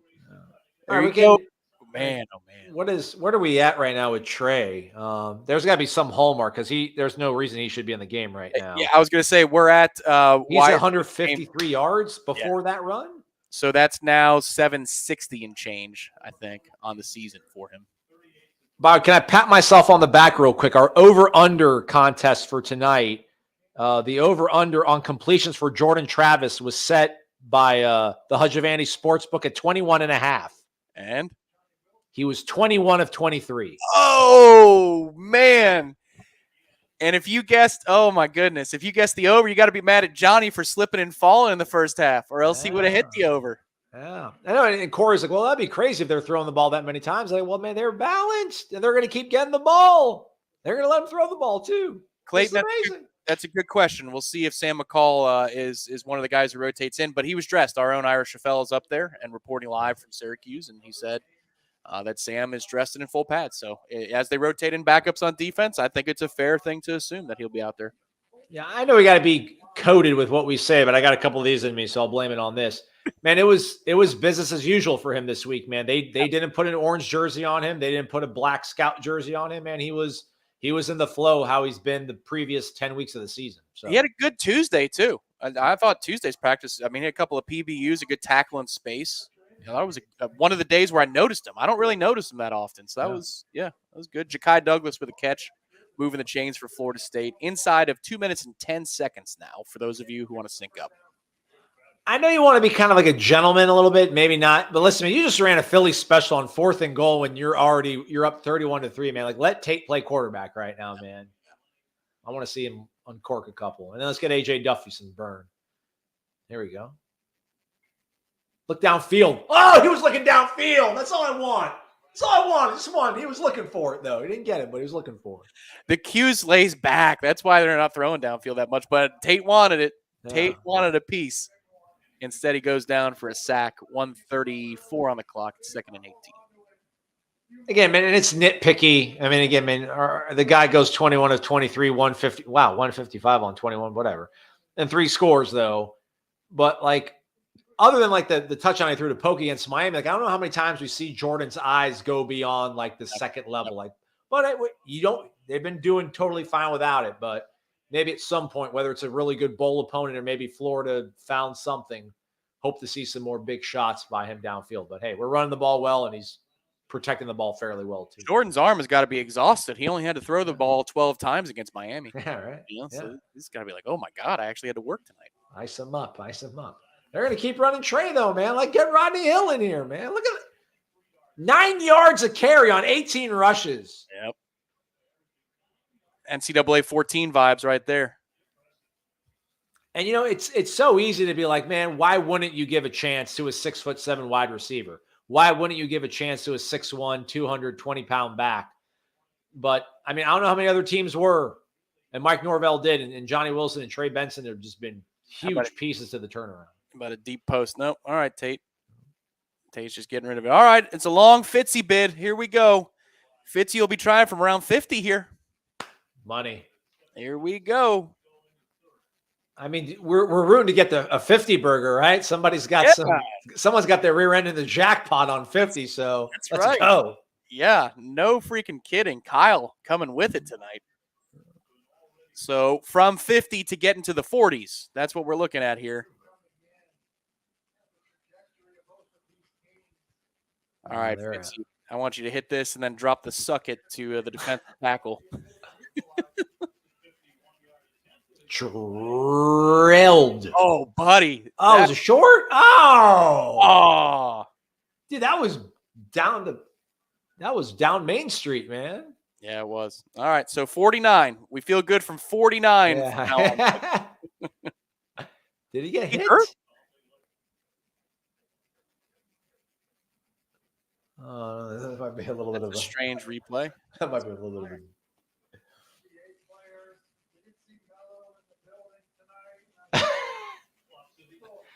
I think Hasselbeck's calling it a flop too. Yeah, well, you know, we gotta try. Why not petition for one? Master Mono's grinning. I think he realized. Yeah, that's right. Old Mastro tells you the truth right there. He's like, yeah. Well, a little Sidney Williams action out there. There we go. Here's some Byron Turner. We heard his name called after a practice, Tom. Yep. I think we'll get another holding call here, too. This is incredible, man. There you go, Flanagan. Wow, what a night for Flanagan. The only thing he really missed was the safety. There was a safety that decided not to call. Yeah. Other than that, it's been kind of a nice night. And that should end the quarter, too. Man, they got 74 yards of offense, Syracuse. I wouldn't be opposed to keeping the ones out there to keep them under 100. But that's just Aslan. That's just Aslan being Aslan. I'm telling you, we got to get one more third down, Yale, before this thing's over. The fourth quarter is coming up. Ben does have a commercial in the hopper. Let's make sure we get our words correct when it comes to Zaxby's. Let the agencies take over here. We'll be right back on Warchant GameDay. Something big, something huge is taking over the world of chicken sandwiches. Zaxby's new signature sandwich with Zax sauce or new spicy Zax sauce. Because the chicken sandwich war ain't over yet. The new signature sandwich, it's taking over. And it's only at Zaxby's. Warchant.com has been the definitive home of all things FSU sports for over 20 years and is now part of On3, the next generation network. Warchant.com has the most experienced, tenured, and largest staff on the Florida State sports beat and now features innovative resources, including an NIL database that projects player value and a truly aggregated composite recruiting ranking system that will set the bar in the industry. There are no words to describe the perfect pairing of Zaxby's hand-breaded fingers and our 12 delectable sauces. But there is a sound, and that sound is The Zaxby's Chicken Finger Plate with endless sauce abilities. Only at Zaxby's.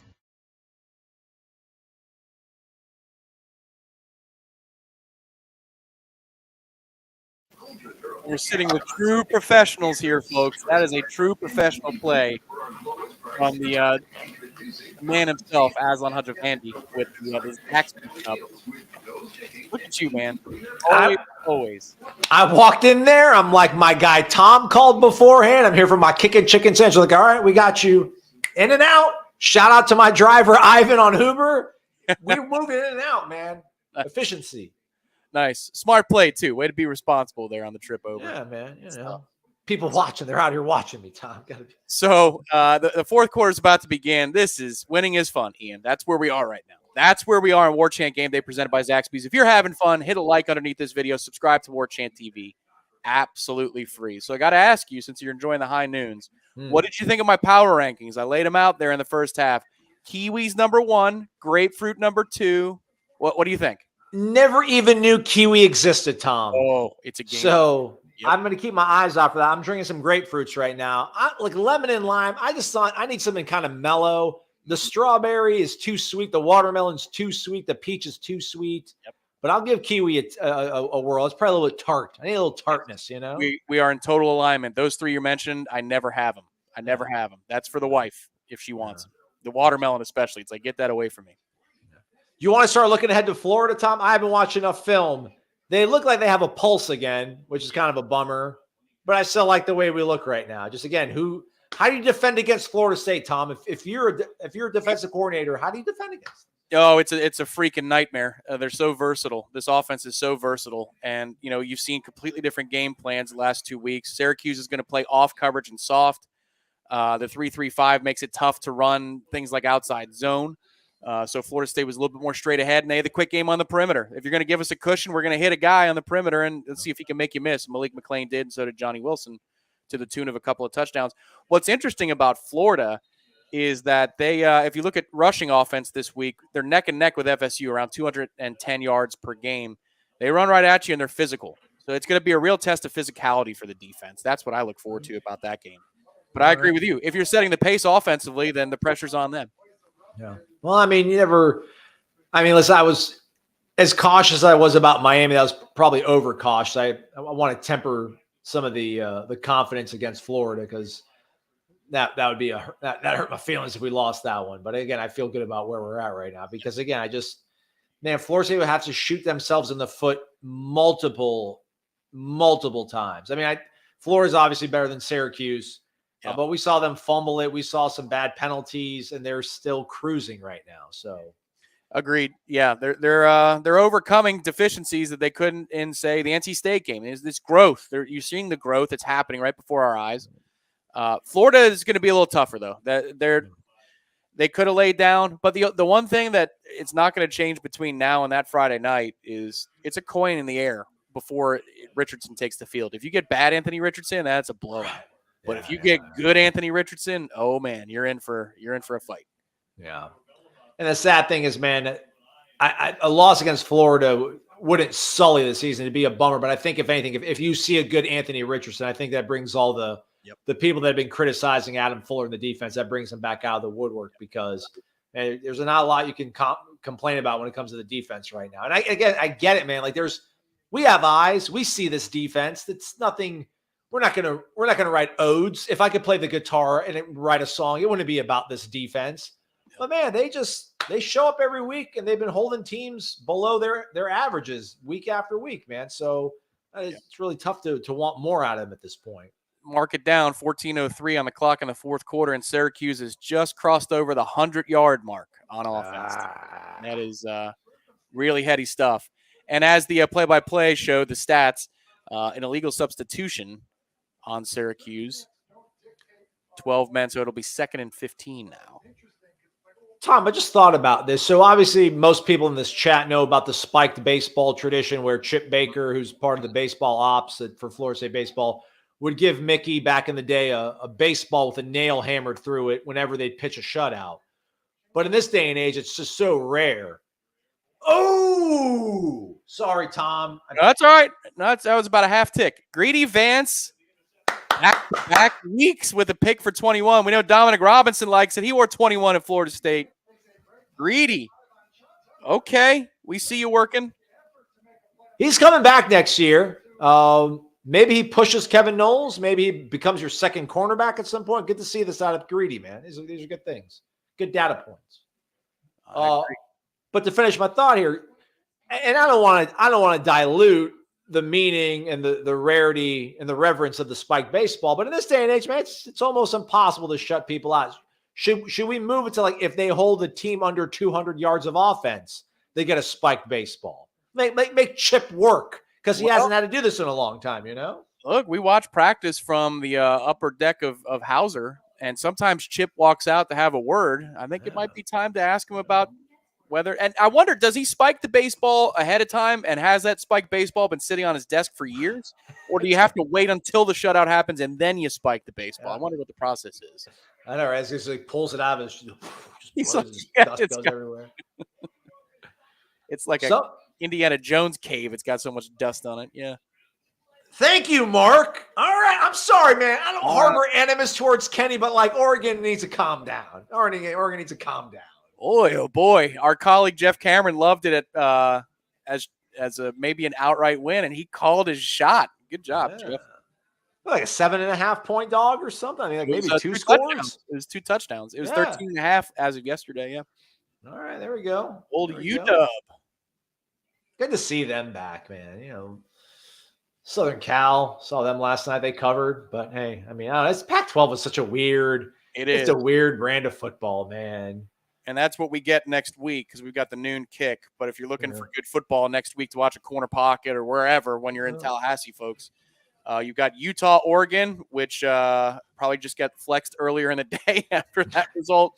And then USC and UCLA next week as well. So those will be 2 games to watch after you leave. You'll have a great time next Saturday in Tallahassee because you can come by Hotel Indigo. Starting at 9:30, they're going to have the mimosas and the Bloody Marys. It was a good turnout for the last noon kick for the mimosas and Bloody Marys. People don't want to set up tailgates first thing in the morning, Aslan, so you got to come to Hotel Indigo and hang out with us. Absolutely. Jeff Cameron, Tom Lang, again, you're ready with the pregame show. Why not come hang out, man? What else are you going to be doing? What channel is this game on? I need to watch it because now somebody's saying the game's not over. It's fake news. Uh-oh. All right. 45 seconds left.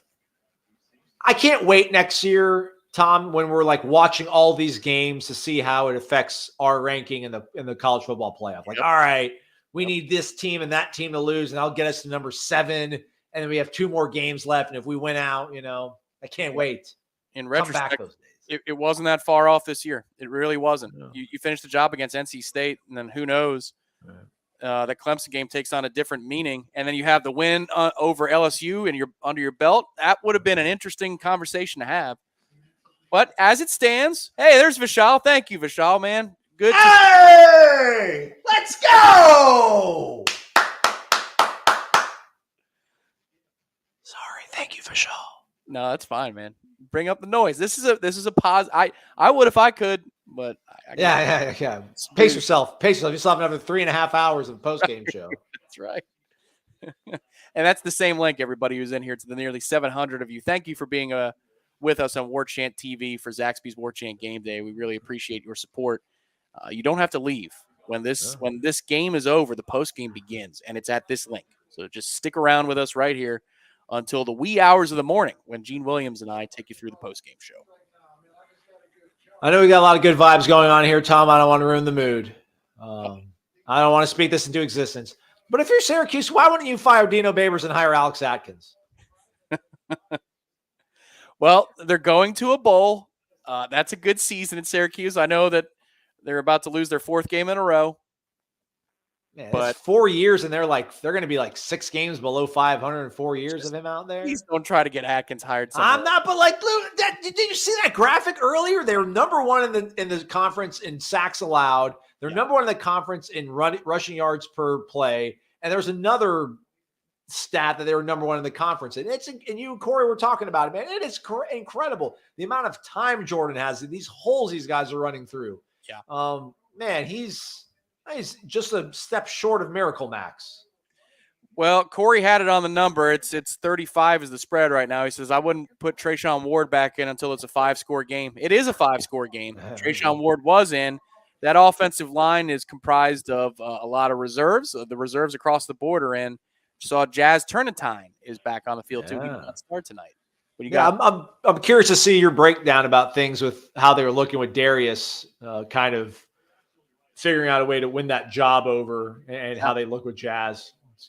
That's another thing that we really haven't really pointed out all that much, but this has all been Darius a lot here too the last 2 weeks. Well, not him particularly, but he's been part of the mix. What I'm interested by too is they wanted Jazz to play guard in the beginning of the year. So does that mean that he might rotate in for Meach at right guard at times? Although Dimitri's been fine, so there's no need to mess with anything right now. There we go. Across the 50 for the Noles. Pistol set. Tate hands up.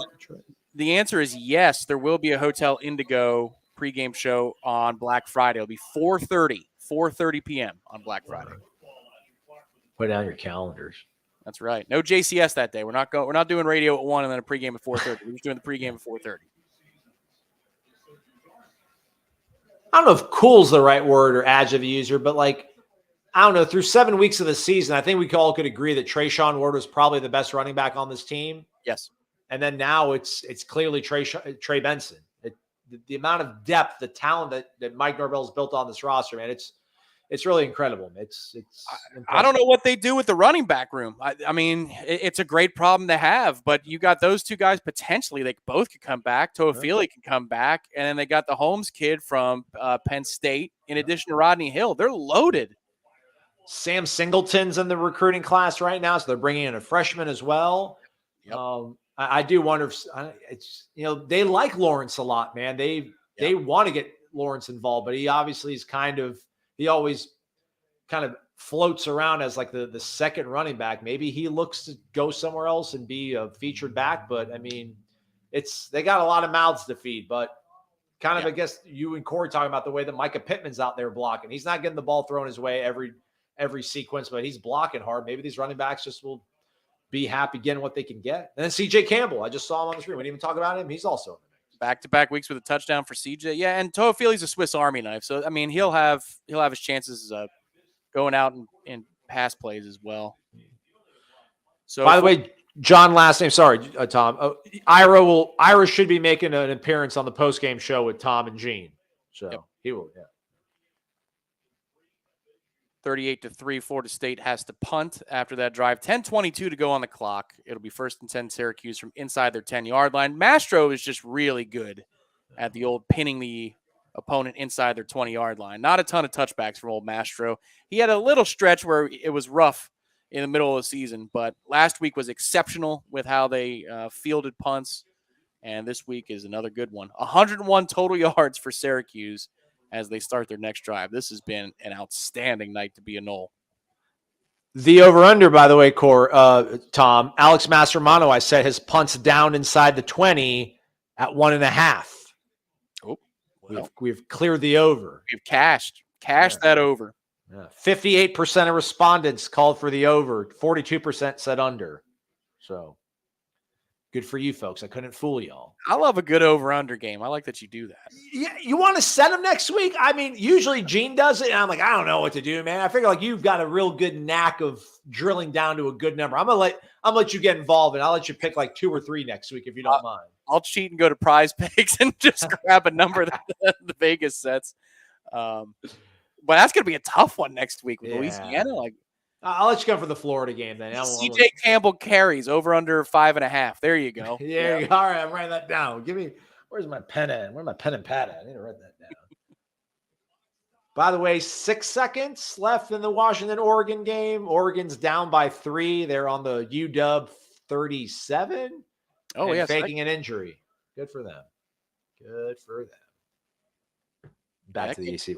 Not over by any stretch. Okay. No. Boy, points are hard to come by in Austin tonight.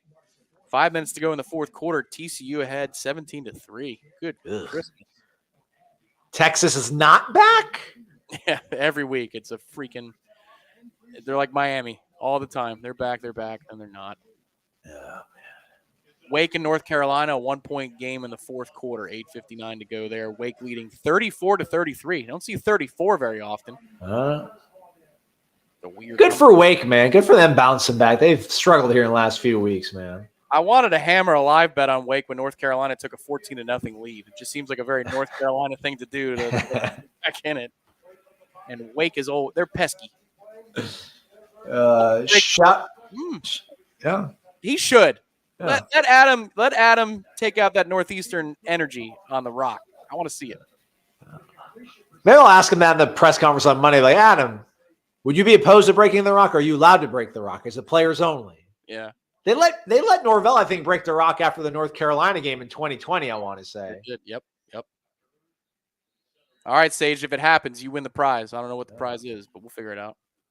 I'll tell Coop on Monday's edition of In the Coop. I'll be like, hey, man, how about you lobby for Fuller to break the Rock next time? There you go. Start the movement. All because of Sage.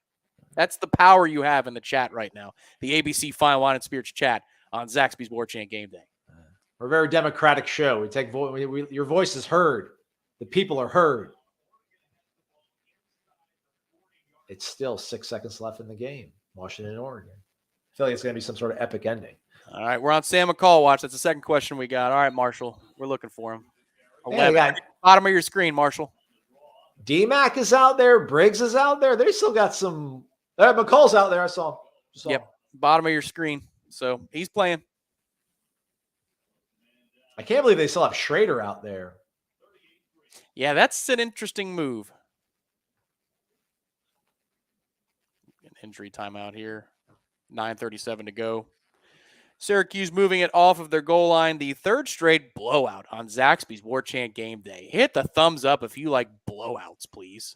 That's right. It's going to be probably 4 next week, too. Yeah. A month of blowouts, Aslan. What the hell world are we living in? Oh. Did they really hit a Hail Mary? No, they completed a pass with 1 second left, like right on the boundary. They can't spike it. Yeah. There's Miami a flag, though.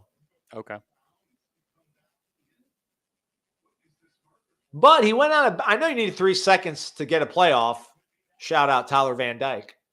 But right. If you go out of bounds, though, I wonder if that's different than getting a first down or spiking after you've gone 6 yards or whatever. What channel is that game on?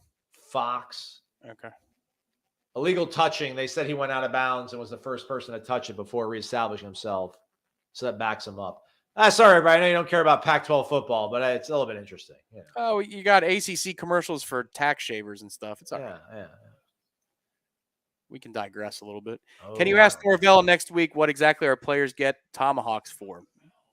Sure, Michael, we can. I mean, it's good plays. It's whatever. That's subjective, I know, but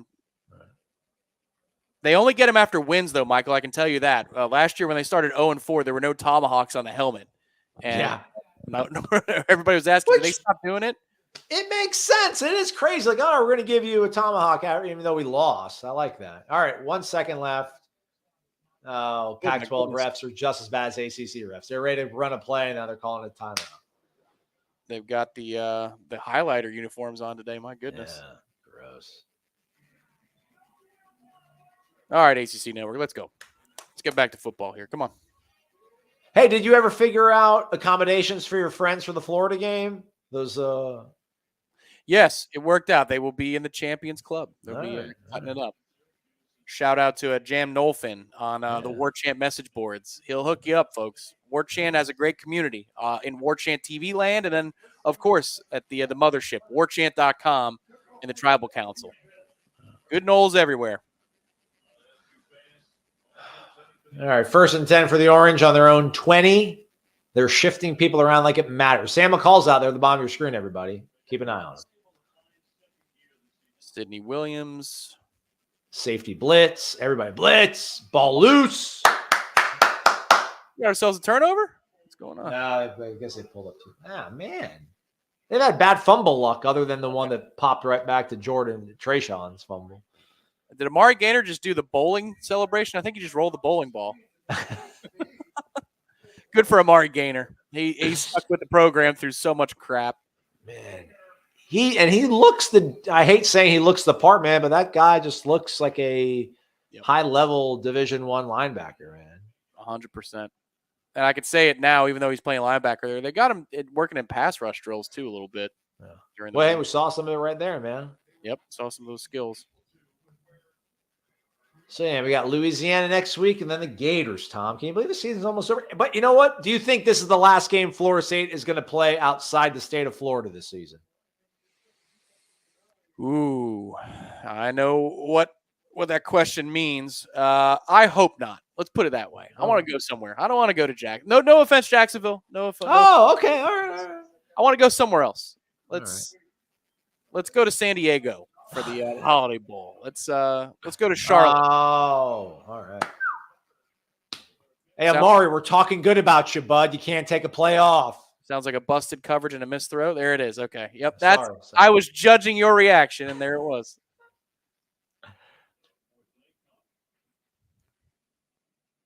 I'm going to pause it as soon as the punter catches the snap. You let me know when he catches it. Ooh, look at his hand. That's gross. And then I will unpause it. We should theoretically be closer together here. Okay. When the punter not catches it. Yeah, when he catches it. Yeah. Because I'll pause it as soon as he does it. All right. There's 15 seconds on the play clock. 6 seconds for me. All right. They are lined up.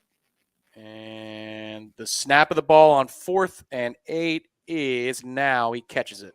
All right. And away it goes. 7:58, 57. Yep. Hey, all right. That is perfect. Yeah. I ain't going to change the channel. Y'all are going to have to let me know how the Oregon game finishes. I ain't changing the channel. We figured this thing out. What's interesting is that Micah's still returning punts. I was wondering if they would try somebody else now that the game's out of hand, but it's still Micah's job and Micah alone. Yeah. Well, I mean, either you go with Jamie, which you probably don't want to have Jamie back there either at this point, or Sam McCall, which, maybe. What about Russo? Give our guy Russo some burn. You right. Tom, feed Mike. Come on. Look at that 72% chance of beating Florida, says the computers at ESPN. So they only gave Florida State a 56% chance today with Syracuse. That's strange. I would flip those even before the kickoff today. I think that computer can't factor in their quarterback not being 100%. Yep. That's got it, Washington wins ball game. There you go. That's why you have two monitors. Sick 'em dogs, man. Still A.J. Duffy and C.J. Campbell with a long run. That's right. Keep feeding Campbell soup. Get an NIL for him. There you go, Tom. Look at that. Making things happen. Call him Chunky. He's not. Yeah. He's not Chunky, so he can't. So clearly this means that they're trying to preserve Rodney Hill's shirt. He's only played 3 games. He'll play next week, but this would be a spot you could put him in there. Look at you, Tom. See, I'd be like, why don't they play Rodney Hill? What's going on? Is he upset? But when it comes to my guy Rodney Hill, I stay connected. 1st and 10 from the 50. We're at 7 minutes and 10 seconds on the clock. A little handoff to CJ. Another nice gainer, 4 yards. Doesn't matter. Even the second team offensive line still mauling dudes, man. It's going to be real tough to get to 50. I think you need a defensive score if you're going to get there. Yeah, come on. It's the holiday season coming up. Daddy needs a new pair of shoes. So I also do some either ors kind of on the over-under because I'm running out of clever ones to do. So I was like, who's going to have the most yards from scrimmage for Florida State? Mm-hmm. Lawrence, Johnny Wilson, or Trey Benson. I need to stop putting Trey Benson on the options because he ran for 163. Micah had 1 carry for 15. CJ now 3 carries, 14 yards before that one. Toafili 4 carries for 9 yards. Jordan 5 for 21. Man, they're so balanced, man. They've ran it 38 times, Tom. They've thrown it 28. Mm-hmm. 166 through the air, 231 on the ground. And we get this question a lot, Tom, on Renegade Express about all right, this week, do you think Florida State's going to throw for more yards or run for more yards? Yep. And like you make these. Well, if they're running the ball more, that means it's a really good thing, and they're probably blowing out the team. They're assaulting it away, but nothing lines up that whatever this team wants to call out, man, whatever they're being dictated to by the defense, they'll figure out a way to most effectively pick it apart. Yeah, that's and the short passes were a part of it today too, just because of how soft Syracuse plays over the top. Nice throw by Tate there. I didn't think. Good catch by Kentron, man. Yeah. Good replay here too. Finally, there we go. Hey, a replay. What? Ooh. Catch. Wow, Kentron. Nicely done. Yeah. Yep. You see the pellets come up. Seems like it was only yesterday they were down in Miami, in 2020, hooking up on a nice pitch and catch. Right. Troy Noble, hope you're doing well. I saw the question, who do I want to see us play in a bowl? I'm kind of with Aslan. Give me a name. Give me a name. If it's Bama, it's Bama, but give me a name. I want to see, what do they call? I'll take Texas, Bama. Yeah, I'll take those culprits. Texas would be fun too. Sure, absolutely. Yeah. I suppose if Alabama, Tampa, we could get it in Tampa, Tom. We could get them at the Reliant Bowl, bro. The Reliant Quest Bowl.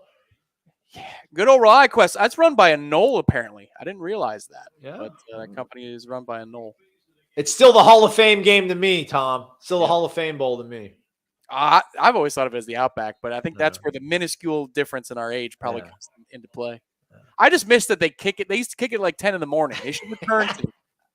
On New Year's Day, man. Yeah, I know. It's brutal. Brutal. I think it's a January 2nd game now, so. Okay. Yeah, 10 in the morning. Come on, give us morning football. It's so much fun to be on the West Coast and get morning football. Right. 4 minutes and 18 seconds and counting on a 2nd and 17 for Florida State. There was an illegal substitution penalty that Mike wasn't thrilled about.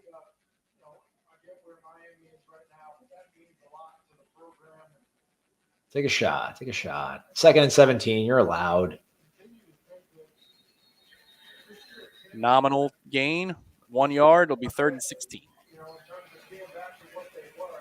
Flashback. It's 10 years ago. I know. Ooh, man. Hey, Miami came out and put on Georgia Tech, it looks like, at least from judging by the score. Did. But not last week. Not last week. Well, that's a great camera shot of that. I never saw that angle of it. That's awesome. And shout out to Jared for being honest, because someone kind of baited him like, hey, I saw you do a celebration. Was that like a premeditated one? And I think most of us saw the guy from Duke do it a few weeks ago where he takes you and bashes it over his knee. And Jared straight up like, yeah, I saw it. I wanted to do it. It was cool. Like, absolutely. Hey, yo, Tate. There's your dad. Oh, man. McLean was open. He was open. Looked like he mistimed the jump, too. I don't know if he was going to be able to catch it. Yeah, that was might have been too far out of bounds, but hey, man, his stiff arm is not going to go down in lure next to Greg Jones on Dexter Reed in 2003, man. But that stiff arm that he delivered in the first quarter knocked that kid silly. It was incredible. Yeah, that was evil. Noles stuck on 38 right now, but that's okay because Syracuse has been stuck on 3 for a long, long time. They going for it in 4th and 16? Whoa. What? Oh, Mike. Jesus. I know. I mean, if you kick, you're being, I don't know. You hand it off. Q's going to call timeout. Thinking over. Did we have to call a timeout? No, we're taking it. Punt it, I guess now. No.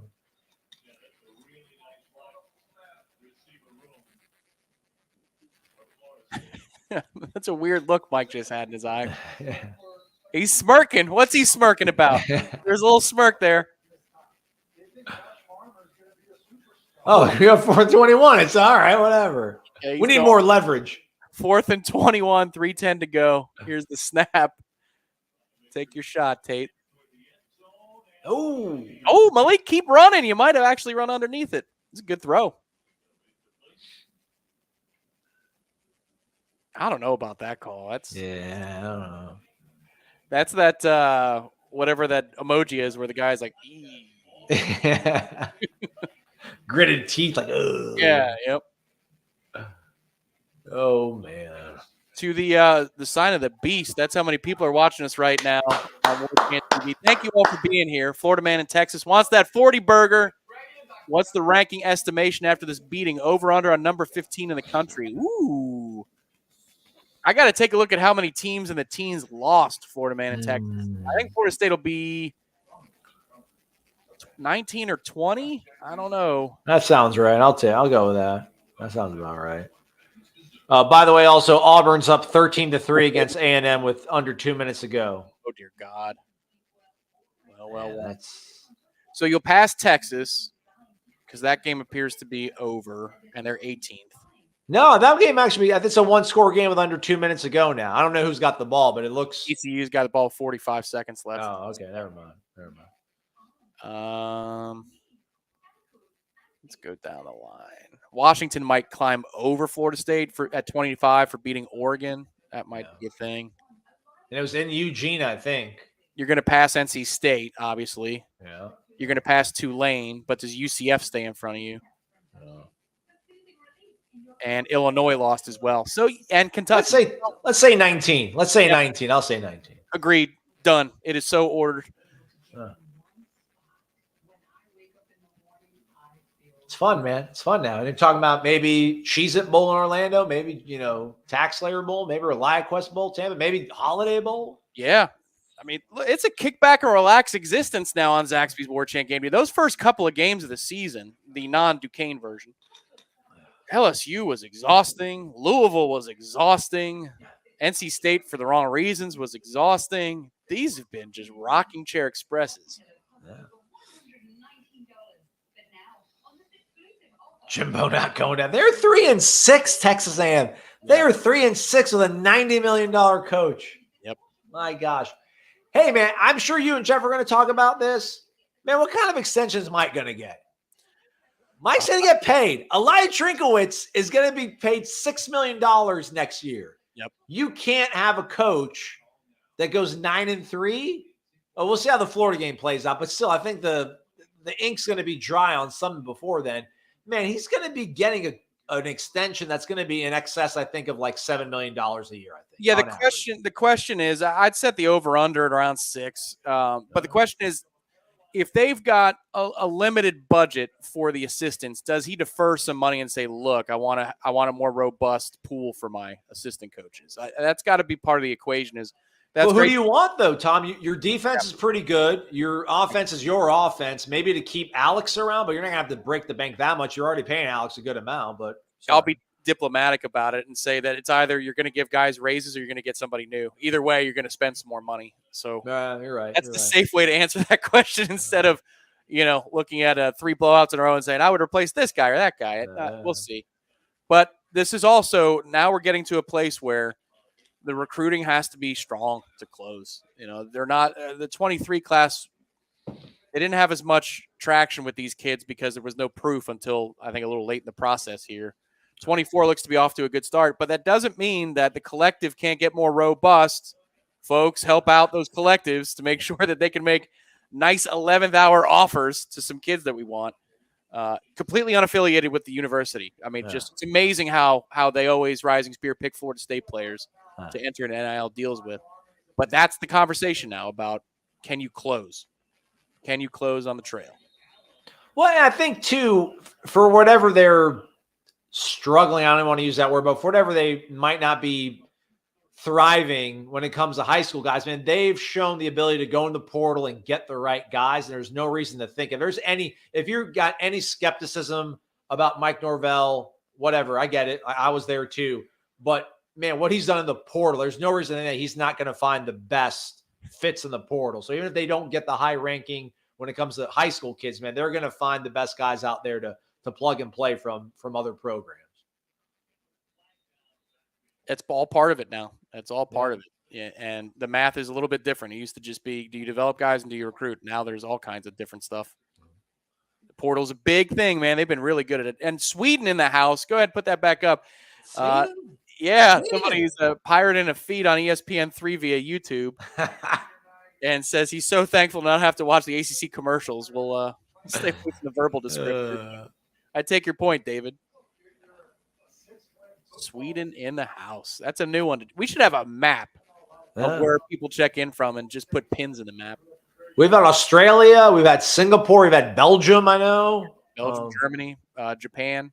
Worldwide, man. Worldwide Web. Oh, ball. Let's get this turnover margin. Hey. The score remains 38-3. A lot of backups in there, and Sam McCall's in the middle of the action. Yeah. There was a fumble by one of the backup quarterbacks for Syracuse, but they retained possession. 2nd and 13, inside of 90 seconds to go. No touchdowns, Noles. Come on, no touchdowns.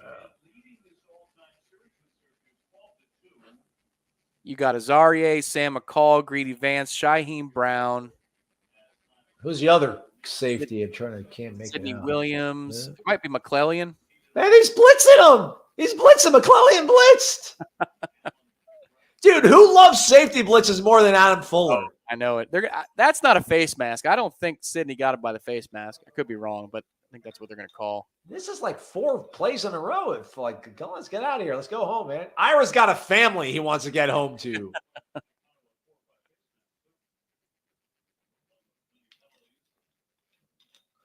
Mike is still – that's your existence in this conference, Coach Norvell. That's what it is. You're going to have to tell you about that. They didn't tell you about that in the job interview, did they, Mike? Huh? No, they didn't tell you. Dylan Gibbons, CCC's own. There you go. What up, Marauder? Yeah. What a good match. Is anybody? How many other high schools have Marauder as their? Oh man, the logo is totally unacceptable. Too. I loved it, man. It was amazing. It was like Speedy Gonzalez almost. Yeah, man. And the cool one though on the golf team, because he used to have like ammunition and he had ammunition and bows and arrows in the satchel over his back. They changed it to golf clubs and golf tees. It was nice. It was cool. But he had like a sombrero, right? Like a sombrero, sombrero. You couldn't even see his eyes. Yeah, yeah. It was. It probably needs updating. I would yeah, just a little bit. Oh man, class of 05. Coming up my 20 year pretty soon. I'm starting to get old. COVID knocked ours out, thankfully. Oh yeah. I don't want to go do this, man. You know. We beat up on the ACC network with probably good reason every now and then, but they really do try to blow out these 8 p.m. games. Man. They do. Yep, they make an effort. They make an effort. Now listen, man, I'm glad you guys are all here. You should always be here hanging out with us. I like Tim Hasselbeck a lot, man. I think Tim Hasselbeck's a really good color commentator, man. And Dave O'Brien ain't bad either for a play-by-play guy. Yeah, they're fine. It's the daytime crews that they have that are rough, but this is a decent crew. They can stand to show more replays, though. Good Christmas. There are never any replays. Hey. Come on, man. Boa. Syracuse inside the 5-yard line. Let's go. Come on, defense. None of this. I wonder if they didn't go for it on 4th down, if Dino would just like take a knee and get out of here. I agree.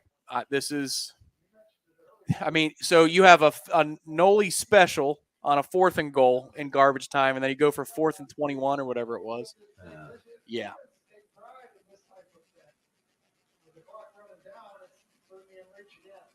What'll be telling is if they stop him here, do they call timeout? Oh, get him! Oh, no. He's short. Do they call timeout? That's the question. Is Dino going to take the high road here? If I'm a Syracuse fan, I'd be pissed if they didn't call a timeout. Oh, you're getting fired. You have to fire him. You got too many men on the field. No, it's too late. Game's over. No. Game's over. Game's over. Call it. Wow. The final. Woo! 38-3 is your final. We're owed one more, Ben. I know it wasn't a touchdown, but come on. What did Syracuse not do? Tell us, Gene Deckerhoff. Touchdown, FSU! Touchdown, FSU! No touchdowns for the Qs, but 5 touchdowns for Florida State on the way to a 38-3 victory. Noel Kev, thank you for the contribution. He's referencing the this old photo. Is it a Xbox headset? Solo Cup kind of night. Solid. If I wasn't running a low-grade fever, Noel Kev, then yes, it would be. But We're gonna hang out here with the post-game show. We're gonna break down and talk about an awesome 38-3 win here shortly, and then it's bedtime.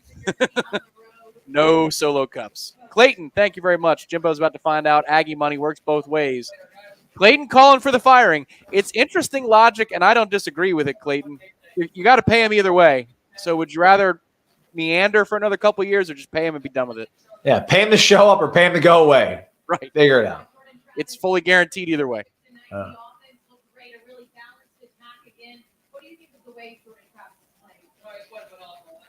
Jordan playing phenomenal, Mike says. Yep.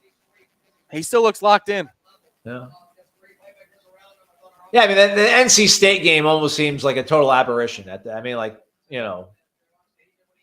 but, sometimes you have to undergo and overcome that sort of stuff. And better them than Miami or Florida. Beat Florida, end this season the right way. No one's talking about the NC State game. Screw you. We're going home. They're turning off the lights on their own fans in Syracuse. Look at that. That's ridiculous. If you were in the front row, you didn't even get to row 10 as you're walking up the steps. They're like, get out of here. Go Noles indeed. That's what our friends at Zaxby say. And let's position real quick. Let me get a read in. It seems like everyone's got a chicken sandwich these days, so how do you know which one to try? Luckily, one sandwich towers above all the others in size and deliciousness. That's Zaxby's signature sandwich. It's an extra hand-breaded filet and 3 thick-cut pickle chips on a split-top bun. And it comes with your choice of Zax sauce or spicy Zax sauce. It's big, it's delicious, and it's only at your neighborhood Tallahassee Zaxby's. Your Tallahassee Zaxby's, a proud Golden Chief booster for 17 years. Go Noles. Woo! Go. There you go. A successful foray tonight as we did a little Warchant staff shuffle. It's been Aslan, it's been Corey, and it's been me, and it's been another win. So D-Rob not being here was not bad luck. It's 3 blowouts in a row. They're easy eating the W's. Ben's got that too. Ben, let's see that. Let's see. Are we eating W's tonight here in Warchant TV land? I think we are. Looks like he might be frozen. Oh, there he is. Oh, there we go. There it is. How are you putting Andy Dalton in front of him? Figure it out, Dennis Allen. That's a Stephanie McMahon lookalike there. Syracuse fan. There you go. All right. The Warchant postgame show, which has a call-in wrinkle to it, begins shortly. But before we do that, Aslan, final thoughts, and then obviously, what do you got coming up, and what are you working on tonight? We know postgame is when the real work begins for you. Oh, Ira's doing all the heavy lifting. Ira's by himself in Syracuse. He's going to film all the postgame interviews. I'll get them up on the website as fast as I can. Then Ira and Corey will talk about 12, 15 minutes about the game. It's called the Warchant Wrap. It'll be up on YouTube as well after you're done watching Tom and Gene do the post-game show. Corey and I will do a podcast on Sunday for your Monday listening pleasure. But no, man, just this, it's a weird place to be in because this team is not going to win a national title. We all get that. But, man, they have looked as dominant as they did that magical year, 8 years ago, 9 years ago. And I don't know how we rank where they're at, but, man, they just – if you give them an opportunity to bully you around, if you're not up to snuff, if you're not to the class of Florida State is right now, man, they are going to make you look like a bunch of clowns.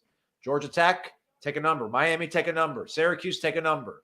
Louisiana, probably going to have to take a number. Hopefully Florida will have to take a number too, Tom. So that's, potentially 4 weeks in a row if they do what they're supposed to do next week of absolute domination. It's been a long, long time since we've seen that, and I agree with you. I think it's been since the magical season of 2013 since we've ever enjoyed something like this. So savor it, everybody, and make sure you savor whatever post-game beverage you're about to make for yourself or craft up or whatever food you need, because we've got the post-game call-in show. It's coming up next after this short break, about a 2-minute break, and I'll be right back getting some hydration on, and Gene will be with me. It's the Warchant postgame show, Zaxby's Warchant Game Day. For Aslan and Corey, I'm Tom. We'll be right back in 2 minutes right here at this link. Don't go anywhere. Something big, something huge is taking over the world of chicken sandwiches. Zaxby's new signature sandwich with Zax sauce or new spicy Zax sauce. Because the chicken sandwich war ain't over yet. The new signature sandwich, it's taking over. And it's only at Zaxby's. Warchant.com has been the definitive home of all things FSU sports for over 20 years and is now part of On3, the next generation network. Warchant.com has the most experienced, tenured, and largest staff on the Florida State sports beat and now features innovative resources, including an NIL database that projects player value and a truly aggregated composite recruiting ranking system that will set the bar in the industry. There are no words to describe the perfect pairing of Zaxby's hand-breaded fingers and our 12 delectable sauces. But there is a sound, and that sound is The Zaxby's Chicken Finger Plate with endless sauce abilities. Only at Zaxby's.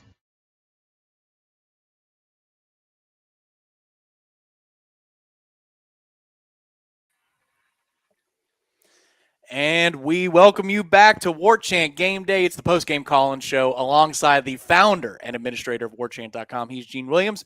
My name is Tom Lang. And Gene, if you don't own a rocking chair, you should by now, because it's been rocking chair win after rocking chair win for Florida State. Now 7-3 on the season, 38-3. And this was another game that by the middle of the second quarter, you're saying the result is in hand. How about that, Gene? How about that? I'm popping one. Thanks to our friends at ABC. It's setting me up a little Hacker per Shore, a little nice. Marzon, a little Oktoberfest. Love that style. Thank you, guys. So I'm getting to pop that open. I mean, second game in a row, just a third game in a row, really, with just complete blowouts. I mean, to me, the story again is the defense. And I know that Garrett Schrader was not 100% in this game, but still, to go up to the Carrier Dome, and if you've been up there, Tom, that is a tough place to play in. To completely shut them down the way they did. I mean, we're looking now, you look at the rankings, I forget what Florida State was total defense, but I mean, they've got a shot at this rate to be a top 10 total defense. What odds would you have given that at the beginning of the season? There's no chance that this could be a top 10 defense this year. So as they've gotten healthier, they've gotten better, they've got more confidence, they bought into the system. It's something. Every week, it seems like the last 2 weeks, I'm underestimating how good this team is. They look like a top 10 team right now. They do. They're doing what good teams are supposed to do, which is when you play inferior opponents, you knock them out of the game and you knock them out early. Z-Chan, thank you so much. Thank you, Z-Chan, our favorite dentist. Yeah, that's right. The official DMD of Warchant TV. Cheers. 3 big wins in a row. Let's go. Love the efficiency. Makes the 3 losses that much worse. Well, we'll focus on the positive. Agreed. Yeah. Agreed. And I'm still pissed at NC State game. The other 2 I can live with. That game right now, looking at 10 wins. It's a little bit of what could have been there, because then that Clemson game takes on a whole different meaning, and who knows what conversation we're having, because Florida State has the win over LSU, and that looks a whole lot better by the week, even though they escaped Arkansas today. That's the SEC West champion LSU Tigers. Oh, they could be the SEC champs, Tom. Yeah, that's right. Eventually, they could be. So, I guess Florida State's SEC champs. That's right. And to the 1,000+ of you that are joining us, thank you for being here on Warchant TV. How does it feel to win 7 out of 10 games, everybody? We were looking at 7-5, 8-4, 9-3 if everything falls right. Now it feels like 9-3 is squarely in the crosshairs, because 2 Fridays from now, Florida State and an improving Florida Gator program will tilt on Black Friday, 7:30 p.m. We can turn our eyes towards that. We got to take care of business against Louisiana. But it starts to get real fun real fast, and that's what happens when you have 3 straight blowout victories, Gene. If they do it again next week, which they should, but they got to take care of business against Louisiana, that is a month of blowouts. What an existence right now it is to be a Florida State fan versus the last 5-6 years. It's something. I got to look, I'm drinking a Marzon Oktoberfest Hacker, but sure, Tom is not. And by the way, this guy, our MVP at Warchant is Tom Lang, man. He's illin'. He ought to be in bed. Pre-game show. He did half the in-game show. He's doing the post-game show. He's up late for you guys, man. Tom, cheers to you, buddy. Cheers. You've been a warrior today. We appreciate it. And you wouldn't know. I was watching when I went to a friend's to watch the first half. We put on the pregame. And a buddy of mine sitting there, he doesn't look sick. He seems perfectly fine. Because he's a gamer. Tom will fight through it, man. You're like Michael Jordan against Cleveland with the flu. It doesn't matter. You just go out and perform. It's the power of medicine, Gene. But thankfully it's not affecting the nostrils or anything like that. So I will take 1 second. I'm going to be selfish for 1 second here as we get going on Warchant Game Day. Colleagues and friends of mine, Gene, here in Tallahassee, in a little golf league I play in, called the Tallahassee MGA, played in the World Championships in Las Vegas today of all mediocre golfers across the country, and we had a representative take down the world championship from Tallahassee. Awesome. Representing good Noles out there in Las Vegas enjoying this win. Cheers to all of you and to Dan, who won the world championship. Congrats, Dan. Yeah. It's Gene, he fired like a 95 and an 83. So this is mediocre golf, but it's a win. You're beating hundreds of people. So congratulations to them. Wow. I guess he's not having fun in Vegas tonight. Oh my God. What a place to be when you win a tournament like that. But it's a great place to be as an Nole fan. And that's what we're all here to do tonight is just, when's the last time that you could, and the cold front's coming through Tallahassee tonight. When's the last time beautiful. You could have a bonfire, sit back, kick your feet up, stare at the fire, and talk about how good your football team is? Dom, I don't think but Tom, none of us saw him. Look, we thought, I think some of us said 8, maybe 9 wins, maybe outside of things kind of click. But to put these dominating wins, and I get it, this isn't a great Miami team. It's, it's an average Syracuse team, probably realistically. Yeah. But to blow teams off the map, and it just like you said, middle of the second quarter, this game was over. Middle of the second quarter, Miami game was over. That's the difference between being a borderline top 25 team and a top 10 team. Yes. Look, like I said, they look legitimate like a top 10 team, and if not for that, again, NC State game, they would be a top 10 team. Or they'd be on the fringe right now of doing it if they could run the table, and we'd be talking about some kind of crazy bowl. And I don't know if Ben got my email. I am coming up my top 10. You guys had a great segment, you and Jeff, in the pregame show about what was it? Hashtag all the fixins. Oh yeah, that's right. All the fixins. That's my top 5. All the fixins. I'm going to unveil at some point during the show. When Ben's ready, we're going to roll up my top 5. Okay, awesome. All right. So we were watching the first half. We watched it with my buddies, and we were watching the commercials. We're watching all stuff, and we were ranking them. So we had a lot of fun with that. It's a fun little thing to do during the games on the ACC network. I kind of enjoy them. I'm tired of all those Geico commercials and. You see the Patrick Mahomes and those commercials. We see those all the time. It's so refreshing. These silly commercials with bad actors and horrible products that you should never buy. So I was spared because I'm watching on YouTube TV. So they do the ad placement stuff. So if I've been to Zaxby's recently, I get a Zaxby's ad. So what do you know? So I can't wait to see that list. But to return to the field for just a moment, Gene, I agree with you that the defense is the talking point tonight. Because early in this game, as Florida State was asserting itself, there were a couple empty possessions. One was a turnover on a strip sack and a weird play. And then there was another that was short-circuited in the first quarter, I believe it was, by a holding call on Johnny Wilson. Florida State was on a short field. They were unable to convert. And the defense has to make stops in order to continue to have that game feel like it's out of reach for Syracuse. For example, against Clemson, Florida State jumps out 7-0. They get the ball. They're at midfield. Micah Pittman with a good punt return. They don't do anything with it. Next thing you know, Clemson takes over. The defense has allowed the offense to get it together at times in this 3-week stretch, getting stops against Georgia Tech, getting stops tonight against Syracuse, so that when the offense clicks again, it's not going from a 1-score game to a 2-score game. It's going and extending 2 scores, 3 scores. That building never felt like it was on the brink of getting loud because the defense wouldn't let it happen, Gene. And they got downhill. They made plays in space. Garrett Schrader's not an easy guy to get to the ground. I don't care if he's 80% or 100%. They got him to the ground. For the most part, they contained Sean Tucker. And Flanagan called holds on him because they were holding. So it was just a mix of a lot of things working together. And I think, Gene, they were robbed of 2 points because that might make our top 5, Tom. So no spoiler. So sorry, it's one of the categories. Oh, I know. Go ahead. They miss it 2 ways, Gene, because there's a blatant hold on Leonard Warner in the end zone, which a holding in the end zone is an automatic safety. And then there is, of course, all the fixins, a missed intentional grounding call. There's nobody in the area for where Schrader's throwing the ball. So they should have actually been tonight 3-2 at a 3-point to 2-point deficit. And even that 3 points was off of a short field, Gene. So the defense has just been outstanding. As I was talking about it in the watch along, this isn't technically a game where you get a baseball with a spike in it from Chip Baker, but it should be. It seems like it, yeah. They played so well tonight. Well, too, going out of Miami and holding them to 3 points, too. That's the same thing. Anytime you hold Miami or Florida, under a touchdown ought to be a spike baseball. I get it. But you know what? Well, maybe you never know. Maybe this weekend coming up, Tom, might be a spike baseball. The defense plays this focused in. Yeah.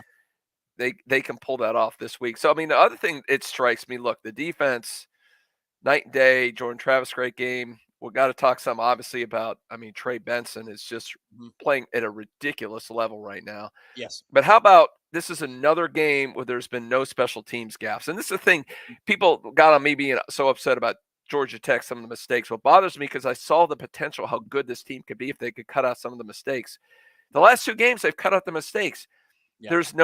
They've cut out the nonsense in the red zone. Well, I should say the nonsense. The game was over when they pulled the whole double reverse little throw to Jordan, but that was an in-your-face thing. The game was over anyway at that point. Yeah. But the special teams have been effectively okay. Fitzy came up a little short on that kick, but they're not making the stupid mistakes, and it makes such a difference on special teams. And the field position was unreal in this game. It didn't matter because you dominated them so much. But if this was a game against a competent opponent, that would have been a huge difference in the game. You're starting your midfield every drive. They're inside their 10 more often than not on every single drive. So that was really impressive. Yeah, I think at halftime, the disparity was something like 236 to 61. I might be off a little bit there in terms of total yardage, but that's misleading because Florida State had short field so much they couldn't amass 300 or 400 yards. If they started at their 20 the whole first half, I think they might have had a 400-yard first half. The offense was clicking. But, one of the drives was 26 yards. It was a good return of face mask, one play, Johnny Wilson touchdown. And I really enjoyed the game plan this week, Gene, because in watching Syracuse, and one of the things I failed to file because of getting under the weather, but I had a little look at Syracuse for this morning, they play off coverage. This is what they do against everybody. Mm-hmm. They give cushions at 6 to 10 yards depth all year long. They like to rush 3 and play in that 3-3-5 set. So take those short, quick passes. And the throw to Malik McClain, look, man, that's as easy a throw. Oh, how about that stiff arm? But you allow a playmaker to go make a play, and Malik hasn't been described as a playmaker all that often, but good for that young man. Gene, that was evil. That was really, just disrespect. And I loved every minute of it. Same thing with Johnny. Break a tackle, you go for a house call. If they're going to give you that, you take it. And it's another example. The offense got a little bit skewed in the middle of the first half, and Mike Norvell took credit or blame for it. In his halftime interview when he said, that's on me. Some weird play calls there in the middle, and I told my players, everybody's accountable. That's my fault, which is the sign of an awesome coach. But for the most part, they said, all right, Syracuse, if you're going to play soft and play off, we're going to take what you give us. And that's the sign of a team that understands what it means to play winning football. And I think might be lost at switching. We're talking more about the offense here, and I think people can, they may say, well, Florida State, all the people that Adam Fuller detractors can be like, well, Garrett Schrader wasn't that good and he was 100% blah, blah, blah, blah, blah. Okay. But let's switch to the offensive side of the ball. I don't think people realize Syracuse is actually a pretty good defensive team. Yeah. They were NCAA rankings. They were number 15 in both total defense and scoring defense. They're only giving up 18 points a game. Florida State had the backups in, was it late third quarter? Third quarter, yes. So they would have easily put 45 on the board or more had they kept the starters in this game. That shows you how well this offense is clicking right now. They're going to need that because you had the discussion. We're all jumping ahead, and I get it. I understand that, and we should probably jump ahead to Florida. If you get the good Anthony Richardson in that game, you're going to need that offense to click. You're going to need to score some points against that team. So, I think the fact that offense has been so efficient, it runs well, Jordan's making good decisions, receivers are making plays. That's a very good sign going forward for the rest of the season. We got some people to thank here on Warchant TV. We always do. Thank you for your support. Just by showing up, you're helping us. So if you're in here, nearly 1,250 of you. Oh, wow. Sorry, 1,350 of you need to get reading glasses. Make sure to hit the like button underneath the video. Subscribe to Warchant TV. It's absolutely free. But to those of you that have provided and been supportive, like Angela. Thank you. Angela the runner. I love Angela. Met her at the Island place here. Not a sponsor of our program, so I won't say their full name. But the Island place. Yeah, thank you very, very much. We appreciate it. And if you got a question, pop back in there. William, cheers to Tally Special. That's right. I called it the Noles Special, but the Tally Special is better. Syracuse was asking for it, and we obliged. That's right. That kid is talking trash to the FSU sideline after making What is that? What was that about? I wonder if that changed Mike's mind. Honestly, I wonder if he's like, oh, really? Don't you think that had on that play call down on the goal line? Do you think that had something to do with it?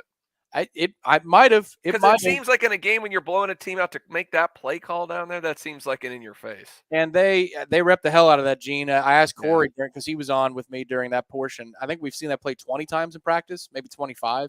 Did Syracuse? Yeah, I guess they got penalized more than FSU. Thank you, John. Did they really? Flanagan actually had a decent night. He had a decent. Well, yeah, except he blew the hold, the hold in the end zone. Yep. That was so obvious. And if you look at the lineup of the officials, he's the official in the back of the end zone that's standing right there, staring right at it. I mean, that was on him. And that's a safety for Warner if he's not held. I want Leonard Warner. He's been here for 84 years. I want him to have a moment, and it got ripped away, and he could have been credited with the safety. Yeah. It's a crappy non-call. Thank you very much. I didn't see who was the most previous. Oh, you were commenting on Flanagan. That's right. Forgive me. A little foggy brain going on. Thank you, John. And John's been a great supporter. Thank you, John. John is big time, man. Absolutely. Thank you, John. We're going to step aside in a minute here. We're at more breakdown of the game. Gene and I talking things you can expect. The phone lines will be open in about 5 minutes or 10 minutes from now. Our own Irish O'Fell is up there covering the game live and in person in the press box in Syracuse. We expect him to stop by for a couple of words. This is just, I mean, if you're a columnist at warchant.com, you get to write a lot of rosy stuff lately about the football program. It's a nice place to be. Well, Corey's got the best thing because I know he was in there he's one of the ones that stepped up for us because D-Rob's out and did some stuff, but he probably already has his column done. Yeah. That's a nice thing when it's a blowout at halftime. I mean, the writers, the media love this because they can get done. The worst thing is you sit there and you're writing. I've been up there trying to write, and the game goes back and forth, and all of a sudden it's overtime. You're like, man, it's got to be a late night. So Corey got it easy tonight. He did. Well, and the column, I asked him what it was going to be about. We discussed it a little bit in the watch along, but this is a night for maturity and culture, Gene, because Syracuse, what they've done the last few weeks is not going to instill fear on film. You're not going to say, oh my God, we need to be perfect tonight.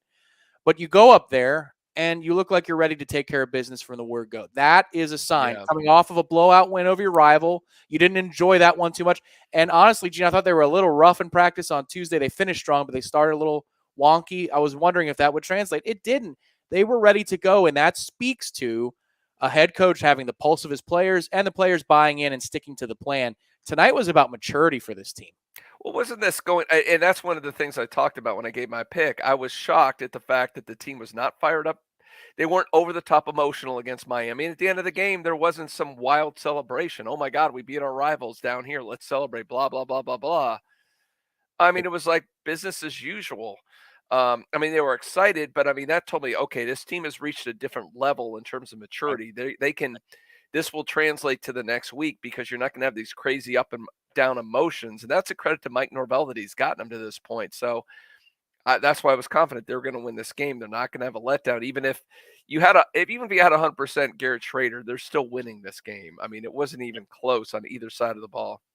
Shout out to D-Rob, who I just saw in the chat. Thank you, D-Rob. I hope he's having a good time. We need to get old Deuce. He needs to look at this. Some of that you guys brought that up, that wide receiver screen. And or that tight end screen. Come on, what if Deuce had that, man? He's taking that to the house. I think everybody on staff has now mentioned that today. I tried to stay away from it, D-Rob. I know. I'm sorry, D-Rob. I shouldn't, bring that up. But it is enticing. Yeah, you guys did step up today. He's right, man. You, Corey, Aslan, Jeff, everybody's done a great job stepping up today, especially Tom gutting through the flu. Hey, Gene, we only get 13 of these a year, so you got to – I mean, I say 13 because we're going bowling. Oh, definitely 13 this year. I will disagree with you. I'm sorry. I know we got a good friend out in San Diego and all that.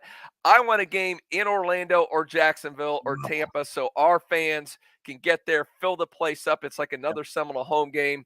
Don't make them travel to Charlotte or freaking Washington. What was a Military Bowl in Annapolis or San Diego? No, let's have a game in Florida. Let these fans enjoy it. I agree. We're giving them Orlando next year with LSU. That's a huge revenue for Tallahassee that we're shipping let's do out. Jacksonville, and then we'll be in Orlando. It's perfect. Kendall celebrating. Down goes Jimbo. They lose to Auburn. Oh, boy. Jimbo's how soon is Jimbo's at West Virginia? Yeah, Cadillac Williams with the win, I guess, as the interim coach for Auburn there. So times get worse for that program. Miami had a good day today. They beat Georgia Tech by 21, I think was the final margin, and Florida took care of South Carolina. So that's where our eye is moving ever closer towards that Florida game. But will it be a good season or a great season? That's what it comes down to right there. Because even if you lose to Florida, you get 8 wins, you play in a bowl. It's a good season. I mean, it's better than you expected. I think the over/under was it only 6.5? Is that right, Tom? 6.5. 6.5 was a preseason over and under. So you blew that out of the water. Yep. But man, if you can finish the season winning all these games in a row, beating Florida after blowing up Miami and playing in which will be a better bowl game if you beat them, woo! I mean, you're going with a lot of momentum into the offseason if that happens. Glorioso, SEC West champs. Yes. Thank you, Ed. Let's start working on the T-shirts. Yeah, that's right. But I'd say wait till the SEC championship because I'd rather be SEC champs. Yep, that's right. Yeah, and if you beat Florida as well, you go a little bit of West, a little bit of East. It doesn't matter. And who knows who we match up with in the bowl game, what bowl we go to. Could be another SEC team that you face in the bowl game. But it's nice to see. That'd be good. I've seen Alabama thrown out there and some of these other SEC teams. That would be a lot of fun. Do we want to, before we go to break and take the calls, do you mind doing my top 5? Let's break them out. Let's break them out. All right, so you ready, Ben? It's the All the Fixins Gene Williams edition. His top 5 ACC. Oh, look at that. All right. Yep. So go ahead, Gene. Okay, so number 5, the tack light. They had another tack light on there. The best thing was they had the monster truck run over it. But if you see the commercial, they only run over the back end of it. They leave the light part not run over. Then they put a regular flashlight, and they run it over the whole way, and it shatters. It's hilarious. Okay, Flanagan, we talked about that. There's always at least one. And I will take this in every game. They only blew 1 or 2 calls. So that's not bad. That's number 4. Now, have you seen the automatic football thrower, Tom? No, for kids with no friends. It's for kids with no friends. It's so sad. You put a little thing on the ground, it throws this little tiny ball. And a buddy of mine, I got to say, my buddy Steve, shout out, buddy. He goes, "What is this, a toy for kids with no friends?" So we all laughed at that. So yes, it's yummycan.com. Yeah. You can't make this stuff up. It's a yummy can where you put bacon in. And the funny thing, at the end of it, they go, "We're going out of business. So now instead of getting 1, you get 4. I didn't see now. Aslan referenced that in the watch. I'm like, what the hell is he talking about? So that makes sense now. Okay. But my best was the alien seal. So they're selling Scotch tape, and their marketing is alien seal. You get 3 rolls of Scotch tape for $20, but they say does not. It's alien, Gene, so it's extra. It's out of this world. It doesn't include shipping and handling, so they're going to charge you like another $50 for 3 rolls of Scotch tape. It's out of this world, alien seal. That's where the revenue windfall comes from for the ACC is these particular sponsors. I love the guys too. They dress up, and Happy Veterans Day weekend to everybody who served. Oh yeah. As the son of a young Thomas Lang Sr., who was in the military in the 101st Airborne. That's a very special day. But I bring that up and say that not only because we want to thank our veterans, but I hate when these companies have these guys dress in fatigues to sell tack glasses. Like, can we stop with that, with the snipers and stuff? Like, I don't know if you were ever in military ever, man. Like, don't. The acting too. You sit there and the overacting. I mean, I guess they're just pulling their friends out and saying they're like probably editing it with iMovie and right. Come out, buddies. Let's tape a. But how much are they paying? How much alien tape are they going to sell to pay for that commercial? Well, no freaking way. No, Gene. Some of those spots. I'll just tell you from the radio days. Some of those things they give a specific phone number for every radio station or for every TV station. And you get paid a portion of a sale. I feel like that's what that is. I don't think that's actually a spot rate, but I digress. That's probably too much inside baseball for all of you who just want to celebrate that the Noles are 7-3. Woo! Well on their way to an at minimum 8-win season. How about that? Heady times for the Noles. We'll wipe up the phone number in just a moment. We're going to take a quick break, thanking our friends at Zaxby's who make Saturdays possible here on Warchant TV. And then hopefully the phone lines won't be messing around with me this week. But we will open them up to you. Celebrate 7-3 Noles. Number up, Ben. Yep. We'll put up the phone number right now. It's 850-805-5911. 850-805-5911. We will talk to you in about 90 seconds, and the phone lines will be open on the Warchant Game Day post-game call-in show. Something big, something huge is taking over the world of chicken sandwiches. Zaxby's new signature sandwich with Zax sauce or new spicy Zax sauce. Because the chicken sandwich war ain't over yet. The new signature sandwich, it's taking over. And it's only at Zaxby's. Warchant.com has been the definitive home of all things FSU sports for over 20 years and is now part of On3, the next generation network.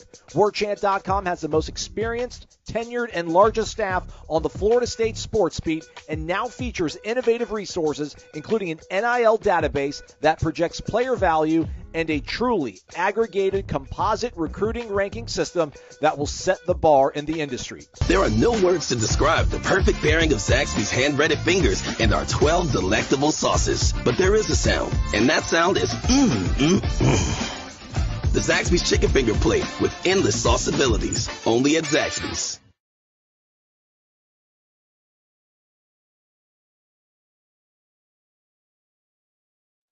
The phone lines are fired up, and call screener Terry has some good news for us. He says he's here and ready. He placed a bet at the casino, and he won 100 bones. Yes, he did. He He got it at 7, even though it dropped to 6.5 when he was out. Terry told me the story when he was out in a legal gambling state, which hopefully Florida will be at some point fully legal. Yep. He was able to put down some money, $100 on the Noles. So there it congrats, is. Terry. You're buying shots tomorrow, buddy. That's right. Enjoying some good scotch, courtesy of Mike Norvell, Florida State, and a 38-3 victory. Doesn't get old. 7 wins now for Florida State with 2 games to go. Starting to get the melancholies that the season's coming to a close because I love watching this team, Gene. I don't want to. Can we tell A&M right now? Can we just get somebody we know out there in College Station to just put a Christmas tree in his front yard? That'd be the funniest thing ever. We might know somebody in Houston. Is there a Noel in Houston? Yeah. Just make the drive. It's not that far. Go ahead. That'd be hilarious. Get through the gated community and drop that Christmas tree on the front lawn. I see some folks in the screening room. We are just moments away from our first call of another victorious. By the way, Tom, some people brought up the pillow too, and it just missed the cut at number 6. So there was a what pillow? I've never seen Gene have like the laughs like this. ACC Network commercials do it for him. People saw me doing what I'm talking about. A pillow is a lumbar support, but it blew up and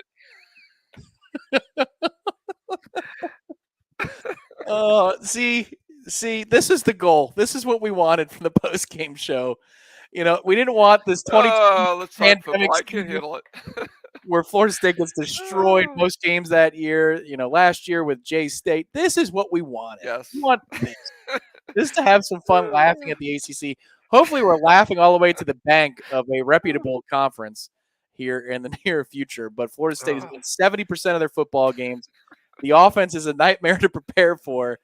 And Gene's making a list of the next 5, all the fixins from the ACC and the ACC network. Anthony says, and yes, Anthony, I wanted that 40 burger, but it didn't feel like it was going to be a 40 burger. I said, not quite. And then we're stuck on 38. Probably should have been. And before we get to our first call, Gene, what did you think about this? 2 things. So Mike calls the tally special. Yep. Okay, so that's the official name, or did you guys give it that? I called it a Noles special, but then I see a guy in the chat put tally, and I think that's better. I like that. I like it. Yeah. And then he goes for on 4th and 21. What do you think about that, Gene? I feel like that's where he's out on the field. What are you going to do? Punt from your 35 or wherever he was? I mean, I get it. I did want Tate to get a touchdown, man. That was so close a couple times. Yep. For Tate to throw one in there, but he just missed McLean. That was it was just a little wide out of bounds, but that was a really good throw on the move. It needed to be great to be catchable. But Tate looked okay. He looked okay and extended work. That's always great when you can get Tate Rodemaker quite a few. There was no love lost there, and you got to remember Syracuse one of those permanent opponents going forward. So yeah. I found that interesting that, I mean, he was going for a 4th and 16. It seemed like there was a little, I don't know if it's because their players were talking smack or something. There seemed to be a little something there. There was. Jordan was in the middle of a lot of that tonight. Yeah. And he's like. When he got knocked down the one time, they were doing something to him in the pile because he was pissed. Yep. And that might have affected some of the math there for Mike. But I found it interesting because that's the first sign of, you're playing for keeps. Okay. We now go for the second time in Warchant TV history to Texas to talk to Josh. Josh in Texas, and he wants to talk about some of the special teams blunders, it looks like. But go ahead, Josh. Welcome to the program. Hey, guys. What a great win, right? No, yes, man. sir, Josh. Blowout City once again, Josh. That's right. Absolutely. It's just it's great to see. FSU is just fun to watch again as a football team, and great to see the defense 2 games in a row, touchdown shutout. It's been a long time since we've seen defense play dominantly like that. Yep. But absolutely, yeah, great win. Looking forward to the last 2 games of the season and our bowl opportunities for the first time in way too long. So that's good. First winning. Anyway, my question. Go ahead. Absolutely. My question has to do with one of the. We had multiple false start penalties on that one field goal attempt near the end of the first half, and one of those went to Zane Herring. And my question is, why was Zane Herring even in at that point? He's a backup. To mine, I might be incorrect on that, but I thought he was a backup and not in the starting lineup for the offensive line. Why do we have him in there? And then just one other thought here, like if we are to win out the rest of the season, recruiting wise, what do we think that'll take us to in terms of a recruiting ranking for the 2023 class? So thank you guys so much for what you do. I appreciate all of the content you put out. You do such a great job, and I'm just going to get off the line here and listen to you guys talk about the questions. Appreciate it. Thank you, Thanks, Josh. So Zane was flagged for both of those false starts, actually. 56 was. The best answer I can give you, Zane, is on special teams. It's not quite the same as, your first team offensive line. You line up in the same places. You use a lot of different bodies, sometimes defenders as well, in some of these special teams units. So that's the best answer I can give you. Yeah, it's different. If you look, even NFL, sometimes there's a different personnel groupings for field goals, punts, those kind of things. So it's not necessarily the same guys you see. So I guess that's it. But that's tough for Schrader to get called for both of them. I'm sorry. What else was he asking? The finish in recruiting. But I think what I think people got to look at for that, when I've been following recruiting for a while, is you're not necessarily going to see a huge. It's for the 2023 class.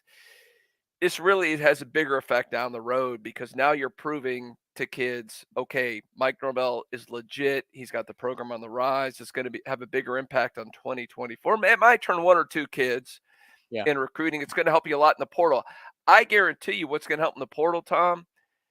Anybody who's a defensive end on a team, if you're on an SEC team and you're rotating in and out a defensive end and you're a 5-star recruit and you got NFL aspirations, you're looking at Florida State right now because, man, Jermaine Johnson, Jared Verse, who one of the last mock drafts I saw had him number 8 overall.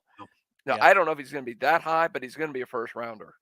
So you're putting first rounders in year after year out of the transfer portal. Those kids want that. So I think it's going to help you even more in the portal. Maybe you finish at 15 in recruiting rankings and people are upset. Well, I don't care if you get a stud defensive end, you get a stud, running back, you get another stud wide receiver, you get a stud defensive tackle, all the linebacker, all these positions you need. I mean, that's going to fit the bill right there. So I think you'll see bigger impact in the transfer portal and maybe for the 2024 class than necessarily the 2023 class. Yeah, I agree. I think it's a bit of a lag, but what could happen here is if these wins inspire fans to maybe get together in a collective and work on these things, maybe you could see a spike in the short term, because maybe Florida State is able to make an 11th hour offer to an extra player or two because the fan base buys in and the budget goes up for the NIL game. But the thing I would say, Gene, is, this is all about kind of sunshine pumping right now, because we're blowing out 3 opponents in a row. It looks like there's going to be a month of blowouts for Florida State. But there is an assessment to come. There's a conversation that needs to be had in the next month and then the subsequent season and offseason about how many closers do you have on this staff, and do you need more closers on this staff? That's the big picture discussion, and I don't know how much of it can affect 2023, whether you have a top 12 class, top 15 class, whatever it is. I don't know how much it can change right here, right now. But the question is, how does Mike think? What does Mike think about it? And does Coach Norvell think they need more recruiters on staff now that they've got a machine and a proof of concept? So it'll be interesting to watch. But for right now, they've solved the biggest problem, which is the on-field product, which has been awful for several Yeah, years. and that's the first thing that's going to help you a lot in recruiting. The other thing, you mentioned the NIL, but I think the other thing it's kind of lost in the shuffle here is how much it's going to help you retain players, because that's the last thing about the NIL. There's a lot of players in this team that are borderline where they're leaving or going. Now, a couple of them, you're going to lose Jared Verse. I think you're going to lose Trey Benson now. But there's players, like a Jordan Travis, Yep. The fact that you've got more money going in the NIL, I mean, that's going to help him decide to stay for a year versus leaving. There's 2 or 3 other players that are probably in that situation like him, where that NIL could do you wonders of good for bringing back guys are already major contributors to the team, are going to help you, and then come back in 2023. It's a conversation we like to have on the JCS all the time, is that your budget has to include a retention budget for the current players that you have to make sure they don't get poached by other schools or the NFL. If you can help it to bring some of these players back, that's got to be part of it. And hopefully these collectives that are representing the interests of Florida State, that are not affiliated with the university in any way, are spending it mostly on football. Because if they aren't, that'd be nuts. So hopefully the budget is going where it needs to go, which is heavily towards football. We now go to Gene and Ocala, back-to-back weeks. All right, Gene, it's nice to talk to you here on the Warchant post-game show. Go ahead. What's going on after another blowout, sir? Gino, what's going on? Good to talk to you, Gene. Hey, Gene. Oh man, it's just a beautiful night watching them Noles. I just, you just want to just take a step back and just say, look where we're at right now compared to where we were 4 weeks ago. How we were complaining about what kind of offense are we running. Now it seems like that running game is full throttle. My question to you is, what is the ceiling for this offense if we can continue each week to maintain this poise, get the running game to this level, and just maintain what we're doing? I appreciate what you guys do. It's been an awesome time. Go Noles, FLORIDA, STATE, Florida State, Florida State, Florida State. Let's do it. Let's bring this thing to Tallahassee next week. Let's destroy Louisiana and get ready for them swamp lizards coming in on Black Friday. Y'all have a good one. Thank you. You too, Gene. Thank you, Gene. Love Gene bringing the passion here. Well, he talked about how the ceiling for this offense. Man, you had 24 points at halftime against the number 15 ranked defense in the country in their place. So I mean, that I don't know if it can get better. I mean, you were on pace to almost get 50 points against this team if you kept your pedal to the metal. So I don't know. I mean, but they look as good as almost any offense in the country right now when they're clicking and they're not making mistakes. Yeah, the ceiling is elite. This offense can be elite. That's the ceiling for this offense. Right now, it's already really good, extremely explosive, sometimes inconsistent. And the resume matters for all 10 games, and situations have been rough for a large patch of those 10 games. So that's why they're not where Tennessee is, and even Tennessee got shut down by Georgia. But you take my point, that's been an elite offense this year. Florida State's close to that, and I think if they continue to produce these next 2 games, you've got to consider it. And one of the great parts about it, Gene, is you don't have 6 NFLers on that offense. That's the fun part here is the players, the idea being you win games so you can get better players. They should be only getting better over the next 2 to 3 seasons in terms of NFL caliber talent on that offense. But right now, I mean, if you're splitting hairs, maybe you've got 3 guys, maybe 4 who might have an NFL career, like a legitimate one in which they're drafted in the first couple of days of the NFL draft. It's Johnny Wilson, it's Trey Benson are the leaders in the clubhouse for me. And Jordan Stock is getting better in this day and age of the NFL. He's got more of a chance than he would 10 years ago. But that offensive line isn't littered with first-round picks. It's just amazing what they're doing with good pieces, but not 5 stars and 4 stars like a Georgia would or an Alabama would. Which is a credit to Alex Atkins, what he's been able to do to that unit. And it seems like it's happened overnight, the run blocking. Yeah. I'm astonished. I mean, especially with all those injuries you had early in the year, some of those guys aren't back. It just seems like in the last few weeks, they've become a dominant run blocking offensive line. Whether, I know Dominic had a great feature looking at the counter, but you look at some of those plays and you see just the holes open up. Yeah. And I mean, I haven't seen those holes since 2013, 14. it's amazing what wonders when you have a back, especially you do that with a back like Trey Benson, who can take advantage of that with his top end speed and his physicality to break that one tackle. I mean, that's why you're seeing these ridiculous numbers go up in Florida State being so good on offense. And just you hope they stay healthy. You hope it continues to the next couple games, because if they play this well and this consistent, they're going to beat Florida.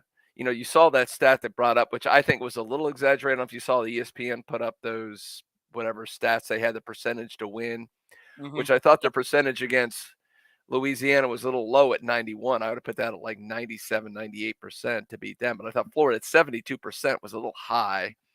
I probably put it, what'd you put it at, Tom? I put it like 60, 65, somewhere 60, 65, somewhere in that range. What's interesting is that system had tonight's game at like 56%.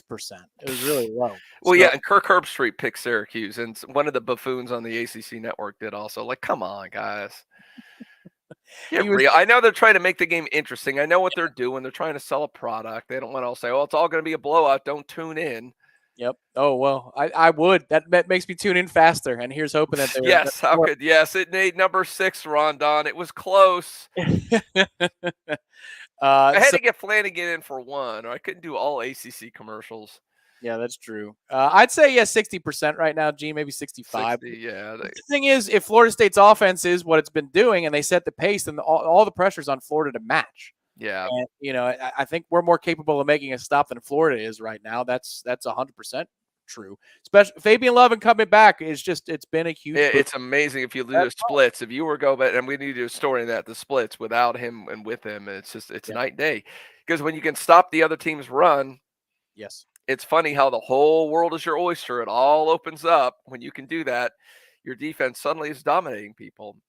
Unless they have a really dynamic quarterback and some studs at receiver, they're in trouble. They are. We go to the official DMD of Warchant TV. He is Z-Chan, and he is a.k.a. Zach from Thomasville. Welcome to the program, Z-Chan. And how are you feeling after a third straight blowout victory? Oh, I'm feeling great, boys. How about y'all? We are doing it, Z-Chan. It's a pleasure. Yeah, it feels great. We hung out at the house today, some cornhole, and it was a good night. I was very, very, very proud of the boys. They played the kind of football that I expected to. Especially after watching the last 2 weeks, I was hoping they wouldn't have a letdown after last week, and they certainly did not disappoint. I don't know. What do y'all think? It seems to me that over the course of the season, there's been a distinct improvement in play calling, especially on offense. I've been very, very impressed, especially the last few weeks with Norvell's play calling. What do y'all think? Yeah, Z-Chan. But I think interesting, and Tom, I want you to come on this too. It seemed like between the 20s, they've been pretty consistent moving the football all season. The play calling's been pretty good. It seems like when they've gotten in the red zone, and this could also be a function they seem to be blocking better too. There's better up front, especially the run blocking, so they don't feel like they need to pull shenanigans when they get close to the goal line. I do think the play calling has been better inside the 20 in the last few weeks than it was during, especially that 3-game stretch, the Clemson, Wake, NC State stretch. Yeah, I'd say it's a combination of things. You're able to run Jordan more. They ran him early in this game. He had another rushing touchdown. That adds another element. It makes it a lot harder to defend. They did switch it up a little bit. You saw last week in goal line, they're in the I formation. It's a traditional looking goal line set. They get stuffed on the first play, but it sets up a play action to Lundy for the touchdown on second down. So they've implemented new things. Jordan's gotten healthy enough that they're able to run him. And that 3-game stretch was the 3-game stretch against ranked opponents for a reason. They're better. So the competition has gotten a little worse. Now, Gene, you're correct that the Syracuse defense is top 15 or top 20 in a lot of better than Wake's. It's as good as NC State's, but for some reason you couldn't do anything against them. It is. And they were a little bit banged up tonight too. So, it's just – I think it's all things married together, Z-Chan, but there's no doubt also that development has something to do with it. They've gotten better as the season's gone along, and that's the mark of a good football team, man. Yeah, I couldn't agree more. The offensive line is is just dominant. I mean, they most of the time hold the pocket open no matter what, and it's been very, very it's been exciting to watch a team that plays with that much conviction and heart and just downfield running. I mean, it's been good. So my question is, what are the chances that Jordan Travis returns next year? And if he does, and let's say if Fabian Lovett does, what's the ceiling? Because you're gonna have a hard time talking me off the heights of the mountain, because I'm really, really excited for what could happen if they both return. Well, Tom, correct me if I'm wrong. I think Fabian's eligibility is done. I think he's not. I think he technically could have one more year, but I think he's done. Every sign is he's gone. So I don't think that's happening. But yeah, I'm starting to lean that Jordan's coming back. Now, a lot will happen to, they have the whole situation where a player can submit to the committee or advisory committee or whatever and come. I assume he'll do that. I have not, maybe stuff will change how well he's playing, but when I've seen any mock drafts I've looked at, I have not seen him in any mock draft to be drafted right now. If that continues, if he's a late pick or he's an undrafted free agent, he should get a pretty good NIL deal to come back for another year. And the nice thing is I think he has a really good structure around him, family and friends. Devin, obviously, he relies on him a lot. I think I think they're going to make a very pragmatic, logical decision. And if they look at it, let's just throw out, maybe he gets close to $1 million in an NIL deal to come back. You put that in the bank, you can try out for the NFL the next year. You're no worse off. You try out for the NFL after this year and you don't make it, you're down $1 million. So being a college student, and you could see him having such a good time on the sideline. He's obviously loving his college experience right now. Why give that up for a good chance that you're not even going to make the league? So I think there's a better than 50-50 chance that he's back next year. I feel more optimistic that Jordan is returning than I did before the season started. Before the season started, I think he alluded to it in Charlotte when we were there too, that, this is it. And it felt like, for a lot of reasons, I think college fatigue and, he's been through a lot, and he's willing to open up and talk about these things, that it's been a ride where he thought he was going to quit football for a little while, and he found love in the game again. And it was Kenny Dillingham and Coach Norvell that helped evoke that when he got to Tallahassee and the coaching staff had changed. But I feel better about it now. I think that the NIL presentation to retain his services, Z-Chan, will be pretty good. I don't think Lovett comes back. But if they go dip in the portal and they go get themselves another solution at defensive tackle for, as a plug-and-play guy, that game against LSU, let's just put it that way, that game against LSU in Orlando to start the season is going to be huge. And I'll bet you Florida State's ranking is pretty high if they finish strong this year, Gene, because the networks like that. They want to make sure that it's a top 10 or top 15 matchup. So the hype machine will be in Florida State's favor. Oh, yeah. They're not sneaking up on anybody next year. So if they win the games they should win, it could get real fun next year. And you can believe it. Warchant, make a run. They get some of those guys back, man. They're a legitimate contender for the ACC next year. You can bet at Warchant.com and Warchant TV. We look forward to that offseason discussion because we've had to ask so many fundamental questions about the health of the program. Let's talk about how high they can go instead of can they even go at all. It's a nice place to be. Thank you. I love thank you, Z-Chan. I love the discussions about, is his ceiling? Is this his ceiling? Can Mike Norvell be that coaching at FSU to the next level and get to the college football playoffs or whatever? Okay. I like having that discussion because that means Florida State's in a position where they could be there. Yep. Yeah. And that's where you get the good interactions with the fans, and the questions are not about things like, should we fire this guy? It's like, hey man, how good is this guy? Yeah. I look forward to those conversations at the Corner Pocket and other watering holes around town. We now go to Charlotte to talk to Kyle. Kyle last called us at Warchant TV back in the summer. But Kyle from Colorado, or are you in Charlotte? What's going on, Kyle? How's it going? And it's get down or lay down. So okay. Tried to call last week. The phone lines were full. Welcome to the program. Let's go. All right, so it's Kyle, Charlotte, Colorado, get down or lay down. Hit us with it. It's a big win. Talk to us on Warchant TV. Hey, guys. It's good to talk to you guys again. I just want to know what you guys are looking for this week in practice and what you want to see versus Louisiana next week. Do you want to see a lot of second-teamers get reps, or do we just want to just grind them into the ground and make sure we're ready for Florida? Okay. straight to the point. Thank you, Kyle. Go ahead. Thank you, Kyle. I just you want to see the maturity that they're not getting screamed down for making stupid mistakes or focus errors in practice this week. I don't think they need to rep anything crazy. Hopefully, in practice, they're repping for Florida the entire week, and then they run a vanilla game plan. The good thing, Gene, is that this offense is not complex in the way they want to run. They want to attempt 50 passes a game with complex route trees and sight adjustments and things like that. This is not the air raid offense. This is a physical ground and pound. That's what they want to do first and foremost. They did it to Duquesne to start the season. They did it to Boston College in the middle point of the season. They've done it to Miami, and they now did it again tonight. They could be physical. So I think you already have a vanilla game plan where you run counter and a couple other runs, play actions that are basic, and you're good. But I would rotate in more backup players if you can assert yourself to a 3 or 4 score margin in the first couple of quarters. And that's not crazy to suggest, Gene, because that's just what they've done the last 3 weeks. So if you can get guys in before halftime, then do it. What do you think? No, I mean, to me, that's the biggest thing. You don't want it. You're not going to give anything away. I don't want to see. Well, during practice, like you said, a solid effort, guys not slacking off. I want to see them focused on Florida. But I mean, for the game this week, man, no injuries. Give the backups some time. It gives you extra time. The nice thing is Florida's at Vanderbilt this week. So now that the Vandy knocked off Kentucky, a team that beat Florida, maybe that has their attention a little bit, where Florida State basically gets a glorified scrimmage and they kind of prep for Florida a little bit. So Florida State is in a good position. I just want to see the team healthy. I want to see them focused, not regressing. Just go out and play a solid game, take care of business, and get out of there.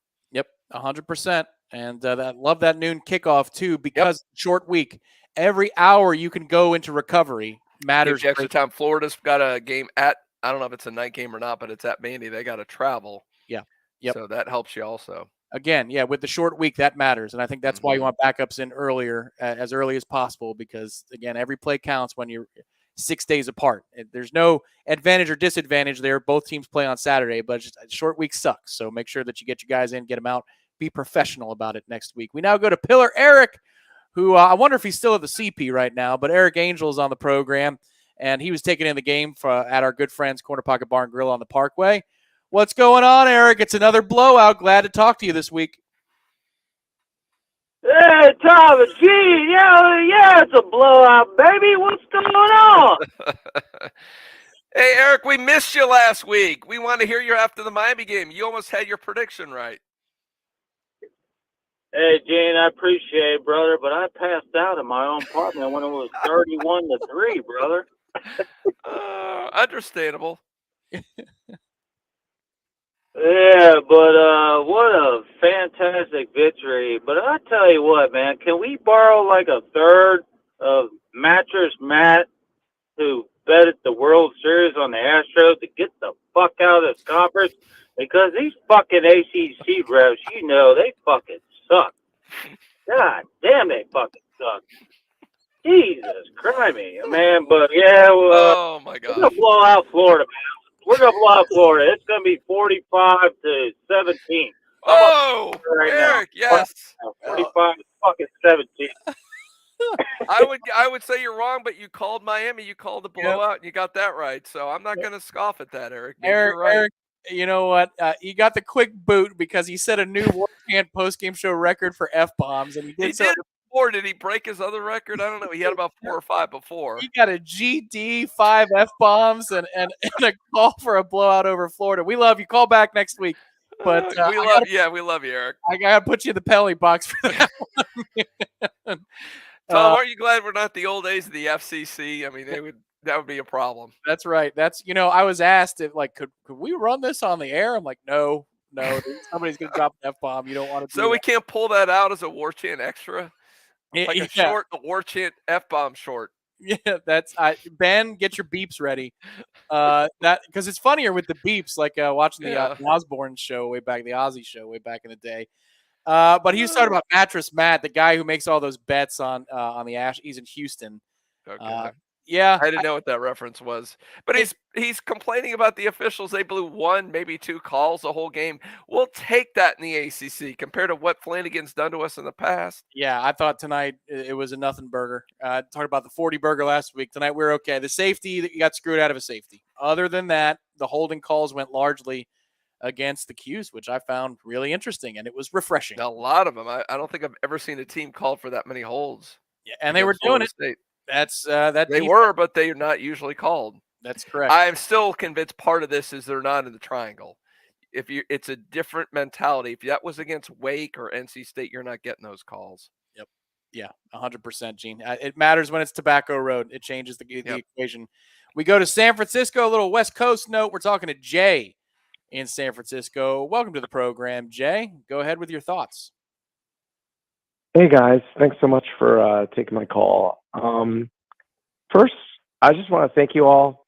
You know, I'm an ER provider. My wife is a nurse, and we totally survived COVID. Kind of listen to you all. My brother is a pediatric oncologist and researcher. Sincerely, like, we're all diehard Noles. My brother went to Florida State. I'm a third-generation Nole. He's trying to cure cancer. I've totally been like trying to fight COVID, and you guys have like kept my mental health above board throughout all of this. And I know that's a little over the top. I'm probably 7 beers in, but like, seriously, it's been awesome hearing Warchant like dominate over the last 3 years. My comments are, first, Ryan Fitzgerald. I think he's turned the corner. I think it's totally awesome that he hit. Sure, he missed that 51-yarder, but I don't have any question about him being able to kick a 47-yard field goal to win the game. Secondarily, I just want to hear what you guys think about our bowl chances. I'm kind of hoping selfishly that we play in San Diego. I think we have a shot in the Gator Bowl if we beat UF. So I'll take my comments off the air. And thanks again for just giving us entertainment through a rough 2 to 3 years of Florida State football and just world pandemic. And thanks for shining through, because I'm really happy to be an Nole and really happy to be listening to Warchant right now. Thanks a lot. Well, thank you, Jay. That was a great call, man. And so much for you and your family, everything you do to help people out. We appreciate it. And so I'm glad we could offer some modicum of mental health, but sure. I mean, we love what we do. Yeah, I'd say, Jay, to that too. It was therapy for us as well. Yeah. I was lucky in that time in the pandemic in 2020 that I could go to the radio station that I worked for. I could actually go to the office. A lot of people didn't have that ability. I was able to get out of the house and do it. And as we were talking about our favorite plays from like a game in 1988, because I went back and watched old Nole games that we needed content. It was therapy to just be able to do that and talk about it. So thank you. It's heartfelt. We love the Warchant TV and Warchant.com communities. You guys are fantastic. When we get to meet you like we did in New Orleans for the meet and greet, and I'm sure we'll do something at a much larger venue. We'll have, if the bowl game, that's another thing for the bowl game in Florida for Orlando or Jacksonville, we're going to have a big Warchant event there. And then again, obviously for the pregame LSU next year too. So fans, get ready for it. I don't know if we can pull off, man. I love San Diego. We got some good Noles out there, but I don't know if we can pull one off out there. That might be asking a bit. Those flights, they hit a little bit different. Yeah, a little expensive. Out to the West Coast. But we'll answer your comments if we can there in a moment, but we've got to go straight to Syracuse. We got a slacker from New York. It's our guy who covered the game, the managing editor of Warchant.com. He is Irish O'Fell, and they've got a truck and a truck bed on the field behind him. But pay no mind to that, Ira. It's another blowout victory for the Noles. Goodness gracious, are you getting tired of this? That's just what they do now. And what they do in Syracuse is they set up for basketball games after football losses. So that's what they're doing here now. But yeah, it was look, man, 3 games in a row, 3 straight blowouts. It's amazing that 3 or 4 weeks ago we were wondering if this season was going in the tank with 3 straight losses, and now here they are, 3 straight blowout wins. It's really remarkable. Well, first, Ira, thank you for doing all the heavy lifting out there on your own. I know a lot of times you have a support group around you from Warchant, man. You're up there on your own doing everything. So thank you so much for doing all that. I don't know what, I'm watching this. I don't know what's more impressive. So Adam Fuller, again, his defense, a team that can't even score a touchdown. And look, I get Garrett Schrader probably wasn't at 100%, but still to do what he did. But then again, the offense, people need to realize Syracuse came in at number 15 in total defense, both in scoring and total defense, and they had 24 points at half. And they could have probably gotten easily over 40, close to 50 if they kept the pedal to the metal the whole time. What did you take from this other than Florida State's really good on both sides of the ball right now?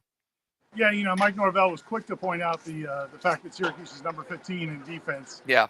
Post game, because I think he's proud of what they did offensively. That this wasn't just a team. Yes, Syracuse has lost 3 straight games, but it is a team that's played very good defense. And to run it the way they did, Trey Benson said after the game that they expected to run the ball down their throats, and that's what they did. And Jordan Travis continues to play incredibly high level. In the last 2 games now, he's like 31 of 35 with 5 or 6 touchdown passes and 1 interception. And then you add into that the running game and the way the defense is playing. Even the special teams is playing well. Ryan Fitzgerald hits the 45-yard field goal at halftime after getting iced. And then, Micah Pittman and punt returns. I mean, it's just this team is playing as complete football as we've seen a Florida State football team play since, 2014 maybe. I mean, that team wasn't even complete. It was just super talented. This team is playing at a different level than we've seen for Florida State in a long, long time. Now, I know you're a guy with binoculars, and you're there, so you got to see a lot of what was going on the field. It seemed like there was a little animosity or something going on. I saw Jordan getting mad in a pile at one time. There we go. Yes. At one point. And then, to me, the call, the last touchdown for Florida State, the reverse pass, and I know, what'd you call it, Tom? The tally? Tally special? Yeah. The tally special. And I know it's something they practice, but it almost seemed that was a little, they're like, take that, Syracuse. Was there something, little chutzpah or something going on there between the 2 teams? I mean, there was a little bit of chippiness, but I asked Norvell about that last touchdown, and he, he said, we never try to embarrass anybody, but he did say that it was important. He thought they were going to score on the play before. Well, there's 2 plays before. They got stopped at the goal line. It got reviewed and overturned, and he just feels like, if the team has worked that hard to get down there, they need to go ahead and punch it in.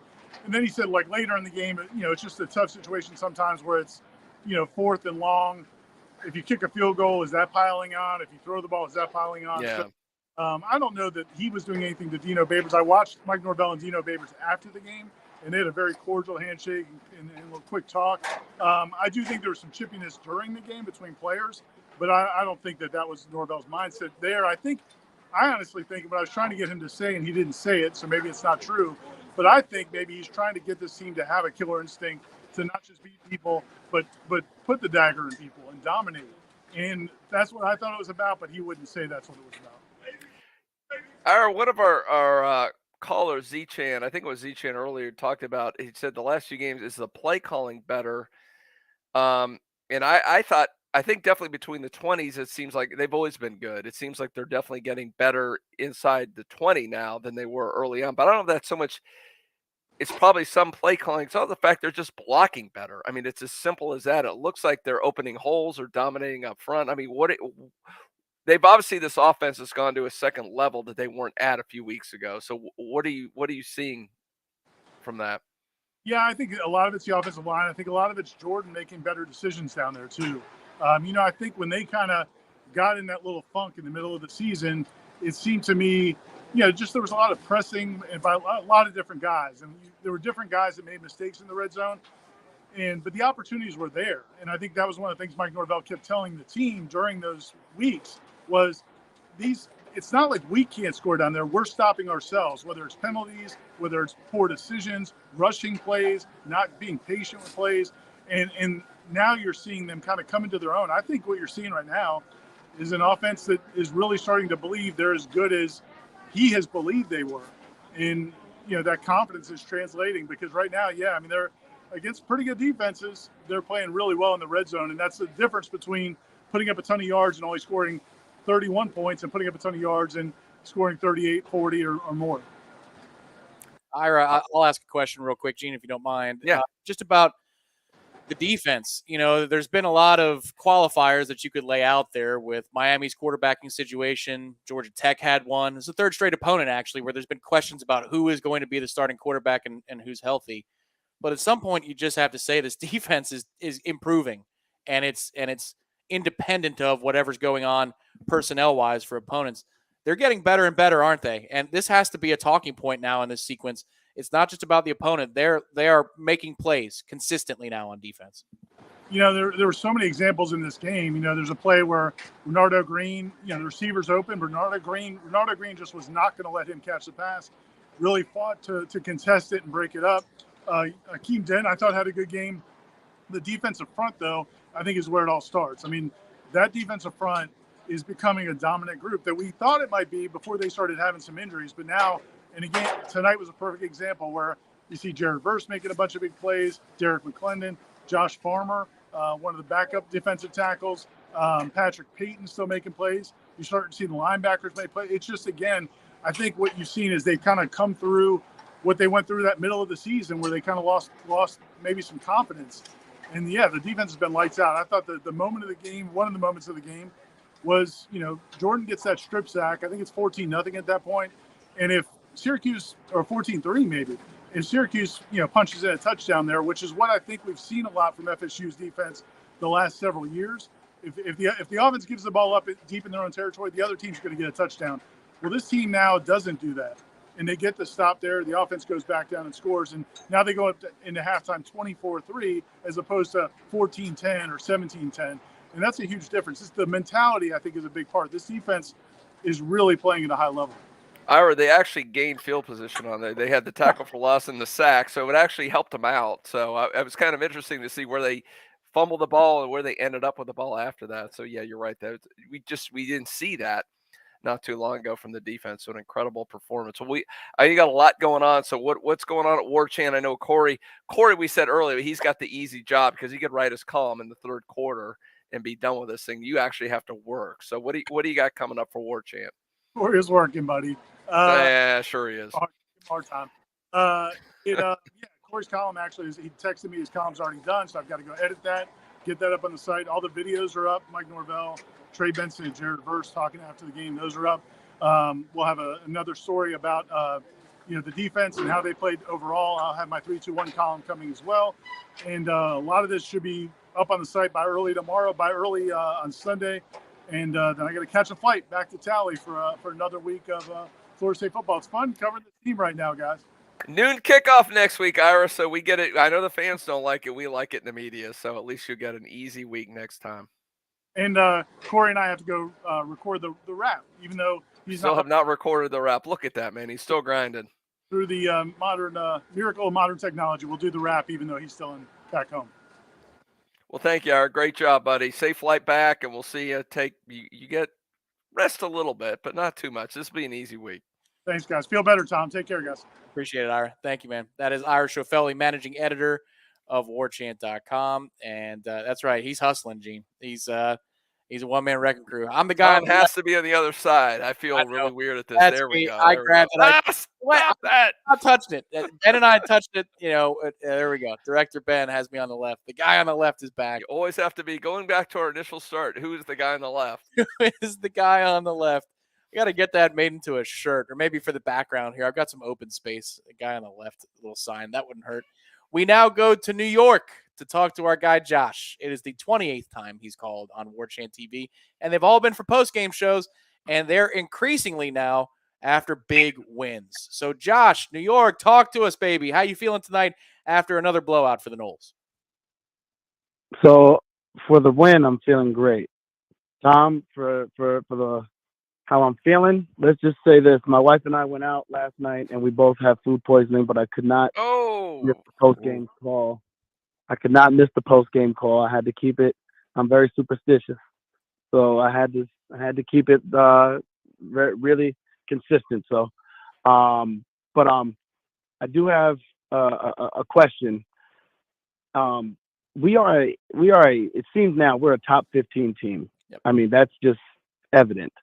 What do you guys think is missing for us to break through into that top 5 category? Is that like a superstar, receiver, DB, I mean, we have the superstar quarterback, I think, running back. Like, I'm curious to hear what you guys think. Like, what segment group could use like a superstar upgrade for us to compete with like the Georgias and the top 5 teams in the country. There you go. Thank you, Josh. Rest up, man. Get you some Pedialyte. Yeah, Josh. I had that a few weeks ago, so I know what you're going through, man. It sucks, but yeah, I hope you're feeling better.